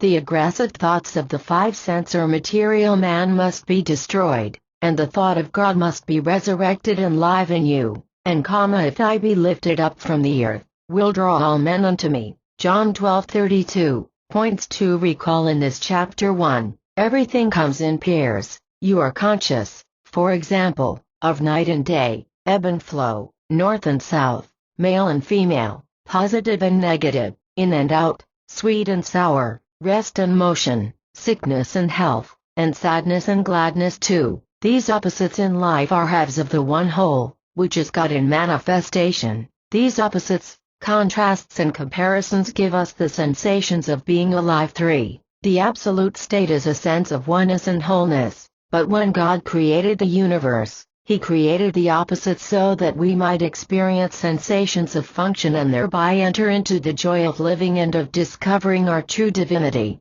God becomes man for the joy of discovering himself, as there is only God. Every man is God in manifestation. 4. A young boy was determined to go to Australia, but he feared that his mother would not allow the journey. The boy gave attention to the thought of the journey and starved the thought of fear to death by ignoring it and trusting God, and he got his trip. 5. A young woman had an intense desire to marry, but her fear warred with her desire and, as a result, she was frustrated. She feared to repeat the error of a former marriage. She detached her mind from the fear thought and contemplated the qualities she admired in a husband, trusting the God wisdom to bring it to pass. 6. You enact laws for yourself by your habitual thinking plus the opinions and conceptions you accept as true. Whatever you impress on your subconscious is made manifest as experience, condition and event. With the pen of your thoughts, you can inscribe on your subconscious mind success, guidance, right action, harmony, abundance and security. 7. The so-called jinx following the salesman was his self-condemnation, self-criticism and self-loathing. He reversed his mental attitude and joined forces with God within him, affirming boldly that infinite intelligence was guiding, directing and advancing him along all lines. 8. A medical student feared he would fail in his final examination, hated one of the professors, and lived in constant fear of abusing or saying something dreadful to the professor. He suddenly realized that his fear was due to the fact that inwardly and unconsciously he felt he should fail, as he felt unworthy and wanted to be punished. He expelled his fear, and thus he became a transformed man. 9. Your thoughts come in pairs. The thoughts of the five-sense man must die, and the thoughts of the indwelling God must be resurrected and live in you, operating with absolute certainty, fashioning the entire world, causing the stars to come nightly to the sky, and regulating the galaxies in space, and God is ruling the universe. I move mentally into the stillness of my own mind and contemplate these eternal truths of God. Thou wilt keep him in perfect peace, whose mind is stayed on thee, because he trusteth in thee. Isaiah 26:3. Peace I leave with you, my peace I give unto you, not as the world giveth, give I unto you. Let not your heart be troubled, neither let it be afraid. John 14:27. For God is not the author of confusion, but of peace. Cor 14:33. And let the peace of God rule in your heart. Call 3:15. Focusing on the big things of life, this businessman turned away from the concerns and worries of the day and gave attention to the great principles and truths of life, contemplated them, and focused his attention on them. He forgot the little things and began to think about the great, the wonderful and the good. When he turned away from the trials and troubles of the world and refused to describe them or even talk about them at any length, his anxiety and worry diminished and he developed a quiet mind in a troubled world. He decided to let the peace of God rule in his heart. Consequently, his business ran smoother under much better decisions which he could now make. How a harassed mother conquered her heart trouble and aggravations. A young housewife suffered from insomnia and from continuous heart palpitation. She felt certain that she had a cardiac condition. She was depressed and constantly giving vent to anger, impatience and hostility toward her husband and children. The headlines in the newspaper annoyed her terribly, and she wrote vitriolic and critical letters to her congressman. I sent her to a heart specialist. He said there was nothing organically wrong with her, but that she was full of emotional conflicts and mad at the world. I explained to her that her anger and emotional turmoil toward her family and others would be dissolved when she began to pursue a pattern of prayer, and that as she tuned in on the infinite presence and power she would discover that she would be suffused and saturated with the order, harmony, love and calmness which she would touch in her period of quiet contemplation of things divine. I explained further that she could then expect an automatic response from her deeper mind, making her poised, serene and calm. In addition, she would have the feeling of goodwill to all. I emphasized that she was to cease completely talking about her ailments and her worries and anxieties about world conditions,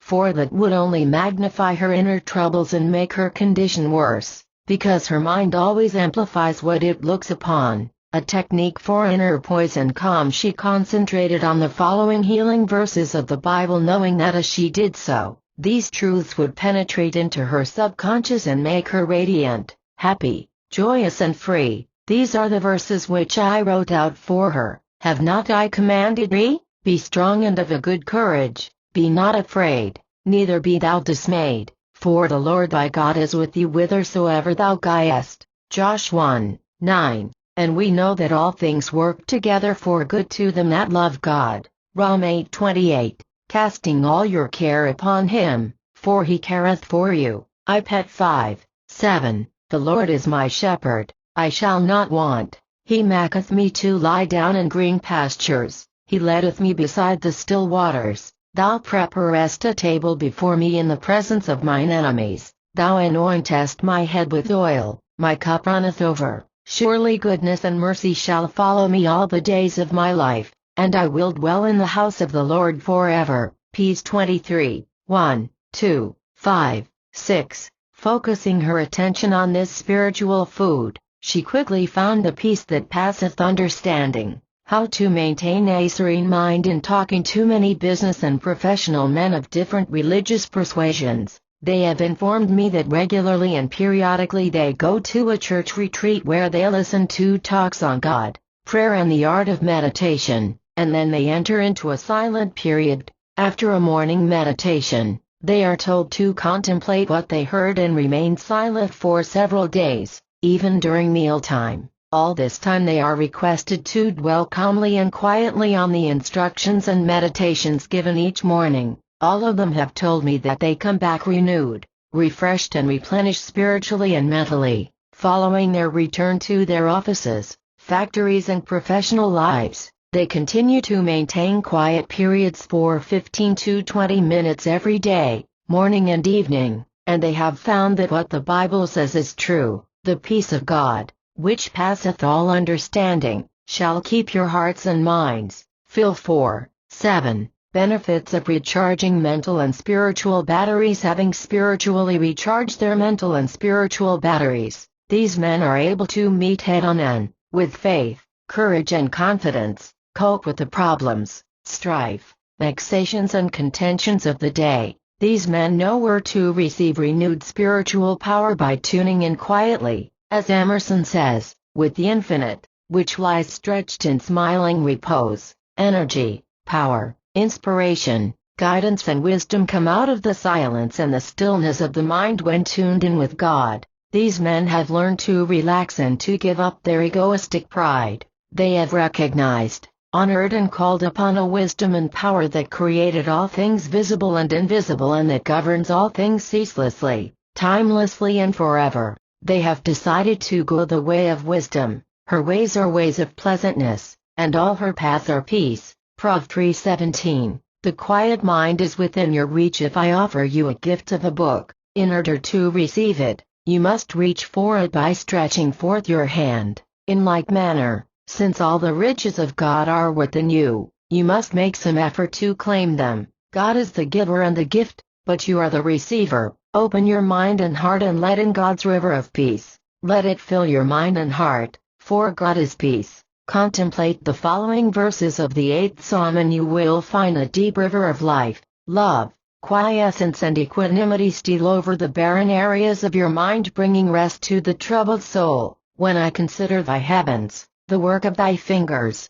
the moon and the stars, which thou hast ordained, what is man, that thou art mindful of him in the Son of Man, that thou desightest him, for thou hast made him a little lower than the angels, and hast crowned him with glory and honor. Thou madest him to have dominion over the works of thy hands. Thou hast put all things under his feet. Ps 8, 3, 4, 5, 6. Meditating on the eternal verities contained in this psalm and on the immeasurable nature of the universe to which we belong, the infinite mind and infinite intelligence, which created us and which animates and supports us, and which moves rhythmically, harmoniously, ceaselessly, changelessly and with mathematical precision, gives you faith, confidence, strength and security. Know that you have, as the psalmist says, dominion over your thoughts, feelings, actions and reactions in life. This fills you with self-esteem and a sense of worthiness and power,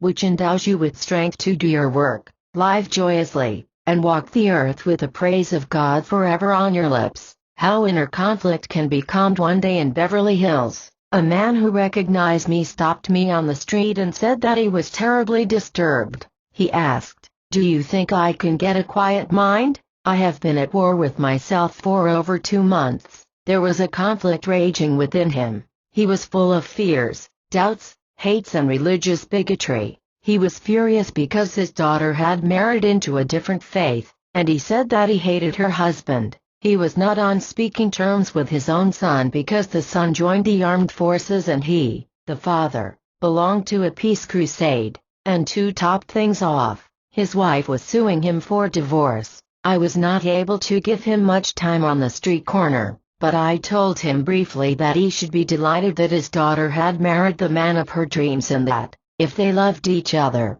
they certainly should marry, as love knows no creed, race, dogma or color. Love is God, and God is impersonal and no respecter of persons. Regarding his son, I suggested that he write the young man and tell him how much he loves him and to pray for him. I said he should respect his son's decision and not interfere with him other than to wish for him all the blessings of life. I also told him that I gathered from his conversation that the bickering and quarreling in their marriage was probably due to an unresolved childhood conflict with his mother and that he expected his wife to be a substitute for his mother. I wrote down on a piece of paper these everlasting truths and gave them to him to read and digest. Thou wilt keep him in perfect peace, whose mind is stayed on thee, because he trusteth in thee. I urged him to keep his mind focused on God with trust, faith and certainty, and that he would then feel the river of life, love and inner quietude filling his heart. I added that whenever he thought of anyone in his family, he was to say, "God's peace fills my soul," and God's peace fills his or her soul. How this healing was accomplished a few days later, I had a note from this man, which said, "Life was like hell for me. I hated to open my eyes in the morning. I took phenobarbital every night in order to sleep. After I left you on the street, though, I surrendered my family and myself to God and affirm constantly, God will keep me in perfect peace, because my mind is stayed on Him." The change that has come over me is unbelievable. Life has become full of joy and wonder. My wife canceled divorce proceedings and we are back together again. I wrote letters to my daughter and son-in-law and to my son, and there are peace, harmony and understanding among us all. All that this man did was get all the hatred and resentment out of his heart. As he surrendered to the golden river of peace within, it flowed in response to him, and all the pieces fell into place in divine order. How a victim of circumstances stopped being a victim. During the summer months I had the pleasure of conducting a seminar near Denver, Colorado. While there I interviewed a man who said, "I'm fenced in, frustrated, unhappy and blocked at every turn of the road. I want to sell my ranch and get away, but I feel like I'm in jail just stuck." "Well," I said, "if I hypnotized you now, you would believe yourself to be whatever I suggested you were, because your conscious mind, which reasons and judges and weighs, would be suspended in your subconscious mind, being non-controversial, would accept whatever suggestion is given to it. If I suggested to you that you were an Indian guide and you were to track down a criminal, you would proceed stealthily to look for him in the mountains. If I told you you were in jail and said you can get out, You would feel yourself a prisoner and you would believe yourself in jail surrounded by walls and bars of steel. Following my suggestion, you would make frenetic efforts to escape. You would try to jump over the walls. You would look for the keys and try to break out. And you would go through all the efforts to escape. All the time you are here in the wide open spaces of Colorado as free as the wind. All this is due to the amenability of your subconscious to its suggestions, which it faithfully executes. Likewise, you have suggested to your subconscious mind that you can't sell the ranch, that you are a prisoner here, that you can't go to Denver and do what you want to do, that you are in debt, and that you are blocked at every turn. Your subconscious mind has no alternative but to accept the suggestions you give it, as it is oblivious to everything but that which you impress upon it. Actually, you have mesmerized and hypnotized yourself. Your bondage and restrictions are self-imposed, and you are suffering and in continuous mental conflict from your false opinions and beliefs. Learning how to think rightly, I suggested ye follow age-old truths. Be ye transformed by the renewing of your mind. Repent, for the kingdom of heaven is at hand. To repent means to think again, to think from the standpoint of basic principles and eternal verities. I told him to stand up boldly and claim his good, for, as Shakespeare said, all things be ready if the mind be so. I added that he had to ready and prepare his mind to receive his good now, for the kingdom of harmony, health, peace, guidance, abundance and security is at hand, waiting only for him to accept and take his good now. The prescription which rescued him, my mind is now absorbed, interested and fascinated in the eternal, changeless truth of God. I now still my mind and contemplate the great truth that God indwells me and walks and talks in me. I still the wheels of my mind and know that God indwells me. I know this and believe it. It is the Father's good pleasure to give me to the kingdom. Commit thy way unto the Lord. Trust also in him, and he shall bring it to pass. Infinite intelligence draws the buyer who wants my ranch. He prospers in it. There is a divine exchange, and we are both blessed. The buyer is right and the price is right, and the deeper currents of my subconscious mind bring both of us together in divine order. I know that all things be ready if the mind be so. When worry thoughts come to my mind, I will immediately affirm, none of these things move me. I know I am reconditioning my mind to stillness, relaxation, equanimity and imperturbability. I am making a new world of freedom, abundance and security for myself. A few weeks later I had a telephone call from this rancher telling me that he had sold his ranch and was thus free to go to Denver. He was no longer a prisoner of his mind. He said, I realized I put myself in a prison of want, limitation and restriction by my negative thinking, and that, actually, I was self-hypnotized. This man learned that his thought was creative and that all his frustration was due to the suggestions of others, which he accepted,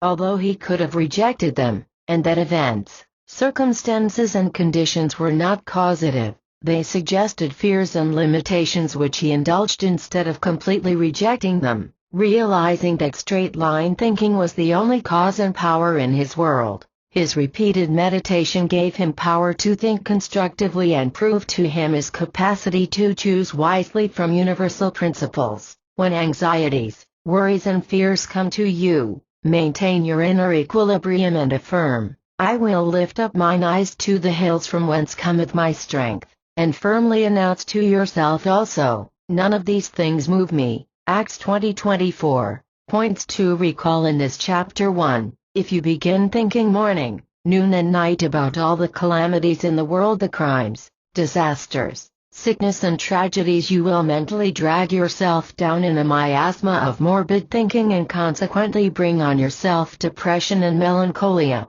Realize that divine law and order govern the world, and you will be lifted up and enter into the world of reverence for things divine too. Mentally retreat into the stillness of your mind and contemplate the undeviating laws and principles behind all things. Keep your mind on God and you will possess the serene mind and accomplish the attainments of your desires. 3. Refuse to describe your symptoms, troubles and worries, and they will grow less. Think big and tune in with God. 4. Anger, Emotional turmoil and animosity toward others will be dissolved as you practice the art of effective prayer, which is contemplating the truth of God from the highest standpoint. 5. You still the discordant wheels of your mind when you slowly repeat the 23rd Psalm to yourself. Then quietly contemplate for 15 or 20 minutes the meaning of these. Recharge your mental and spiritual batteries. Verses 2. You will then meet triumphantly all the challenges of the day. 6. Cosmic good is the giver and the gift. You are the receiver. Reach out mentally now to accept God's river of peace and let it flood your mind and heart. God is peace, and His peace awaits your acceptance. For God is the eternal now. Why wait for it? Take it now. 7. A marvelous psalm to instill in your mind for balance, confidence, dignity and a deep reverence for things divine is the 8th Psalm. It is a marvelous spiritual prescription for a fruitful serenity. 8. When two people of different religious beliefs love each other, love transcends all religious and institutionalized dogma, and they should marry. 9. You are not a victim of circumstances, conditions, heredity or environment. Think from the standpoint of principle, and the creative law of your mind will respond according to the nature of your thought.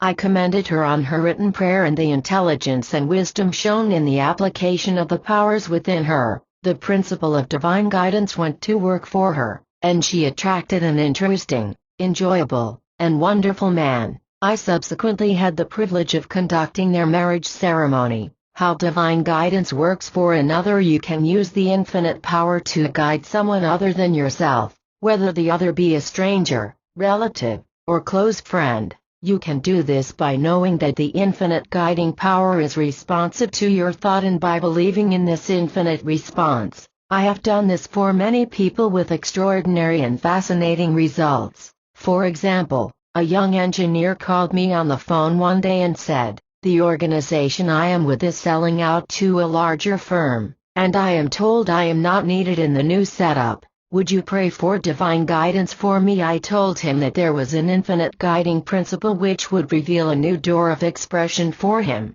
and all that he had to do was to believe that this is so, in the same way that he believed in Boyle's law or Avogadro's law in science. I use the principle as follows. I pictured this engineer saying to me, "I found a wonderful position with a wonderful salary." It came to me out of the blue. I did this for about 3 or 4 minutes after he hung up the phone and then forgot all about it. I believed and expected an answer. The following day he called me and confirmed the fact that he had accepted a good offer with a new engineering firm. The offer, he said, came to him out of the blue. There is but one mind, and what I subjectively pictured and felt as true came to pass in the experience of the engineer. When you call upon the infinite guiding principle, it always answers you. What you believe will take place will surely happen. How to receive personal guidance for true place. You build up confidence and trust in the infinite guiding force by knowing that God is infinite life and that you are eternal life made manifest. The life principle is interested in seeking expression through you.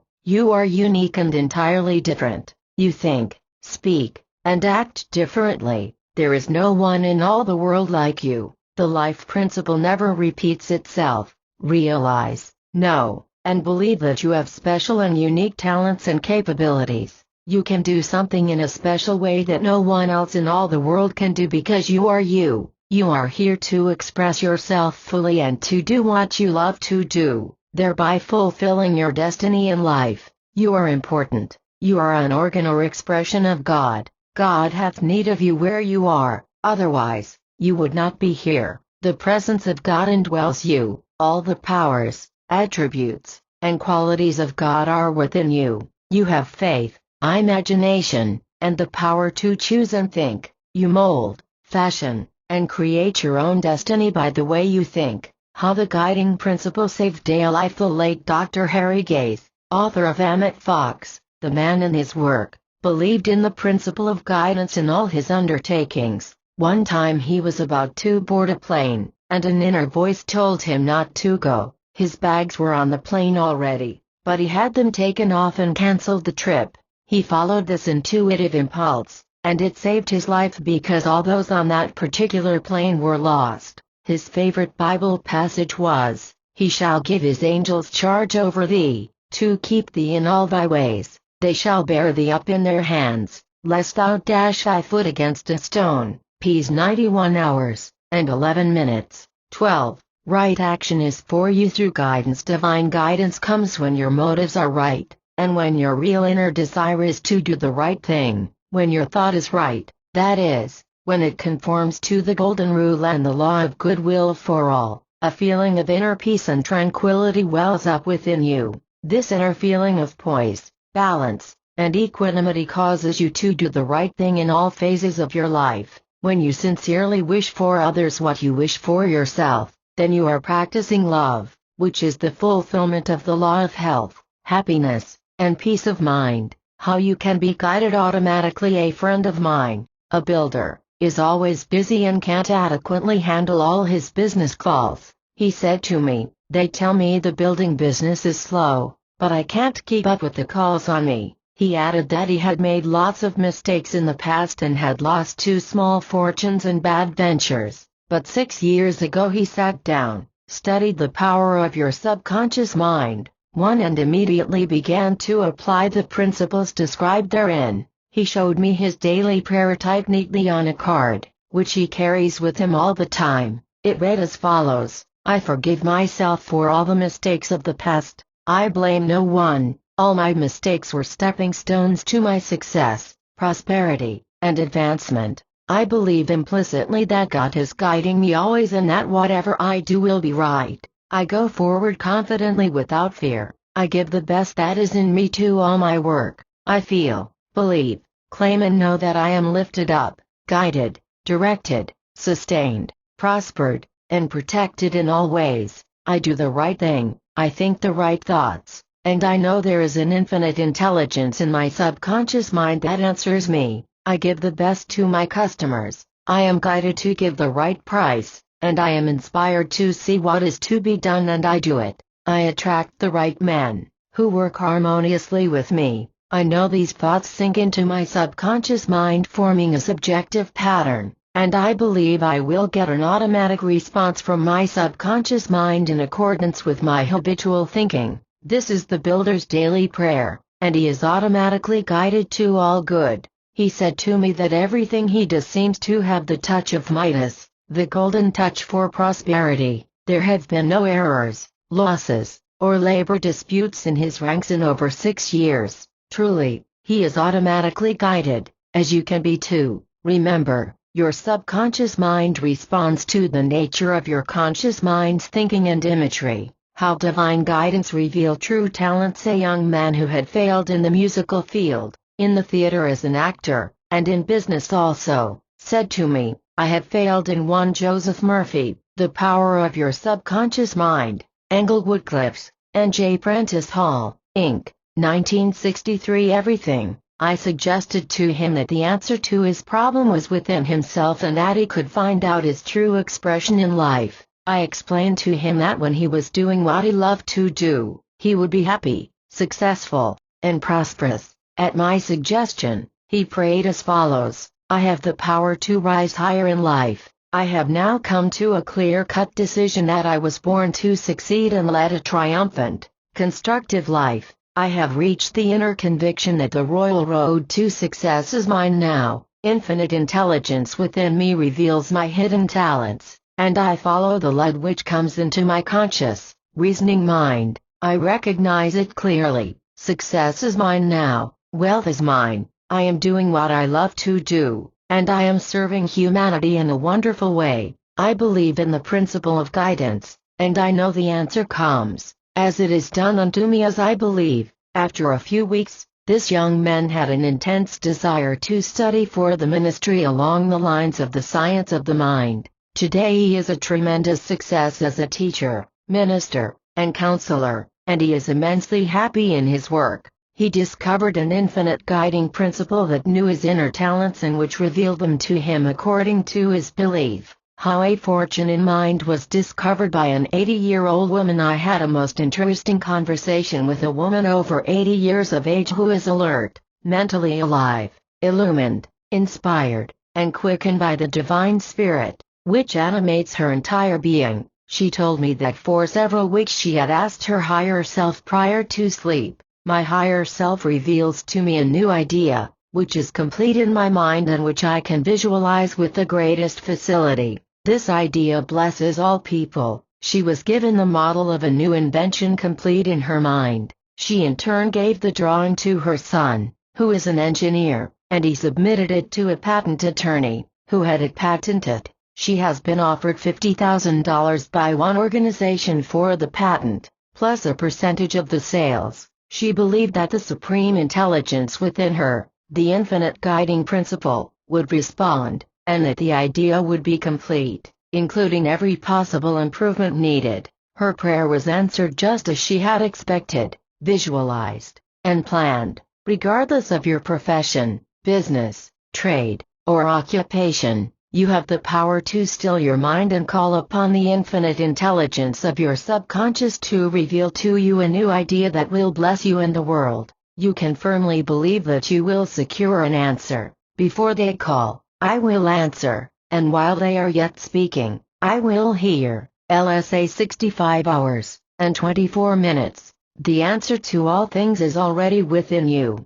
It was there from the foundation of time. God indwells you and God knows the answer. How the guiding principle attracts what you look for. A friend of mine wrote me from Ireland saying that a farm belonging to an uncle had been bequeathed to her brother, who had gone to America in 1922, and from whom they had never heard. She asked if it would be possible to find him and write to him. They had hired an attorney in Ireland, but he could find nothing and had received not the slightest clue. My friend did not even have a picture of her brother. I sat down one night, quieted my mind, and read the 23rd Psalm, which is the most wonderful psalm for rest, repose, and quietude. In this psalm we are told that David revealed that the Lord guided him and led him to green pastures and still waters, which means that the infinite guiding principle reveals answers to man and guides him to peaceful, happy, and joyous situations. David believed in this guiding principle, and it responded to his belief in it.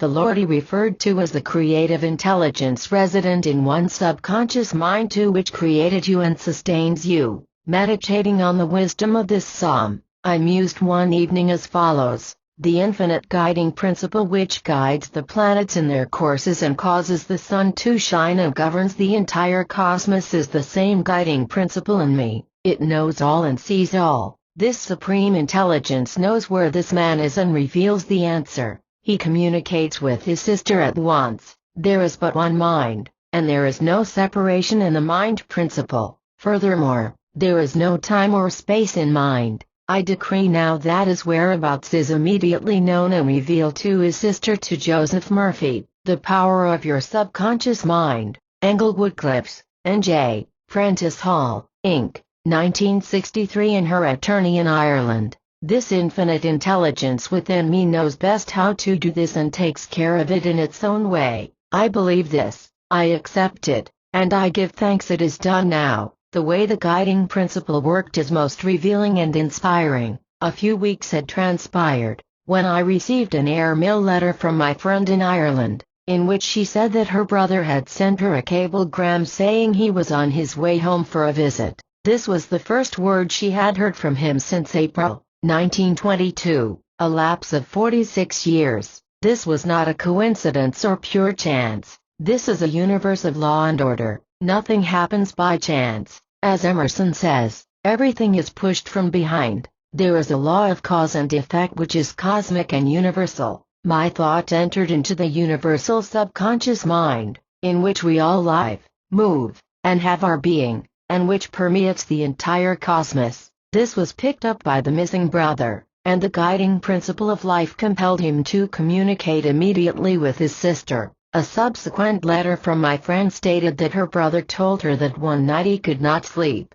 as there was a persistent, nagging, unrelenting urge to visit his old home and call his sister. He responded immediately to the psychic urge by sending her a cable and arranging for air passage to Ireland. On arrival at his old home, he found that the promptings and whisperings of his deeper mind had proved to be a blessing, since he not only inherited a wonderful farm but also a lovely home. You cannot determine how the answer to your prayer will come. The Bible says, "For as the heavens are higher than the earth, so are my ways higher than your ways, and my thoughts than your thoughts." Isaiah 55:9. Points to recall in this chapter 1. You can learn from your mistakes. Realize they are stepping stones to your success. There is a cosmic guiding principle that responds to your belief in it too. You can use the guiding principle to guide and direct another person by realizing there is only one mind, and that the same infinite intelligence which guides the planets in their courses will guide,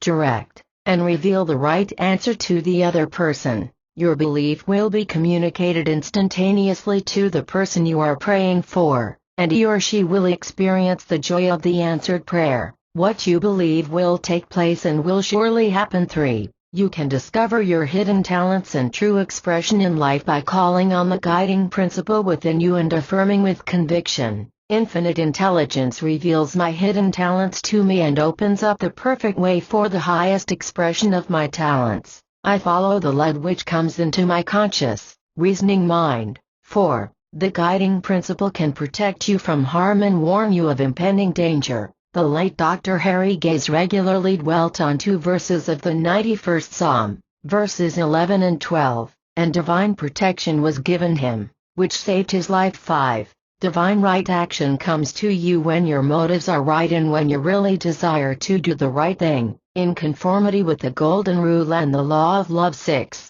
Many people experience automatic guidance because they have convinced their subconscious minds that they believe they will always be guided to do the right thing, and their subconscious responds accordingly. Feel, believe, claim, and know that you are guided, directed, sustained, and blessed at all times. As you continue to reiterate these truths, you will be automatically guided. 7. Come to a clear-cut decision that you were born to succeed and to lead a triumphant and constructive life. Claim and believe the royal road to success is yours now, and the cosmic guiding principle will guide you to victory, triumph, and phenomenal success. 8. You can discover that there is a fortune in your mind. Call upon infinite intelligence within you to reveal a new creative idea which will bless you and humanity. Affirm that the idea is complete in your mind and that you visualize it clearly. The answer will come. All you must do is believe.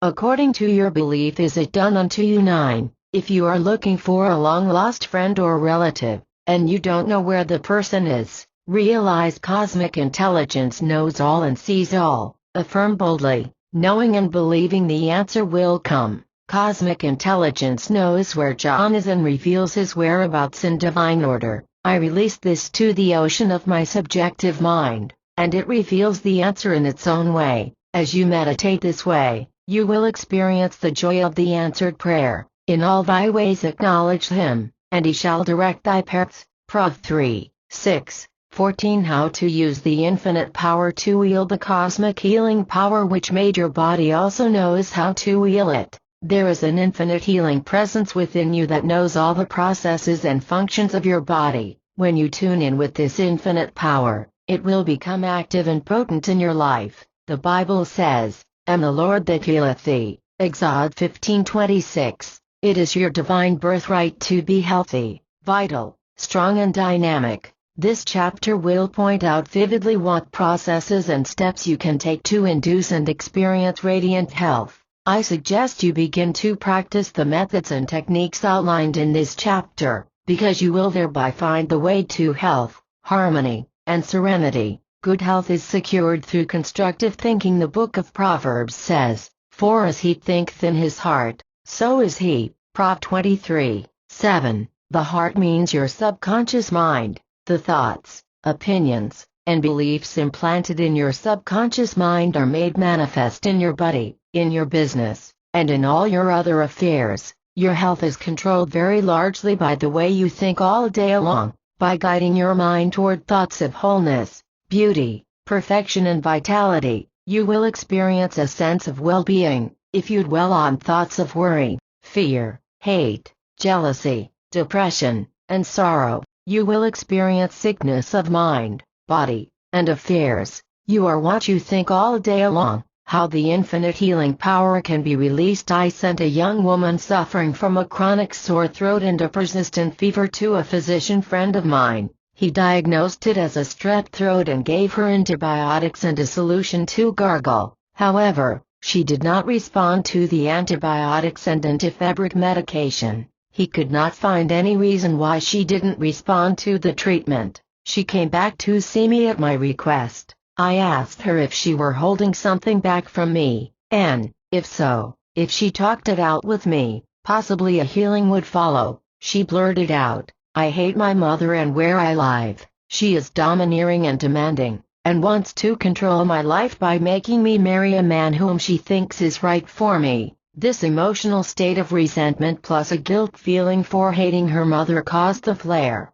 up in her throat accompanied by a fever. I explained to her that her ambivalent state of love and hate, in which at one moment she said that she loved her mother and the next moment that she hated her, was undoubtedly the cause of her unhealthy condition. She did not want to marry the man, so her subconscious mind accommodated her by bringing about inflammation and infection of her throat. Her subconscious was actually saying to her conscious mind, "You can't marry him as long as you are sick." That was her body's manner of agreeing with her subconscious desire. How her health was restored to normal at my suggestion. She informed her mother definitely and positively that she was not going to marry the man, as she did not love him. Furthermore, she established her own residence and decided to make all her own decisions. I was able to talk with the mother, and I pointed out to her that it was completely wrong to try to insist that her daughter marry a man whom she did not love, and that marriage for any other reason than love would be a sham, a farce, and a masquerade. The mother wisely agreed and told her daughter she could marry whomever she wished, that she would no longer tell her what to do, and that she was as free as the wind. A demonstrated miracle of healing. This young woman had a heart-to-heart talk with her mother, and both of them entered into the spirit of forgiveness, love, and goodwill for each other. Immediately there was a perfect healing, and she has had no physical trouble since. How to release new health-giving power. Recently I chatted with a young banker who seemed very nervous, jittery, and apparently ill in mind and body. He said, "I've got the Asian bug. This flu is wearing me down." I wrote out a mental and spiritual prescription for him, emphasizing that by repetition, belief, and expectancy the ideas of health, wholeness, and strength would penetrate his subconscious mind, and he would get marvelous results. A metaphysical prescription for health. Here is my prescription.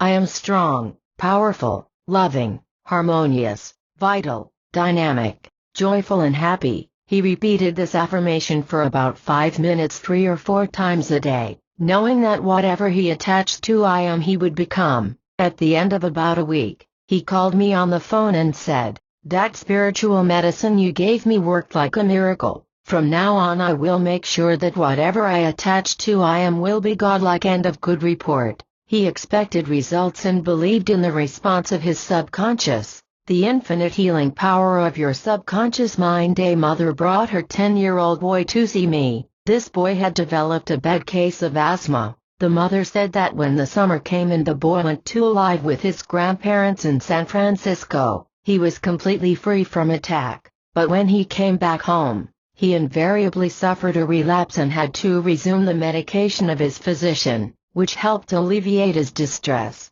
In talking to the boy alone, I learned that his father and mother were always quarreling, that he was afraid he would lose both of them, and that he would no longer have a home. This boy was perfectly normal in every way. The trouble was the contention and strife in the home. During a conference with his mother, I found that she felt a tremendous hostility and suppressed rage toward her husband. She admitted that she occasionally threw dishes at him, and that in 2 instances he had beaten her up. The boy was caught in this emotional crossfire and consequently suffered from fear and a deep sense of insecurity. A miraculous working of infinite healing power. I succeeded in getting the father and mother together and proceeded to explain to them how children suffer from the mental and emotional climate of the home atmosphere. I said that, undoubtedly, they both loved the boy. I pointed out that inasmuch as they had brought him into the world, they had a moral and spiritual obligation to see to it that there was love,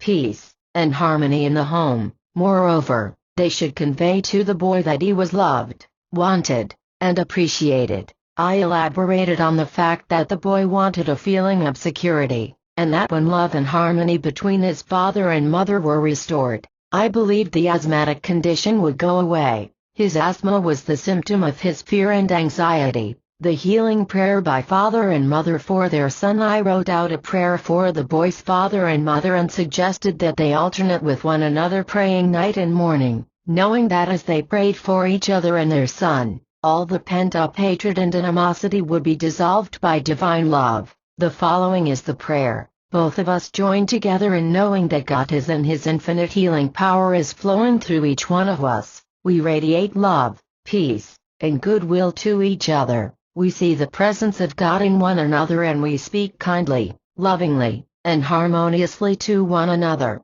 We lift each other up mentally and spiritually by knowing the light, love, and joy of God are being expressed more and more every day by each one of us. We salute the divinity in each other, and our marriage grows more blessed and beautiful every day. Our son is open and receptive to our loving thoughts. He lives, moves, and has his being in God. He breathes the pure breath of spirit and his bronchial tubes, lungs, and entire respiratory system are permeated and saturated by the vitalizing and harmonizing infinite healing power of his subconscious mind, thus making his breathing free, easy, and perfect. They repeated their prayer 3 or 4 times each morning and night, the husband in the morning and the wife at night. Healing prayer for the son to follow. Here is the prayer the boy followed each night. I love my father and mother. God loves them and cares for them. They are happy together. I inhale the peace of God and I exhale the love of God.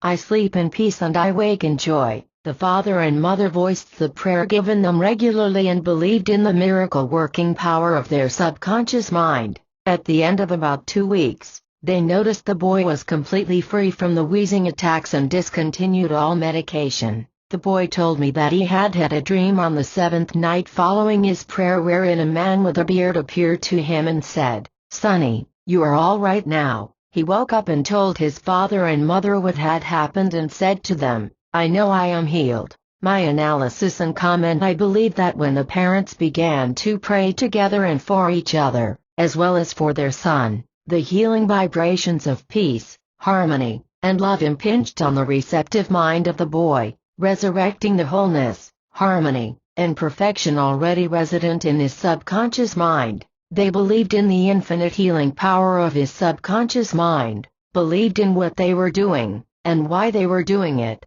Furthermore, the boy's prayer accelerated the healing process, in filling his mind with faith and confidence in the healing power of God and with love for his parents. His subconscious mind dramatized the healing which took place in a vivid dream. The Bible says, "The Lord will make myself known unto him in a vision, and will speak unto him in a dream." Num 12:6. The miracle of changed attitude changes lives. At the close of the 19th century, William James, referred to as the father of American psychology, said, "The greatest discovery in my generation is that human beings can alter their lives by altering their attitudes of mind. That is to say, you can have a greater measure of health, vitality, aliveness, and buoyancy if you begin to feed your subconscious mind with life-giving patterns of harmony, joy, strength, power, energy, enthusiasm, and victory." How changed attitude healed a baffling illness. A few weeks ago I spoke to about 1,500 people assembled in the ballroom of the Frontier Hotel in Las Vegas,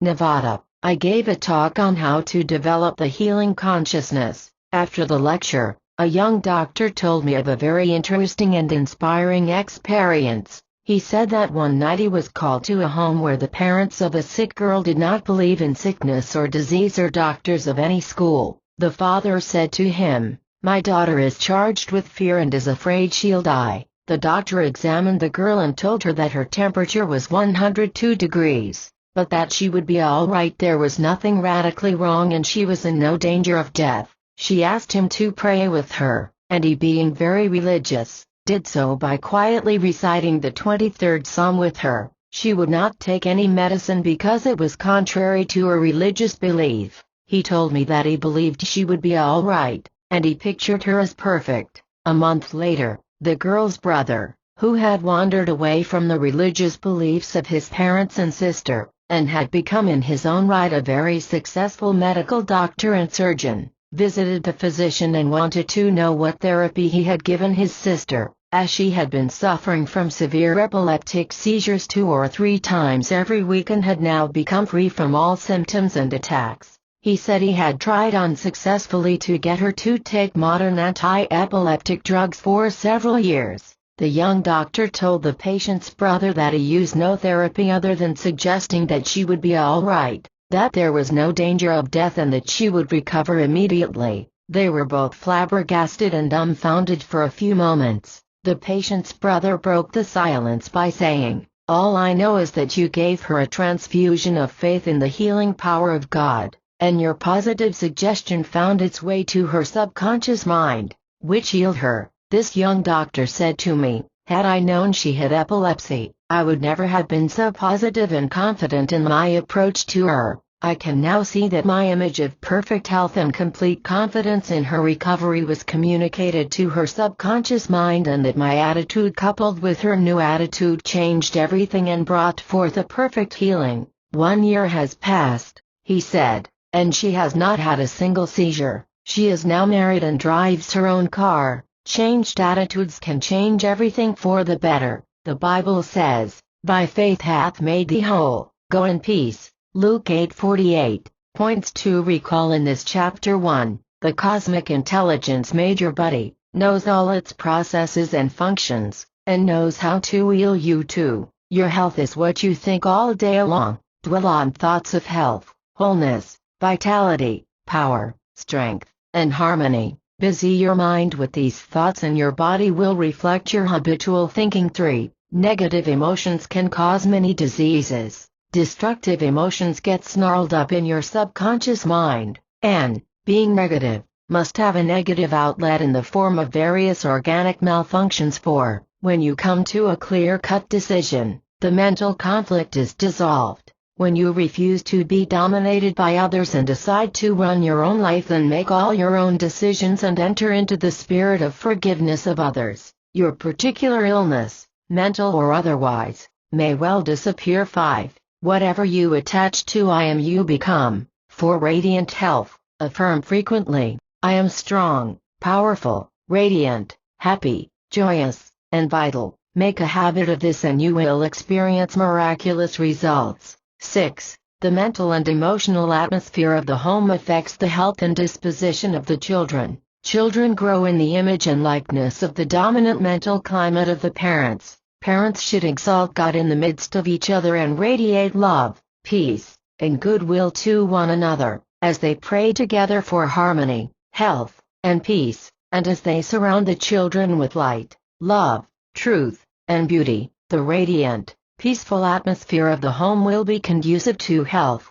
happiness, and serenity. 7. Cases of asthma in small children can be caused by emotional conflicts, dissension, and contention between parents. These conflicts generally show up as fear and anxiety in the child, too often bringing on the asthmatic attacks, as well as other ailments. 8. A wonderful prayer for asthma is, "I inhale the peace of God and I exhale the love of God." Repeat frequently and with deep feeling, and believe in the healing power of God. 9. The subconscious may sometimes reveal to you that your healing has taken place through a vivid dream. At the same time you feel subjectively by an inner knowing that you are healed. 10. Your changed attitude of perfect life and health will be transmitted to a sick person, inducing a resurrection of vitality and wholeness in the subconscious mind of the patient. 11. Change your attitude and you change your life. Changed attitudes can change everything. It is done unto you as you believe it regularly and systematically, and finally your blueprint will be emotionalized and brought forth into your experience. What you love you become. At frequent intervals during the day, mentally picture what you want to be, to do, and to have. Do this lovingly, feelingly, but persistently. Do not force or coerce, but with feeling and confidence turn your mental picture over to your subconscious mind. knowing and believing that your subconscious responds to your mental impression. How a woman drew lasting love into her life. Recently a young woman asked me, "What is wrong with me? I know I am well educated. I am a business executive. I am a good conversationalist, and many say that I am attractive, yet I attract nothing but married men and alcoholics, and I get shady propositions from others." Why she was rejecting herself. Her case is typical of a great number of women who are charming, vivacious, lovely, and of excellent character, but they are down on themselves. She had a cruel, despotic, tyrannical father, who never gave her any love or attention. He was the puritanical type, who would not permit her to play games on Sunday, and also forced her to go to church 3 times every Sunday. Moreover, he quarreled violently with her mother. She felt rejected by her father, who never showed any interest in her schoolwork or general welfare. She hated him subconsciously and felt guilty about this, which set up a fear in her mind that she should be punished. Constantly arising from the crevasses of her subconscious mind was the feeling that she would be rejected, that she was unworthy of love, and that she was not very attractive. The mysterious law of attraction, like attracts like, and birds of a feather flock together. Since her sense of rejection and fear of punishment were a mental state, this automatically attracted to her frustrated, neurotic, inhibited man. The law of mind works and responds negatively or positively according to the thought patterns or directions given it. How she cleansed her subconscious mind. At Rav's suggestion, she wrote down the following and decided to fill her subconscious mind with the following truths for 5 or 10 minutes in the morning, afternoon, and at night. I know divine love dissolves everything unlike itself. I know and believe that what I consciously meditate on is impressed on my subconscious mind and will be expressed in my experience. The self of me is God. I honor, exalt, and love the God self in me. Whenever I am prone to criticize or find fault with myself, I immediately affirm, I exalt God in the midst of me. I forgive myself for harboring resentful and hateful thoughts towards my Father, and I wish for him all the blessings of God. Whenever I think of my Father, who is now in the next dimension, I bless him. I continue to do this until there is no sting left in my mind. God's love flows through me now. I am surrounded by the peace of God. Divine love surrounds, enfolds, and encompasses me. This infinite love is inscribed in MV heart and written in my inward parts. I am radiating love towards all men and women. Divine love heals me now. Love is a guiding principle in me. It brings into my experience perfect, harmonious relationships. God is love. He that dwelleth in love dwelleth in God, and God in him. She continued this prayer therapy process for a month and remained faithful to it. In our next interview, I found a changed young lad. A tremendous transformation had taken place in her mental attitude toward herself, life, and the world in general. How she made ready for marriage. She had stopped rejecting herself, a negative attitude which, even though she would have married, would have destroyed the marriage. She prayed as follows: I believe I can have the ideal husband. I know it is a two-way contract. I give him loyalty, devotion, honesty, integrity, happiness, and fulfillment, and I receive from him loyalty, faith, confidence, trust, love, and fulfillment. The infinite intelligence within me knows where the ideal man is and wants fulfillment for me. I am needed, I feel wanted, and I am greatly desired by the man selected by infinite intelligence for me. I need him and he needs me. There are harmony, peace, love, and understanding between us. Divine love unites us, and we harmonize perfectly spiritually, mentally, and physically. I let go of all fears and tensions, and I trust and believe the infinite intelligence will bring us together. I know there will be mutual recognition when we meet. He loves me and I love him. I release this whole idea to the infinite mind, giving thanks for the universal law of love for its completion now. She repeated the above prayer with deep feeling night and morning, believing and knowing that these truths were penetrating the walls of her subconscious mind. How love attracts love. 2 months went by. She had several dates, none proved to be of a romantic nature. Whenever she wavered, however, She reminded herself that the infinite power was taking care of her request. One day she was flying on business to New York City when a tall, handsome clergyman sat beside her and engaged her in conversation. They discussed various religions, and she discovered that his religious and political beliefs coincided with hers. She attended his church service in New York, and within a week they were engaged. They are now married and live in a beautiful parsonage, where harmony reigns supreme. How a businessman overcame abnormal jealousy with love. Love unites,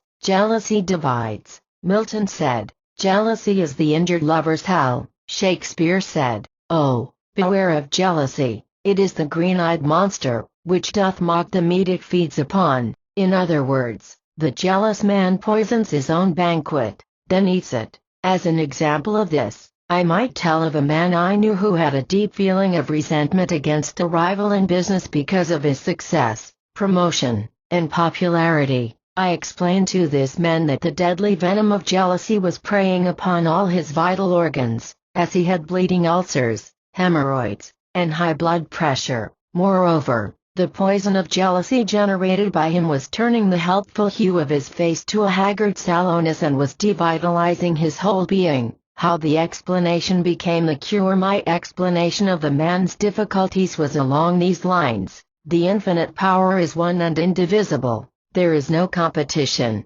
as it cannot compete with itself. There are no divisions or factions in it. There is nothing to oppose it, thwart it, or vitiate it, as it is the only presence, power, cause, and substance. Certainly the infinite being is never in competition with anything or any person. The infinite power is the life principle in all men, seeking expression through each man in a unique, extraordinary way. There are 3 billion people in the world, and this infinite reservoir of life is flowing through each person. Each man can appropriate what he wishes, as the infinite river of mind is permeating the mind of all of us. Your thought, your feeling, your attention, and your recognition of this infinite power represent your direct pipeline to the infinite reservoir. You are the only one in the world who can sever this connection by your lack of belief and faith. Making the contact with love, you can go within yourself and claim your good health, wealth,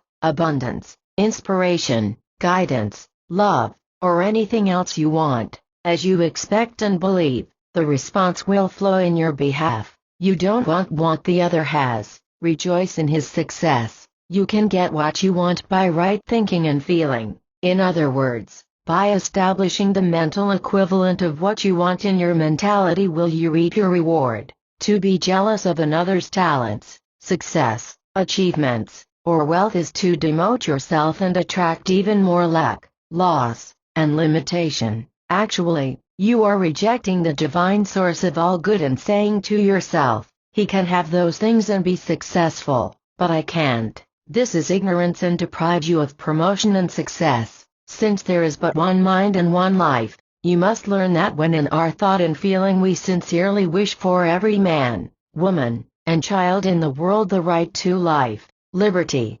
happiness, and all the blessings of God, we are truly loving them. Love, goodwill, is the fulfilling of the law of success, happiness, and peace of mind. How love transformed his life. The above simple and practical discussion about the laws of his mind brought about a new perspective and a new vision of life. The man said to me that he would never again be jealous or resent another man's promotion or success, but that he would rejoice and be glad to learn of any individuals moving onward and upward. I gave him the following prayer to use frequently. I know and believe that all of us have one common progenitor, the life principle, which is the father of all, and all men are brothers. I salute the divinity in each person. I know I am shaped and fashioned by what I love. As I pour out love and goodwill to all, I know this purifies and cleanses my subconscious mind of all jealousy, resentment, and fear. I rejoice in the success,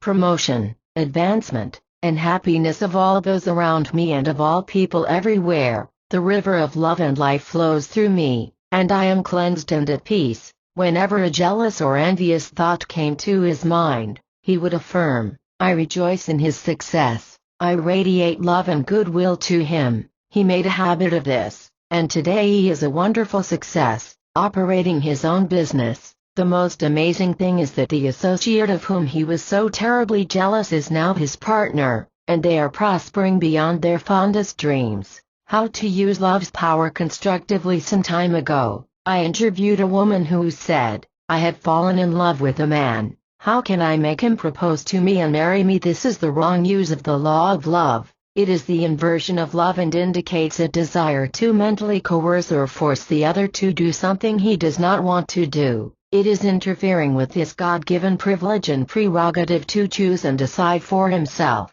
Working mentally on someone else to get him to do what you want is called black magic. This mental power is recognized in India, for example, as well as elsewhere. I explained to her that if she got her man by this means, it would boomerang, and she would wish she had never done it, and, furthermore, that he was not what she really wanted in the first place. I gave her the following specific prayer for right action. The infinite intelligence within me knows my desire for marriage. It also knows where the right type of man for me is. He loves me for what I am, and we are mutually attracted. I have no particular man in view as I pray, but I know that the infinite mind is now bringing both of us together in divine order. He comes without encumbrances of any kind, and there are mutual love, interests, and respect. I know and believe my own shall come to me. There is no competition anywhere in life. I give thanks for the principle of right action in my life now,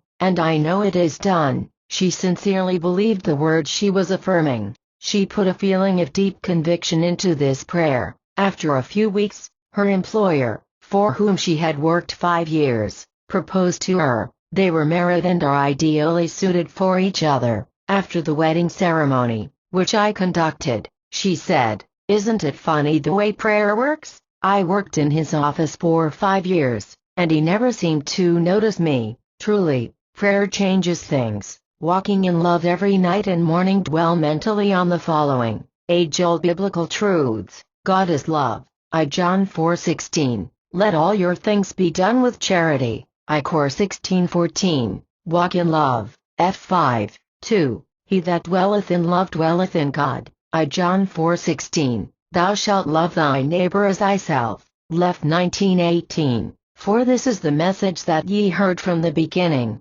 that we should love one another. I John 3:11. See that ye love one another with a pure heart fervently. I Pet 1:22. Love worketh no ill to his neighbor, therefore love is the fulfilling of the law. Rom 13:10. Beloved, let us love one another, for love is of God, and everyone that loveth is born of God, and knoweth God. He that loveth not knoweth not God, for God is love. I John 4:7-8. Points to recall in this chapter. 1. Life by its very nature loves to manifest itself as harmony, beauty, joy, and peace. In other words, God's will for you is the abundant life right here and now. 2. Your thought patterns and mental imagery are made manifest in your life by your love nature or your emotional attachment. Whatever idea you emotionalize will come to pass. 3. Cease rejecting yourself. Like attracts like. Realize divine love dissolves everything unlike itself. If you have a pattern of rejection or a fear complex, fill your subconscious mind with life-giving patterns of harmony, love, peace, joy, and right action, and you will experience a spiritual rebirth. 4. You can attract the ideal spouse by realizing that cosmic intelligence within you is now attracting to you the person who harmonizes with you in all ways. Your deeper mind will bring it to pass in divine order. 5.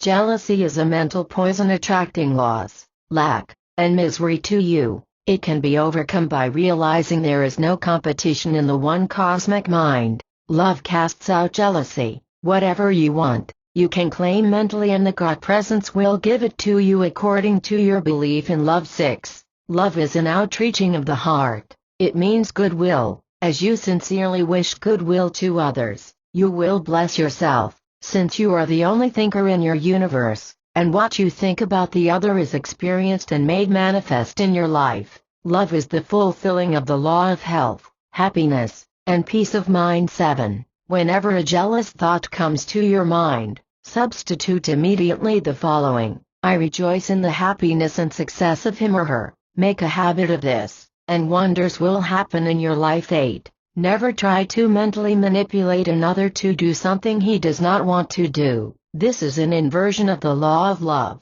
and is called black magic. Such an act always boomerangs and brings suffering and regret into your life. To hurt another is to hurt yourself. 9. There is a principle of right action in the universe. The cosmic intelligence within you will give you anything you claim, feel, and believe. The cosmic mind has billions of channels through which to pour out its infinite blessings. You are a channel of God. Accept your good now. 10. He that dwelleth in love dwelleth in God. John 4:16. In strength, and his life was a series of glorious exploits beyond the comprehension of the average man. He was called the divine lunatic. Alexander was constantly accomplishing both the unpredictable and the impossible. He became an outstanding warrior and conqueror. He accepted completely the belief that he was not the son of his human father, Philip of Macedonia. It is recorded that at one time he put his arms around a wild, fierce, undisciplined stallion, jumped on it without saddle or bridle, and the horse became as gentle as a lamb. His father and the groom wouldn't dare touch the same horse. However, he believed he was divine and had power over all animals. He conquered the then known world and established the Alexandrian Empire. It is said that he wept because there were no more nations to conquer. I cite this just to show the power of belief, which enables you to make the so-called impossible possible. With God all things are possible. Matt 19:26. Alexander believed, and dramatized his belief to himself, and made manifest in his own way this infinite power in his mind, body, and achievement. Why you should know you are divine. You are a son of the living God. The Bible says, "Call no man your father upon the earth, for one is your Father, which is in heaven." Matt 23:9. You are born of God. You are divine. You have the power, ability, and capacity to do godlike things. Have said, "Ye are gods, and all of you are children of the Most High." Ps 82:6. Think of all the wonderful things you can accomplish as you call on the infinite power within you. Your belief that you are a son of God will set aside all the false beliefs and opinions of man and enable you to do the works of God here and now. How to acknowledge your divine nature. Affirm frequently, "I know and believe I am a son of God, and I am endowed with all the powers, qualities, and attributes of God. I believe implicitly in my divine nature and I accept my divine birthright. I am created in the image and likeness of God. I have been given dominion over all things. I can overcome all problems and challenges through the infinite power of God within me. Every problem of mine is divinely outmatched. I definitely believe I can release the infinite healing presence to relieve suffering in myself and in others. I am inspired and illumined from on high. I am expressing more and more of God's love, light, truth, and beauty every day. God is my Father, and I know all things are possible to me because I am divine. I claim this moment that the light of God shines in me and the glory of God, my Father, is risen upon me. I can do all things through the God power, which strengtheneth me. Continue to reiterate these truths until they become a subjective embodiment, and wonders will happen in your life. How a minister proved the power of belief to himself. I had an interesting conversation with a fellow minister a few months ago. He said that his brother, who is an internist and an outstanding diagnostician, had said to him a year previously, "Tom, you have a malignancy." He added, "It was a great shock to me at first." He continued, "I began to think about what I say in my sermons about God being love and about faith moving mountains, and I said to myself, if this be true, why am I so frightened and frustrated? Could it be that I do not really accept these truths, or is it just a theoretical assent on my part?" Suddenly, the thought came to me, if I really believed, I would be alive to the truth of the Bible and honestly live them. I followed the therapy outlined by my brother. The pain was excruciating and I did not respond to the X-ray and drug therapy. I was getting progressively worse. I knew I did not really believe in the healing power of God, that these were words and nothing more. I opened the Bible and read these words, For verily I say unto you, that whosoever shall say unto this mountain, Be thou removed, and be thou cast into the sea, and shall not doubt in his heart, but shall believe that those things which he saith shall come to pass, he shall have whatsoever he saith. Mark 11:23. He meditated on this passage, and the following is the gist of his prayer. I believe the truths contained in this biblical verse. The mountain of fear, worry, and ill health is removed and cast into oblivion. This sickness leaves me now. I believe in the healing power of God, His goodness, and His care for me. I know that this condition in my body is caused by negative thoughts charged with fear and lodged in my subconscious mind. I know God's healing love is now dissolving and wiping out all negative patterns, and I thank God for the healing that I believe is taking place now. I absolutely refuse to give power to the difficulty, and I rejoice in the truth. Am the Lord that healeth thee. Exod 15:26. He prayed aloud many times a day. When fear and doubt came to his mind, he would immediately affirm, God is healing me now. At the end of 3 months all tests proved negative. He is as free as the wind now and is back whole and sound, preaching in his church every Sunday and Wednesday, a picture of perfect health. And all things, whatsoever ye shall ask in prayer, believing, ye shall receive. Matt 21:22. How to believe in the infinite healing power and be made whole through the ages. There have been accounts of miraculous spiritual healings. Jesus healed the blind and the lame. He was a man born like all of us. The only difference between Jesus and any other man is that he appropriated more of divinity by meditating and feasting on the great truth of God, and he had a sense of oneness with God. He said to all men, The things that I do, ye shall do also, and greater things shall ye do. He said, also, and these signs shall follow them that believe. They shall cast out devils, they shall speak with new tongues, they shall lay hands on the sick, and they shall recover. Mark 16:17-18. The power to heal is in your belief that with God all things are possible. How a mother made the impossible become possible. I received a phone call from a woman in Louisiana. Her son was in a hospital. He had had a massive cerebral hemorrhage and was not expected to live. He was considered a hopeless case. In talking with this woman, I found she was deeply religious. I asked her, Do you believe that the infinite healing presence which made his brain and body can heal and restore him? She replied, I believe what the Bible says, for I will restore health unto thee, and I will heal thee of thy wounds, saith the Lord.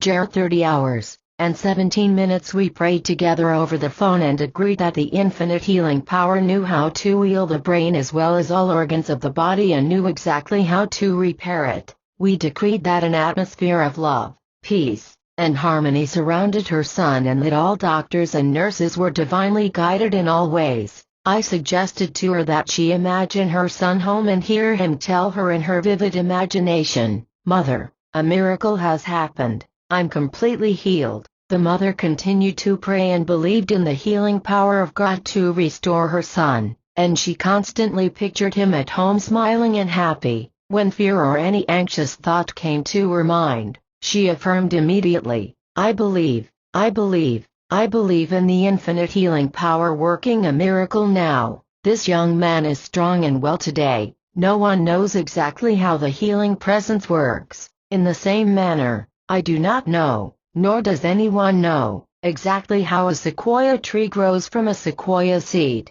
This woman absolutely believed that there was an infinite intelligence that knew how to heal and repair her son's body. She looked beyond appearances and made the impossible possible. How to take a true look at your beliefs. Ask yourself, does this which I desire exist for me? Do you believe that you can have wonderful friends and companionship?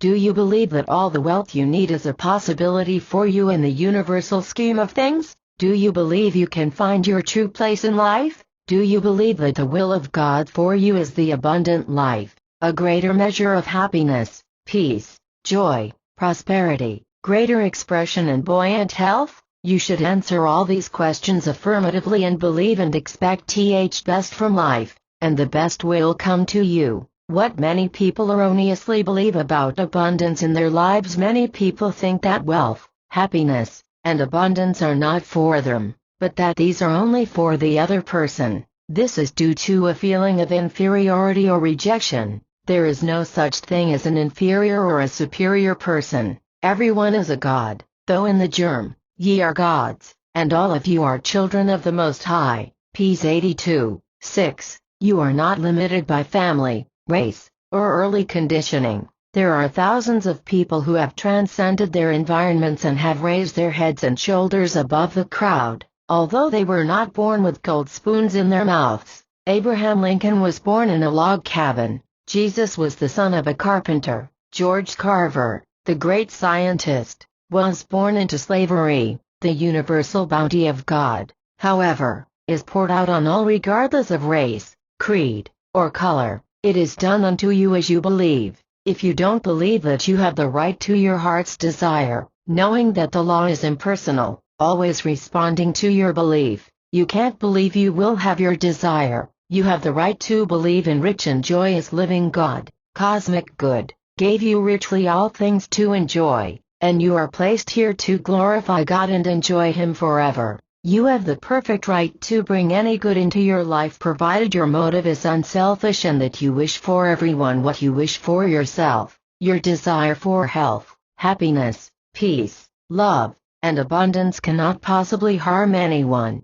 You have the right to a wonderful position with a marvelous income, but you should not covet any other person's job. The Infinite Presence can guide you to right employment with an income consistent with your integrity and honesty. Believe you have the right to the good you seek and do everything you know to bring it into your experience, and then it will manifest. You don't want anything which some other person is enjoying. God's infinite riches are available to all. Life responds to you according to your belief in it and your use of it. You get what you believe. All of your experiences, conditions, and events grow out of your beliefs. Cause and effect are indissolubly united and linked together. Your habitual thinking finds its expression in all phases of your life. Believe you have a silent partner who comforts you, guides and directs you, and who holds before you an open door which no man can shut. Live in the joyous expectancy of the best, and invariably the best will come to you.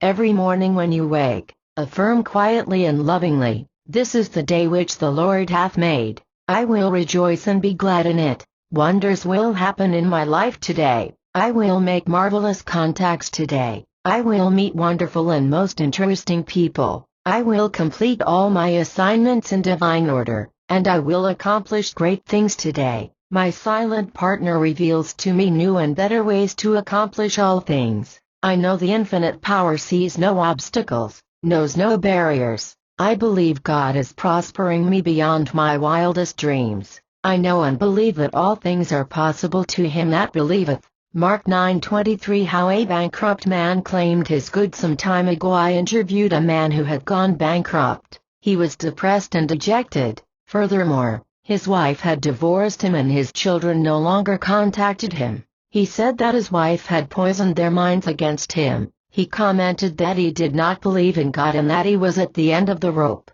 I pointed out to him that even if he believed the world is flat, nevertheless, it is still round. Furthermore, there is infinite intelligence within a man whether he believes there is or not. I suggested to him that he try a formula for 10 days, and at the end of that time come back and see me. The formula I gave him was as follows: I believe that God is, and that God is the infinite power that moves the world and created all things. I believe this infinite power indwells me. I believe God is guiding me now. I believe God's riches flow to me in avalanches of abundance. I believe God's love fills my heart and that His love fills the minds and hearts of my 2 boys. I believe that the bonds of love and peace unite us. I believe I am a tremendous success. I believe I am happy, joyous, and free. I believe God is always successful, and because God is successful and because God indwells me, I am a tremendous success. I believe. I suggested that he affirm the above truths out loud 5 minutes morning, afternoon, and night. He agreed, and the second day he phoned and said, "I don't believe a word of what I am saying. It's all mechanical and has no meaning." I told him to persist in this mental discipline. The mere fact that you started to affirm and practice the spiritual formula indicates the faith of a grain of mustard seed mentioned in the Bible, and, as you keep it up, you will remove the mountains of fear, lack, and frustration. He came back at the end of 10 days radiant and happy. His 2 sons had visited him, and there was a joyous reunion. In his new pattern of thought, he won a small fortune on the Irish sweepstakes and is now back in business. He discovered that the infinite power for perfect living also applied to him. I knew that even though the words of the prayer meant nothing to him as he started, as he continued to dwell upon them through frequent habitation of the mind, they would sink into his subconscious mind and become a part of his mentality. For verily I say unto you, if ye have faith as a grain of mustard seed, ye shall say unto this mountain, remove hence to yonder place, and it shall remove, and nothing shall be impossible unto you. Matt 17:20. Points to recall in this chapter 1. The Bible says if thou canst believe, all things are possible to him that believeth. Mark 9:23-2. To believe is to accept something as true. You can believe a lie, but you can't prove it. If you believe something which is false, you will suffer to the extent of your belief. 3. Alexander the Great was told by his mother that she was impregnated by the god Zeus. Alexander accordingly believed his nature was divine. Consequently, he believed he could accomplish, and did accomplish, what other men believed impossible. For, believe you are a son of the living God and that you are endowed with the infinite power and qualities of God. Continue in this belief and you will work miracles in your life. Believe you can do all things through the God power which strengthened you. 5. If you say to the mountain, the obstacle, difficulty, problem, be thou removed and be thou cast into the sea of oblivion, and believe that the infinite power of God can do this, it shall come to pass. 6. Take a biblical quotation such as, "Am the Lord that healeth thee," Exod 15:26.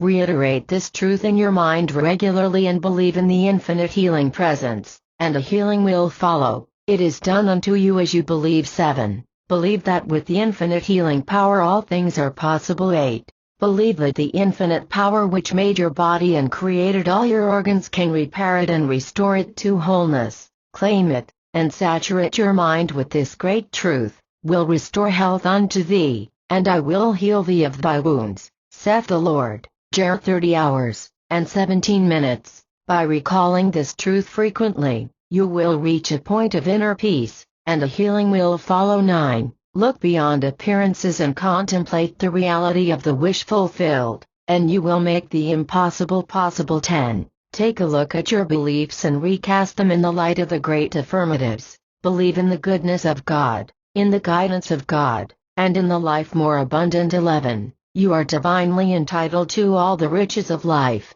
God is the giver and the gift, and all things be ready if the mind be so. Accept your good now and live in the joyous expectancy of the best. You are not limited by family, race, or early training. 12. God gave you richly all things to enjoy. You are here to glorify God and enjoy Him forever. God's infinite riches are available to all. Life responds to you according to your belief in it and your use of it. 13. All your experiences, conditions, and events grow out of your belief. 14. If you affirm that you do not believe in universal principles and the truth of God, and at the same time you begin to affirm that what is true of God is true of you, the mere fact that you begin to affirm the truth is the faith of a grain of mustard seed, which expands and grows as you continue to reiterate and announce these truths to your mind. You will discover that belief works wonders and even miracles in your life. Man and woman is an epitome or example of the entire human race.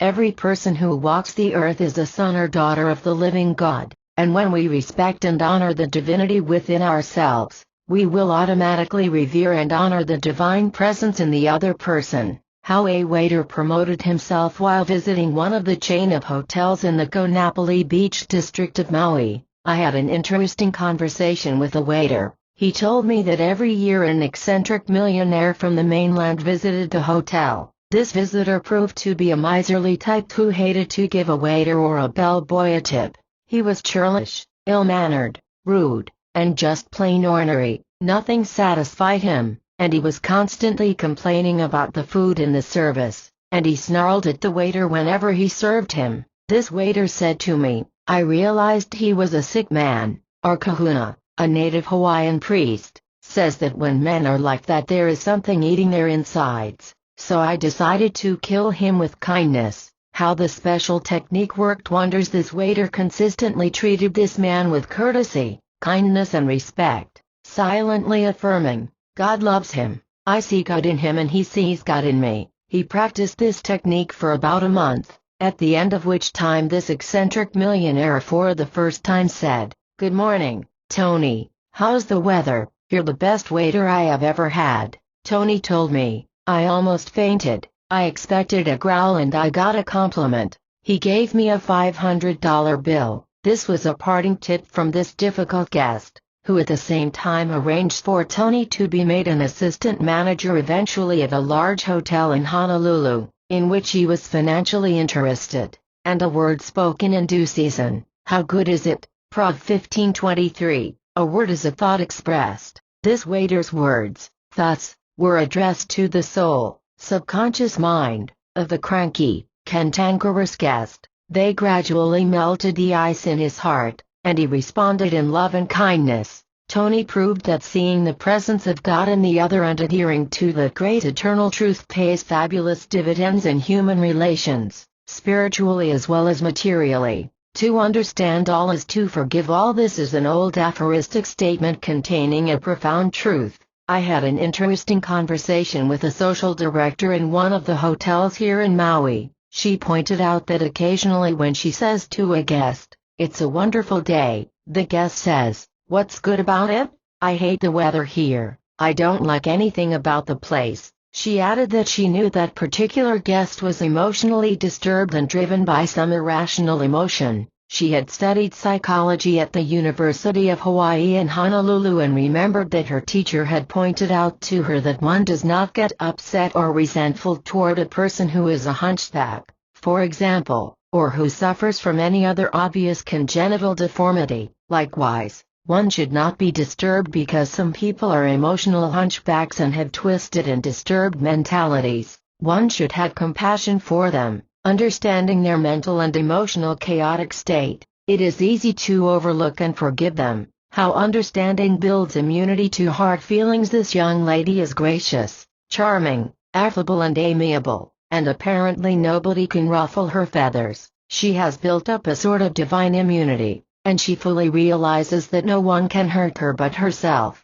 That is to say, she has freedom, as anyone has, to bless the other person or to resent the other person. She has decided to bless. She knows very well that the only one able to hurt her is she herself, that is, the movement of her own thought, which is under her complete control. How a musician's subconscious worked wonders for him through prayer. A young musician who plays a stringed instrument at night to pay his way through the University of Hawaii where he is studying law told me that he had experienced friction with some of his teachers and that his memory had failed him during the oral and written examinations. This young man was tense and resentful. I explained to him that his subconscious mind contained a perfect memory of everything he had read and heard, but that when his conscious mind is tense, the wisdom of the subconscious does not rise to the surface mind. Accordingly, he prayed as follows every night and morning: Infinite intelligence in my subconscious mind reveals to me everything I need to know, and I am divinely guided in my studies. I radiate love and goodwill to my teachers and I am at peace with them. I pass all my examinations in divine order. 3 weeks went by and I received a letter from him saying he had passed his special examination with flying colors and that his relationship with his teachers is now excellent. He succeeded in incorporating the idea of perfect memory for everything he needed to know into his subconscious mind by reiterating the affirmations I gave him. His emanation of love and goodwill was subconsciously picked up by his teachers, resulting in harmonious relationships. How a doctor healed himself of crippling anger. Haleakala crater, once a fiery, gaping depression, is now a cool, cone-studded aftermath of a violent volcano. I was with a group of people, some of whom were from such widely diverse localities as Denver, Pittsburgh, Stockholm, Sweden, and Australia. I sat next to an Australian doctor and his wife in the limousine. He told me that volcanic eruptions causing havoc similar to the results of the volcanic activity at which we were looking had taken place in his life because he was in the habit of judging people too harshly. The gist of his conversation was that he used to boil over with rage at what the columnists wrote in the newspapers. He wrote poisonous, vindictive and vitriolic letters to members of parliament, to heads of the various unions, etc. This internal seething and turmoil brought on 2 physical eruptions and 2 severe cardiac attacks plus 1 volcanic eruption in the form of a mild stroke. He recovered from these attacks and realized that he had brought them on himself. While in the hospital, a nurse gave him the 91st Psalm to read, saying, "This is the medicine you need." He began to dwell on it, and gradually its meaning sank into his soul, his subconscious mind. He pointed out that he had long since learned to adjust to people, realizing that they are all conditioned differently and that this is a world of imperfect human beings striving toward God's perfection. What being true to inner self means this doctor had learned to be true, as he said, to the God self within him and to respect the same God in the other. Shakespeare said, "To thine own self be true, then it follows, as the night the day, thou canst not be false to any man." This doctor had learned that to understand all is to forgive all. He is still intolerant of false ideas, but not people. He remains true to the truth of God and eternal principles. How a man with a grudge against God learned a great lesson in human relations. A man with whom I went swimming in the ocean adjacent to the beautiful and majestic Maui Hilton Hotel said to me, "I'm here to get away from it all." He began to criticize everybody in his organization, as well as the government. He even seemed to have a grudge against God. In fact, he told me he felt he would get along better if God would just let him alone. He asked me, "What can I do to have better human relations and get along with these ugly people?" I suggested to him that research has demonstrated that much of the difficulty many people have in human relations is that they don't look within themselves for the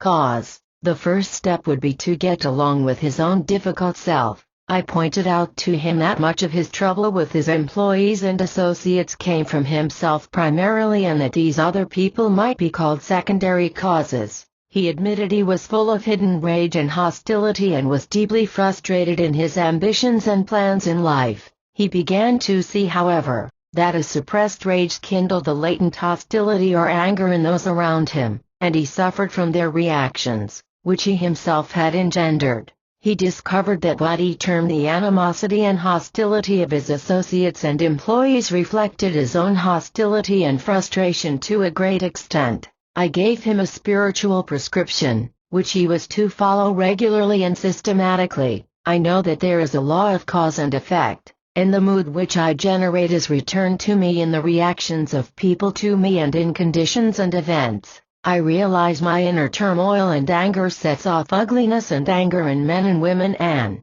also, animals. I know that no matter what I experience, it must have an affinity in my mind, conscious or unconscious, for as I think and feel, so am I, and so do I express, experience and behave. I give myself this mental and spiritual medicine many times a day. I think, speak and act from the divine center within me. I radiate love, peace and goodwill to all those around me and to all people everywhere. The infinite lies stretched in smiling repose within me. Peace is the power of the heart of God, and His river of peace floods my mind, my heart, and my whole being. I am one with the infinite peace of God. My mind is a part of God's mind, and what is true of God is true of me. Liza know that no person, place or thing in the whole world has the power to upset, annoy or disturb me without my mental consent. My thought is creative, and I consciously and knowingly reject all negative thoughts and suggestions, affirming that God is my guide, my counselor and my governor and that He watches over me. I know God is my real employer and I am working for Him. The real self of me is God and cannot be hurt, vitiated or thwarted. I realize I am the one who has hurt myself the most by my self-criticism, self-condemnation and self-denigration. I send kindness, love and joy to all people, and I know goodness, truth and beauty follow me all the days of my life, for I alive in the house of God forever. 3 weeks transpired, and he wrote me, saying that practicing this phase of mental and spiritual laws had replaced his inner chaotic, seething cauldron state of mind with serenity, tranquility and a sense of imperturbability. How a beneficial philosophical attitude toward people was developed. I had an interesting conversation with a Japanese businessman in Hawaii, who philosophized along these lines. I have been in business 50 years and have traveled extensively. I have learned that people are basically good and honest. I take people as they come. They are all different. They have had different training and conditioning. They have different customs and religious beliefs, and they are the result of their training, education and habitual thinking. I know complaining about people and getting angry with customers won't change them. I don't let them disturb me. I refuse to let anybody get under my skin. I bless them all and walk on. How collections of unpaid bills were made. He showed me a list of 10 customers who owed him considerable sums of money and who had ignored his several bills. He said, I have been praying for each one, morning and night, realizing God is prospering them in all ways and that God guides, directs and multiplies their good. I pray that each pays his bills gladly and that they are honest, sincere and blessed in all ways. I started a month ago doing this, and 8 of them have paid. Apologizing for the delay, there are 2 to go, but I know they will pay. 2. He discovered that when he changed his mental attitude toward the delinquent customers, they changed. Also, the key to happy relations: treat people with respect, honor and salute the divinity in the other, radiate love and goodwill to all, realize that nobody acts in a contentious, hostile, antagonistic and surly manner who is well adjusted. No, there is a mental conflict somewhere. As the Kahuna says, there is something eating them inside. There is a psychic pain somewhere. God is the true self of you. It can't be hurt, thwarted or vitiated in any way. If you find difficult people in your life, surrender them to God. Declare your freedom in God and let God take them under His care. You will then find yourself in green pastures and beside still waters. Points to recall in this chapter 1. One of the chief reasons some men and women do not get ahead in daily life is their inability to get along with others. 2. Realize every person who walks the earth is a son or daughter of God. As you honor and respect the God self within, you will automatically honor the divine presence in the other. 3. A waiter handling a churlish, ill-mannered and rude customer who snarled at him, realized the man was mentally sick and consequently treated him with kindness, courtesy and respect. Every time he waited on him, he affirmed, God loves him. The waiter's attitude melted the ice in the heart of his customer, paying the waiter dividends in promotion and wealth. 4. To understand all is to forgive all. When you understand the cause of the inner turmoil of others, you become more compassionate and understanding. You understand he acts the way he does because of his training, indoctrination and conditioning. 5. Learn that no one can hurt your feelings or ruffle your feathers except through the movement of your own thought, which is under your complete control. 6. Friction, inner turmoil and anger will interfere with your studies and memory,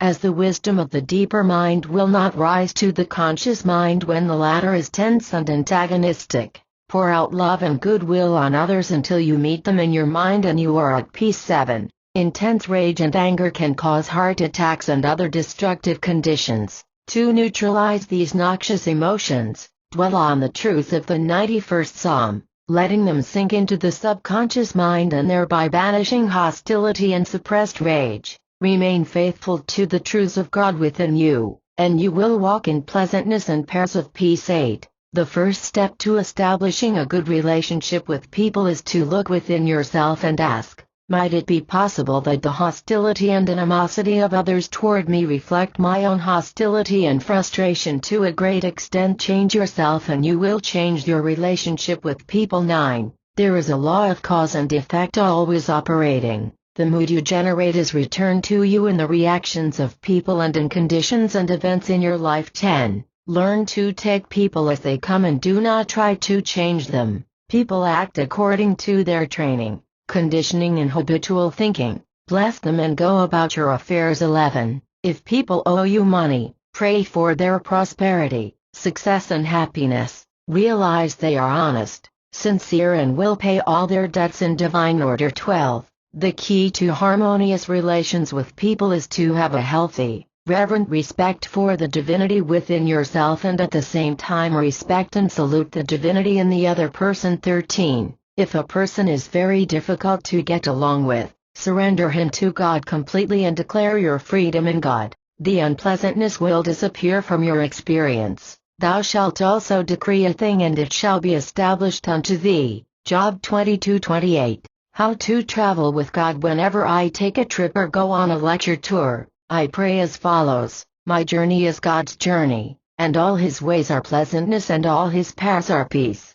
I travel under God's guidance led by the Holy Spirit. My highway is the royal road of the ancients, the middle path of Buddha, the straight and narrow gate of Jesus, the King's highway, for I am a king over all my thoughts, feelings and emotions. I send my messengers called God's love, peace, light and beauty before me to make straight, beautiful, joyous and happy my way. I always travel with God, meeting his messengers of peace and joy wherever I go. I know that with mine eyes stayed on God, there is no evil on my pathway. While traveling on an airplane, bus, train, car or by foot, God's spell is always around me. It is the invisible armor of God, and I go from point to point freely, joyously and lovingly. The Spirit of God is upon me, making all roads in the heavens above or on the earth beneath a highway for my God. It is wonderful why many seem to lead a charmed life. I have given the preceding prayer to hundreds of people who travel overseas, and they really led a charmed life by saturating their minds and hearts with the above truths, which sink into their subconscious minds, and their deeper mind responds accordingly. By faith hath saved thee. Go in peace. Luke 7:50. Can you believe in miracles? My first stop after leaving New York was Lisbon. Portugal is a land of rugged mountains, rolling plains, cork farms and 13th and 14th century hamlets. I hired a car with a special guide, and together with a niece of mine from Liverpool, journeyed to the shrine of Fatima. Our guide explained the story of Fatima by stating that the Blessed Virgin had appeared to 3 children on the 13th of May, 1917. Their names were Lucia, Francisco and Jacinta. A sudden flash of lightning had surrounded the children, and as they looked towards the tree, they saw upon it the figure of Our Lady brighter than the sun. Lucia had asked the lady who she was, and the reply had been, I am from heaven. Return here 6 times at this same hour on the 13th day of every month. The children had been pestered and accused of lying. However, thousands had believed them, but only the children could see the Blessed Virgin. Sick people had been cured and miracles of healing had taken place at the purported place of the lady's appearance. The final appearance of Our Lady had taken place on the 13th of October. It was raining and a flash of lightning announced that the Blessed Virgin had appeared. She predicted that the war, then in its 3rd year, would soon end, and also made other prophetic pronouncements. Our guide said that on that day about 40,000 people had witnessed the dancing of the sun. The rain had suddenly stopped and all the people had fallen to their knees as they had seen the sun surrounded by a shining crown, bursting and turning around like a wheel of fireworks. A healing observed firsthand. We visited the chapel of the apparitions. Our guide pointed out to us a woman whose right leg was paralyzed.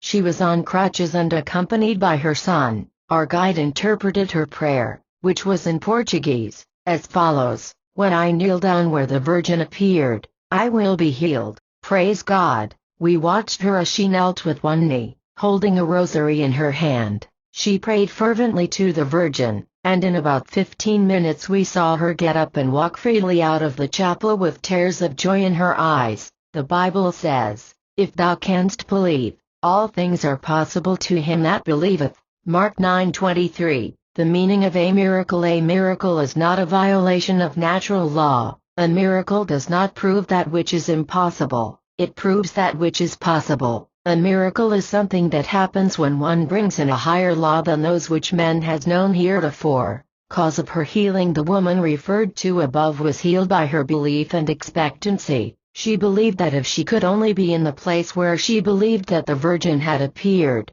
she would be healed. Her belief released the healing power of her own subconscious mind. The law of life is the law of belief, and belief could be briefly summed up as a thought in your mind. To believe is to accept something as true. Whatever your conscious, reasoning mind accepts as true engenders a corresponding reaction from your subconscious mind, which is one with the infinite intelligence within you. This woman's blind faith or belief healed her. The infinite healing power and how to use it. The true method of spiritual healing does not lie in some magic, such as wand waving, visiting shrines, touching relics, bathing in certain waters or kissing the bones of saints, but rather in the mental response of man to the indwelling infinite healing presence which created him and all things in the world. Spiritual healing and faith healing not the same. Spiritual healing is not the same as faith healing. A faith healer may be any person who heals without any knowledge or scientific understanding of the powers of the conscious and subconscious mind.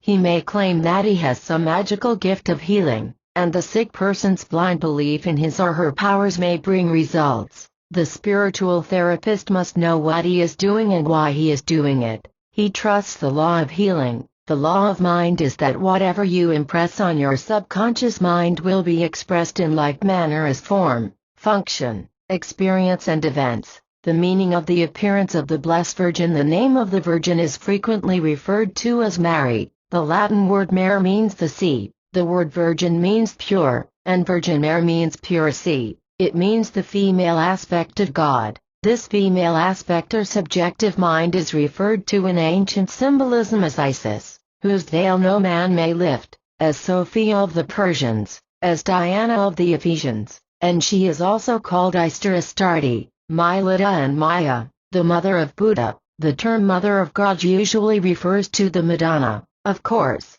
God has no father or mother. God is the life principle which was never born and will never die. The Mother of God means to mother, dwell on or nourish that which is good in your mind. It is a mental attitude. The Mother of God or the Madonna or Our Lady is a pure myth, which is a projected psychological truth meaning love, beauty, order. The mind that gives birth to God or all things good. Were apparitions at Lourdes and Fatima subjective creations of mind? If I hypnotized you and while you were in the hypnotic state suggested to you that on bringing you out of the trance you would see your grandmother and talk to her and that she would give you prophetic announcements for yourself and the world, your subconscious mind would project the image of your grandmother, and you would see her and talk to her. Your subconscious would utter predictions and prognostications based on the nature of my suggestion. Remember, there is a memory picture of your grandmother in your subconscious mind.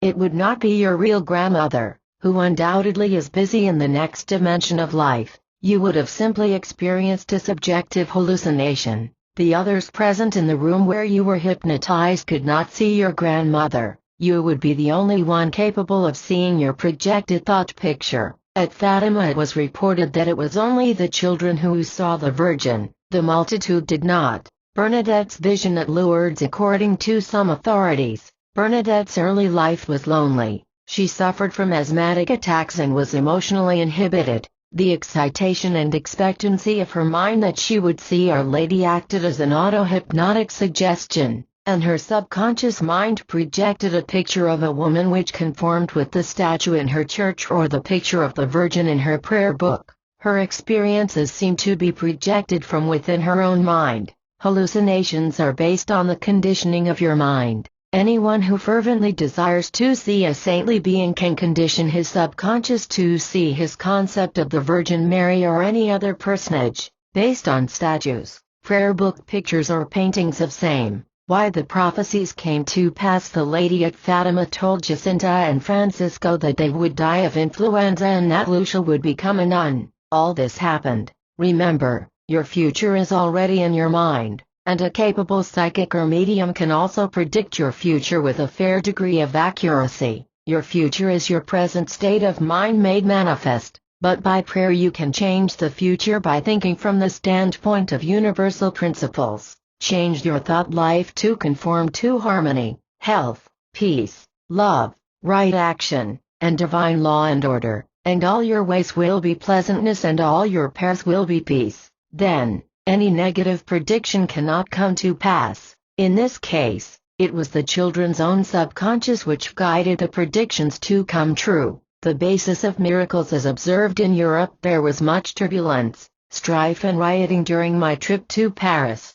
but I received a pleasant reception from Dr. Mary Sterling and her associates. She is the director of Unite Universal, 22 Rue de Douai, Paris, and has translated many of my books into French. She has a prayer group at her center, and they achieve amazing healings and answers to prayer. Requests come from all over France. I spoke to a very large and distinguished group of men and women there and received a memorable ovation. The basis of a healing of blindness. A young woman who attended one of my lectures in Paris visited me at the Hotel Napoleon about an emotional problem, and in the course of conversation she told me that when she first came to Paris from one of the provinces she was employed as a dressmaker. Her employers were cruel and mean to her. She resented them very much, and subsequently she found herself losing her vision. She went to an ophthalmologist and he suggested she give up dressmaking and go back to the country life.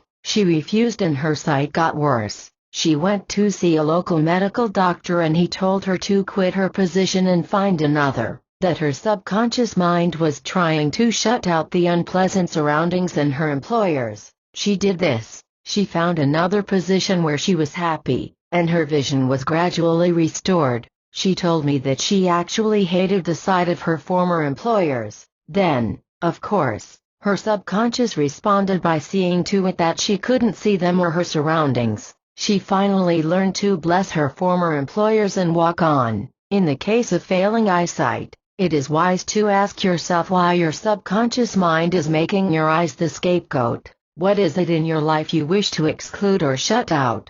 The answer is within you, and so is the solution. Her divine companion saved her life. A French newspaper woman met me at the Orly airport, because there were no taxis operating in Paris due to a strike. She is an old friend of mine and constantly uses the same prayer I use in traveling, and which I included in the first part of this chapter. She said that this special prayer was as much a part of her as her hair. Last year she was about to take a trip to North Africa, Greece and some other Mediterranean countries. One night, she said, I appeared to her in a dream and told her to postpone the trip as the plane she was going on would meet with disaster. She cancelled the trip, and the plane in question crashed. She told me that she understood the way her deeper mind worked, that is, her subconscious mind projected an image of a person she trusted and would obey. Actually, it was the God presence within her which protected her. Her divine companion watched over her in all her ways.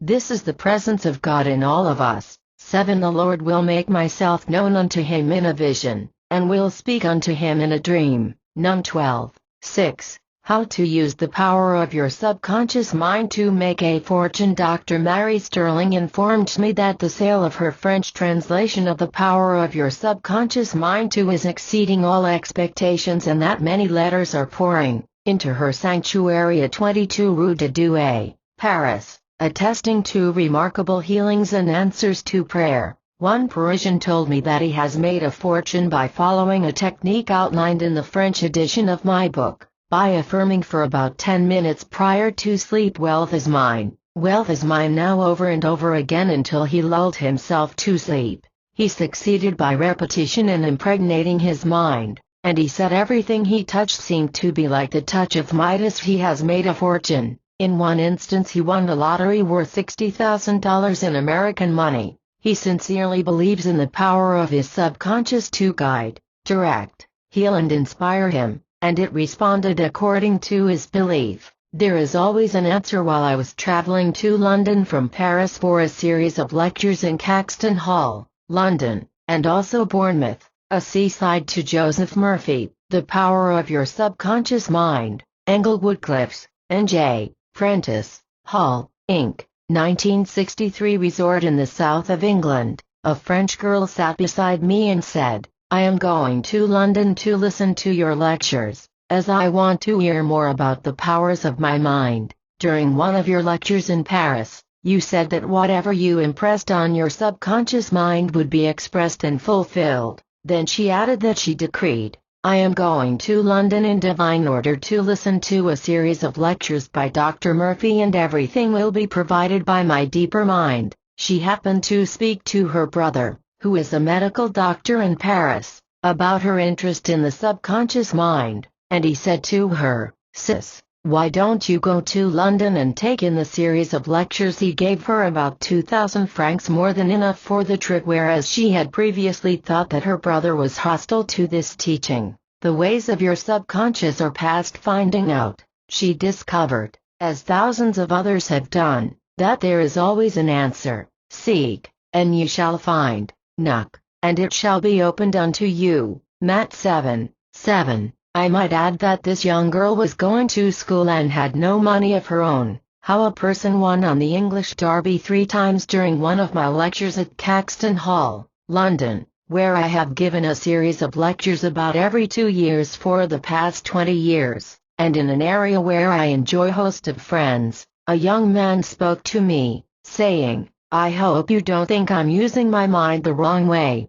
but 3 months before our annual Derby race, every night I affirm before sleep, the winner in the Derby, and I lull myself to sleep with the one-word winner, knowing that my subconscious will reveal to me the answer. For 3 consecutive years he has seen the winner the night before the race in a dream, and last year he bet £1,000, which won him a handsome sum of money. His subconscious responded to his faith in its powers. His preview of the race is called precognition, which is a faculty of the mind. I explained to him that the subconscious is amoral, it is a law, and a law is neither good nor bad, it depends on how you use it. There is nothing wrong in seeing the questions in the subconscious in an examination prior to taking it. There is nothing wrong in seeing the winner of a dog or a horse race, either. There is only one subjective mind, and it is in the dog, the cat, and in all other things as well. How dissolving guilt healed an ulcerated arm. A young surgeon visited me at St. Herman's Hotel next to Caxton Hall, a lecture hall. He had just listened to one of my lectures on why you can be healed. He showed me his arm, which was badly ulcerated. He had tried all manner of therapy to no avail. The ulcer refused to respond. I asked him what he had done with his right hand that might have caused a sense of guilt, and he replied honestly and with sadness, when I was an intern, I performed several abortions for monetary reasons. According to my religion, that is murder, and I feel guilty and full of remorse. I asked him, would you do it now? He said, of course not. I am helping people to get well now. I told him that he was punishing himself, that the man who performed these operations no longer existed, inasmuch as every atom of his body changes every 11 months. Moreover, he was completely changed mentally, emotionally and spiritually, and he was actually condemning an innocent man. God condemns no one, and when we forgive ourselves we are forgiven. Self-condemnation is indeed hell, self-forgiveness is heaven. This surgeon immediately saw the point. The past was dead. He saw himself as innocent. Before the end of my week's lectures, he showed me his hand and arm, which had become completely whole and perfect. Paul said, this one thing I do, forgetting those things which are behind, and reaching forth unto those things which are before, I press toward the mark for the prize. Phil 3:13-14. Kevin of the Miracles. Glendalough is traditionally known as the site of the 7 churches in Ireland. St. Kevin spent about 4 years of incredible austerity here, living on herbs, roots and berries found locally. He was born in 498 and died in 618. He is called Kevin of the Miracles. A local farmer was accidentally struck in the eye by a stone. The man lost the sight of the affected eye and suffered excruciating pain. St. Kevin touched the injured eye with a fervent invocation to God.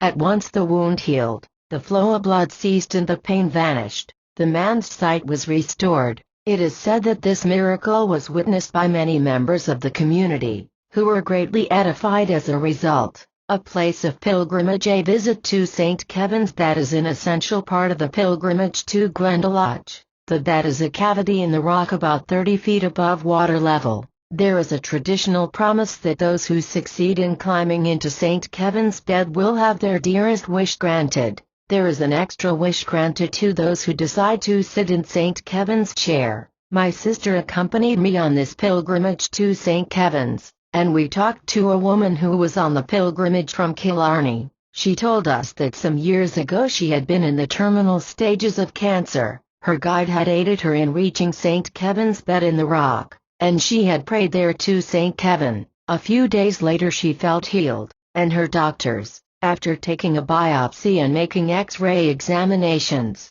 agreed that she was free from cancer. This, she said, had occurred 5 years ago, and she is now strong, vital and whole. St. Kevin's Well. There was a crowd of tourists around a well. The guide pointed out 5 finger indentations, supposedly those of St. Kevin, in the rock. Visitors were asked to place a hand, left, in the rock, fitting the fingers exactly into the fissures of the rock, and then place it in the well beside it and make a specific prayer or request. The traditional belief is that the wish will be granted through the mediation of St. Kevin. How his arthritic hand was healed. There was an elderly man near the rock, and he told us that 3 years ago his hands had become crippled with arthritis, so much so that they were deformed. He followed the instructions by placing his hand on the rock and then in the well, begging St. Kevin to heal him. He said, "I was healed. Look at my hands now, they were perfect."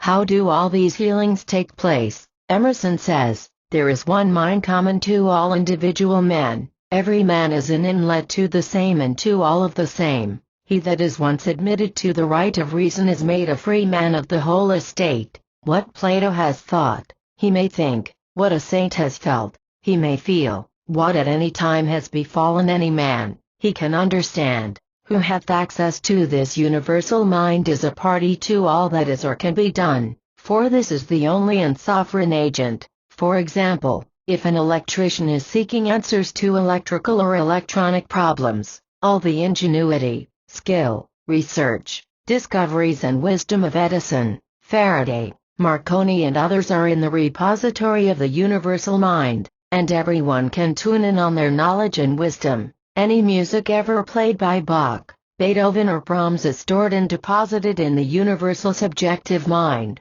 which animates all of us. Any musician can tune in and tap this reservoir, which is instantly available to all. The saints mentioned in religious literature are men and women who rose above their problems and appropriated more of divinity than others. They rose to a higher point of spiritual awareness, and their healing consciousness and victories over all kinds of mental and physical diseases are deposited in the universal bank called the universal subconscious mind. Therefore, when the Irishman prayed to St. Kevin, his imagination was fired, his consciousness was lifted up in faith and expectancy, and he tuned in on the healing vibrations always present in the universal mind. His prayer worked for him because his mind was full of faith and expectancy. His deep devotion, which was all-inclusive, impressed his subconscious mind and the healing followed. Whatever you focus your attention on long enough to cause it to become impressed in your subconscious will in turn be demonstrated in your experience.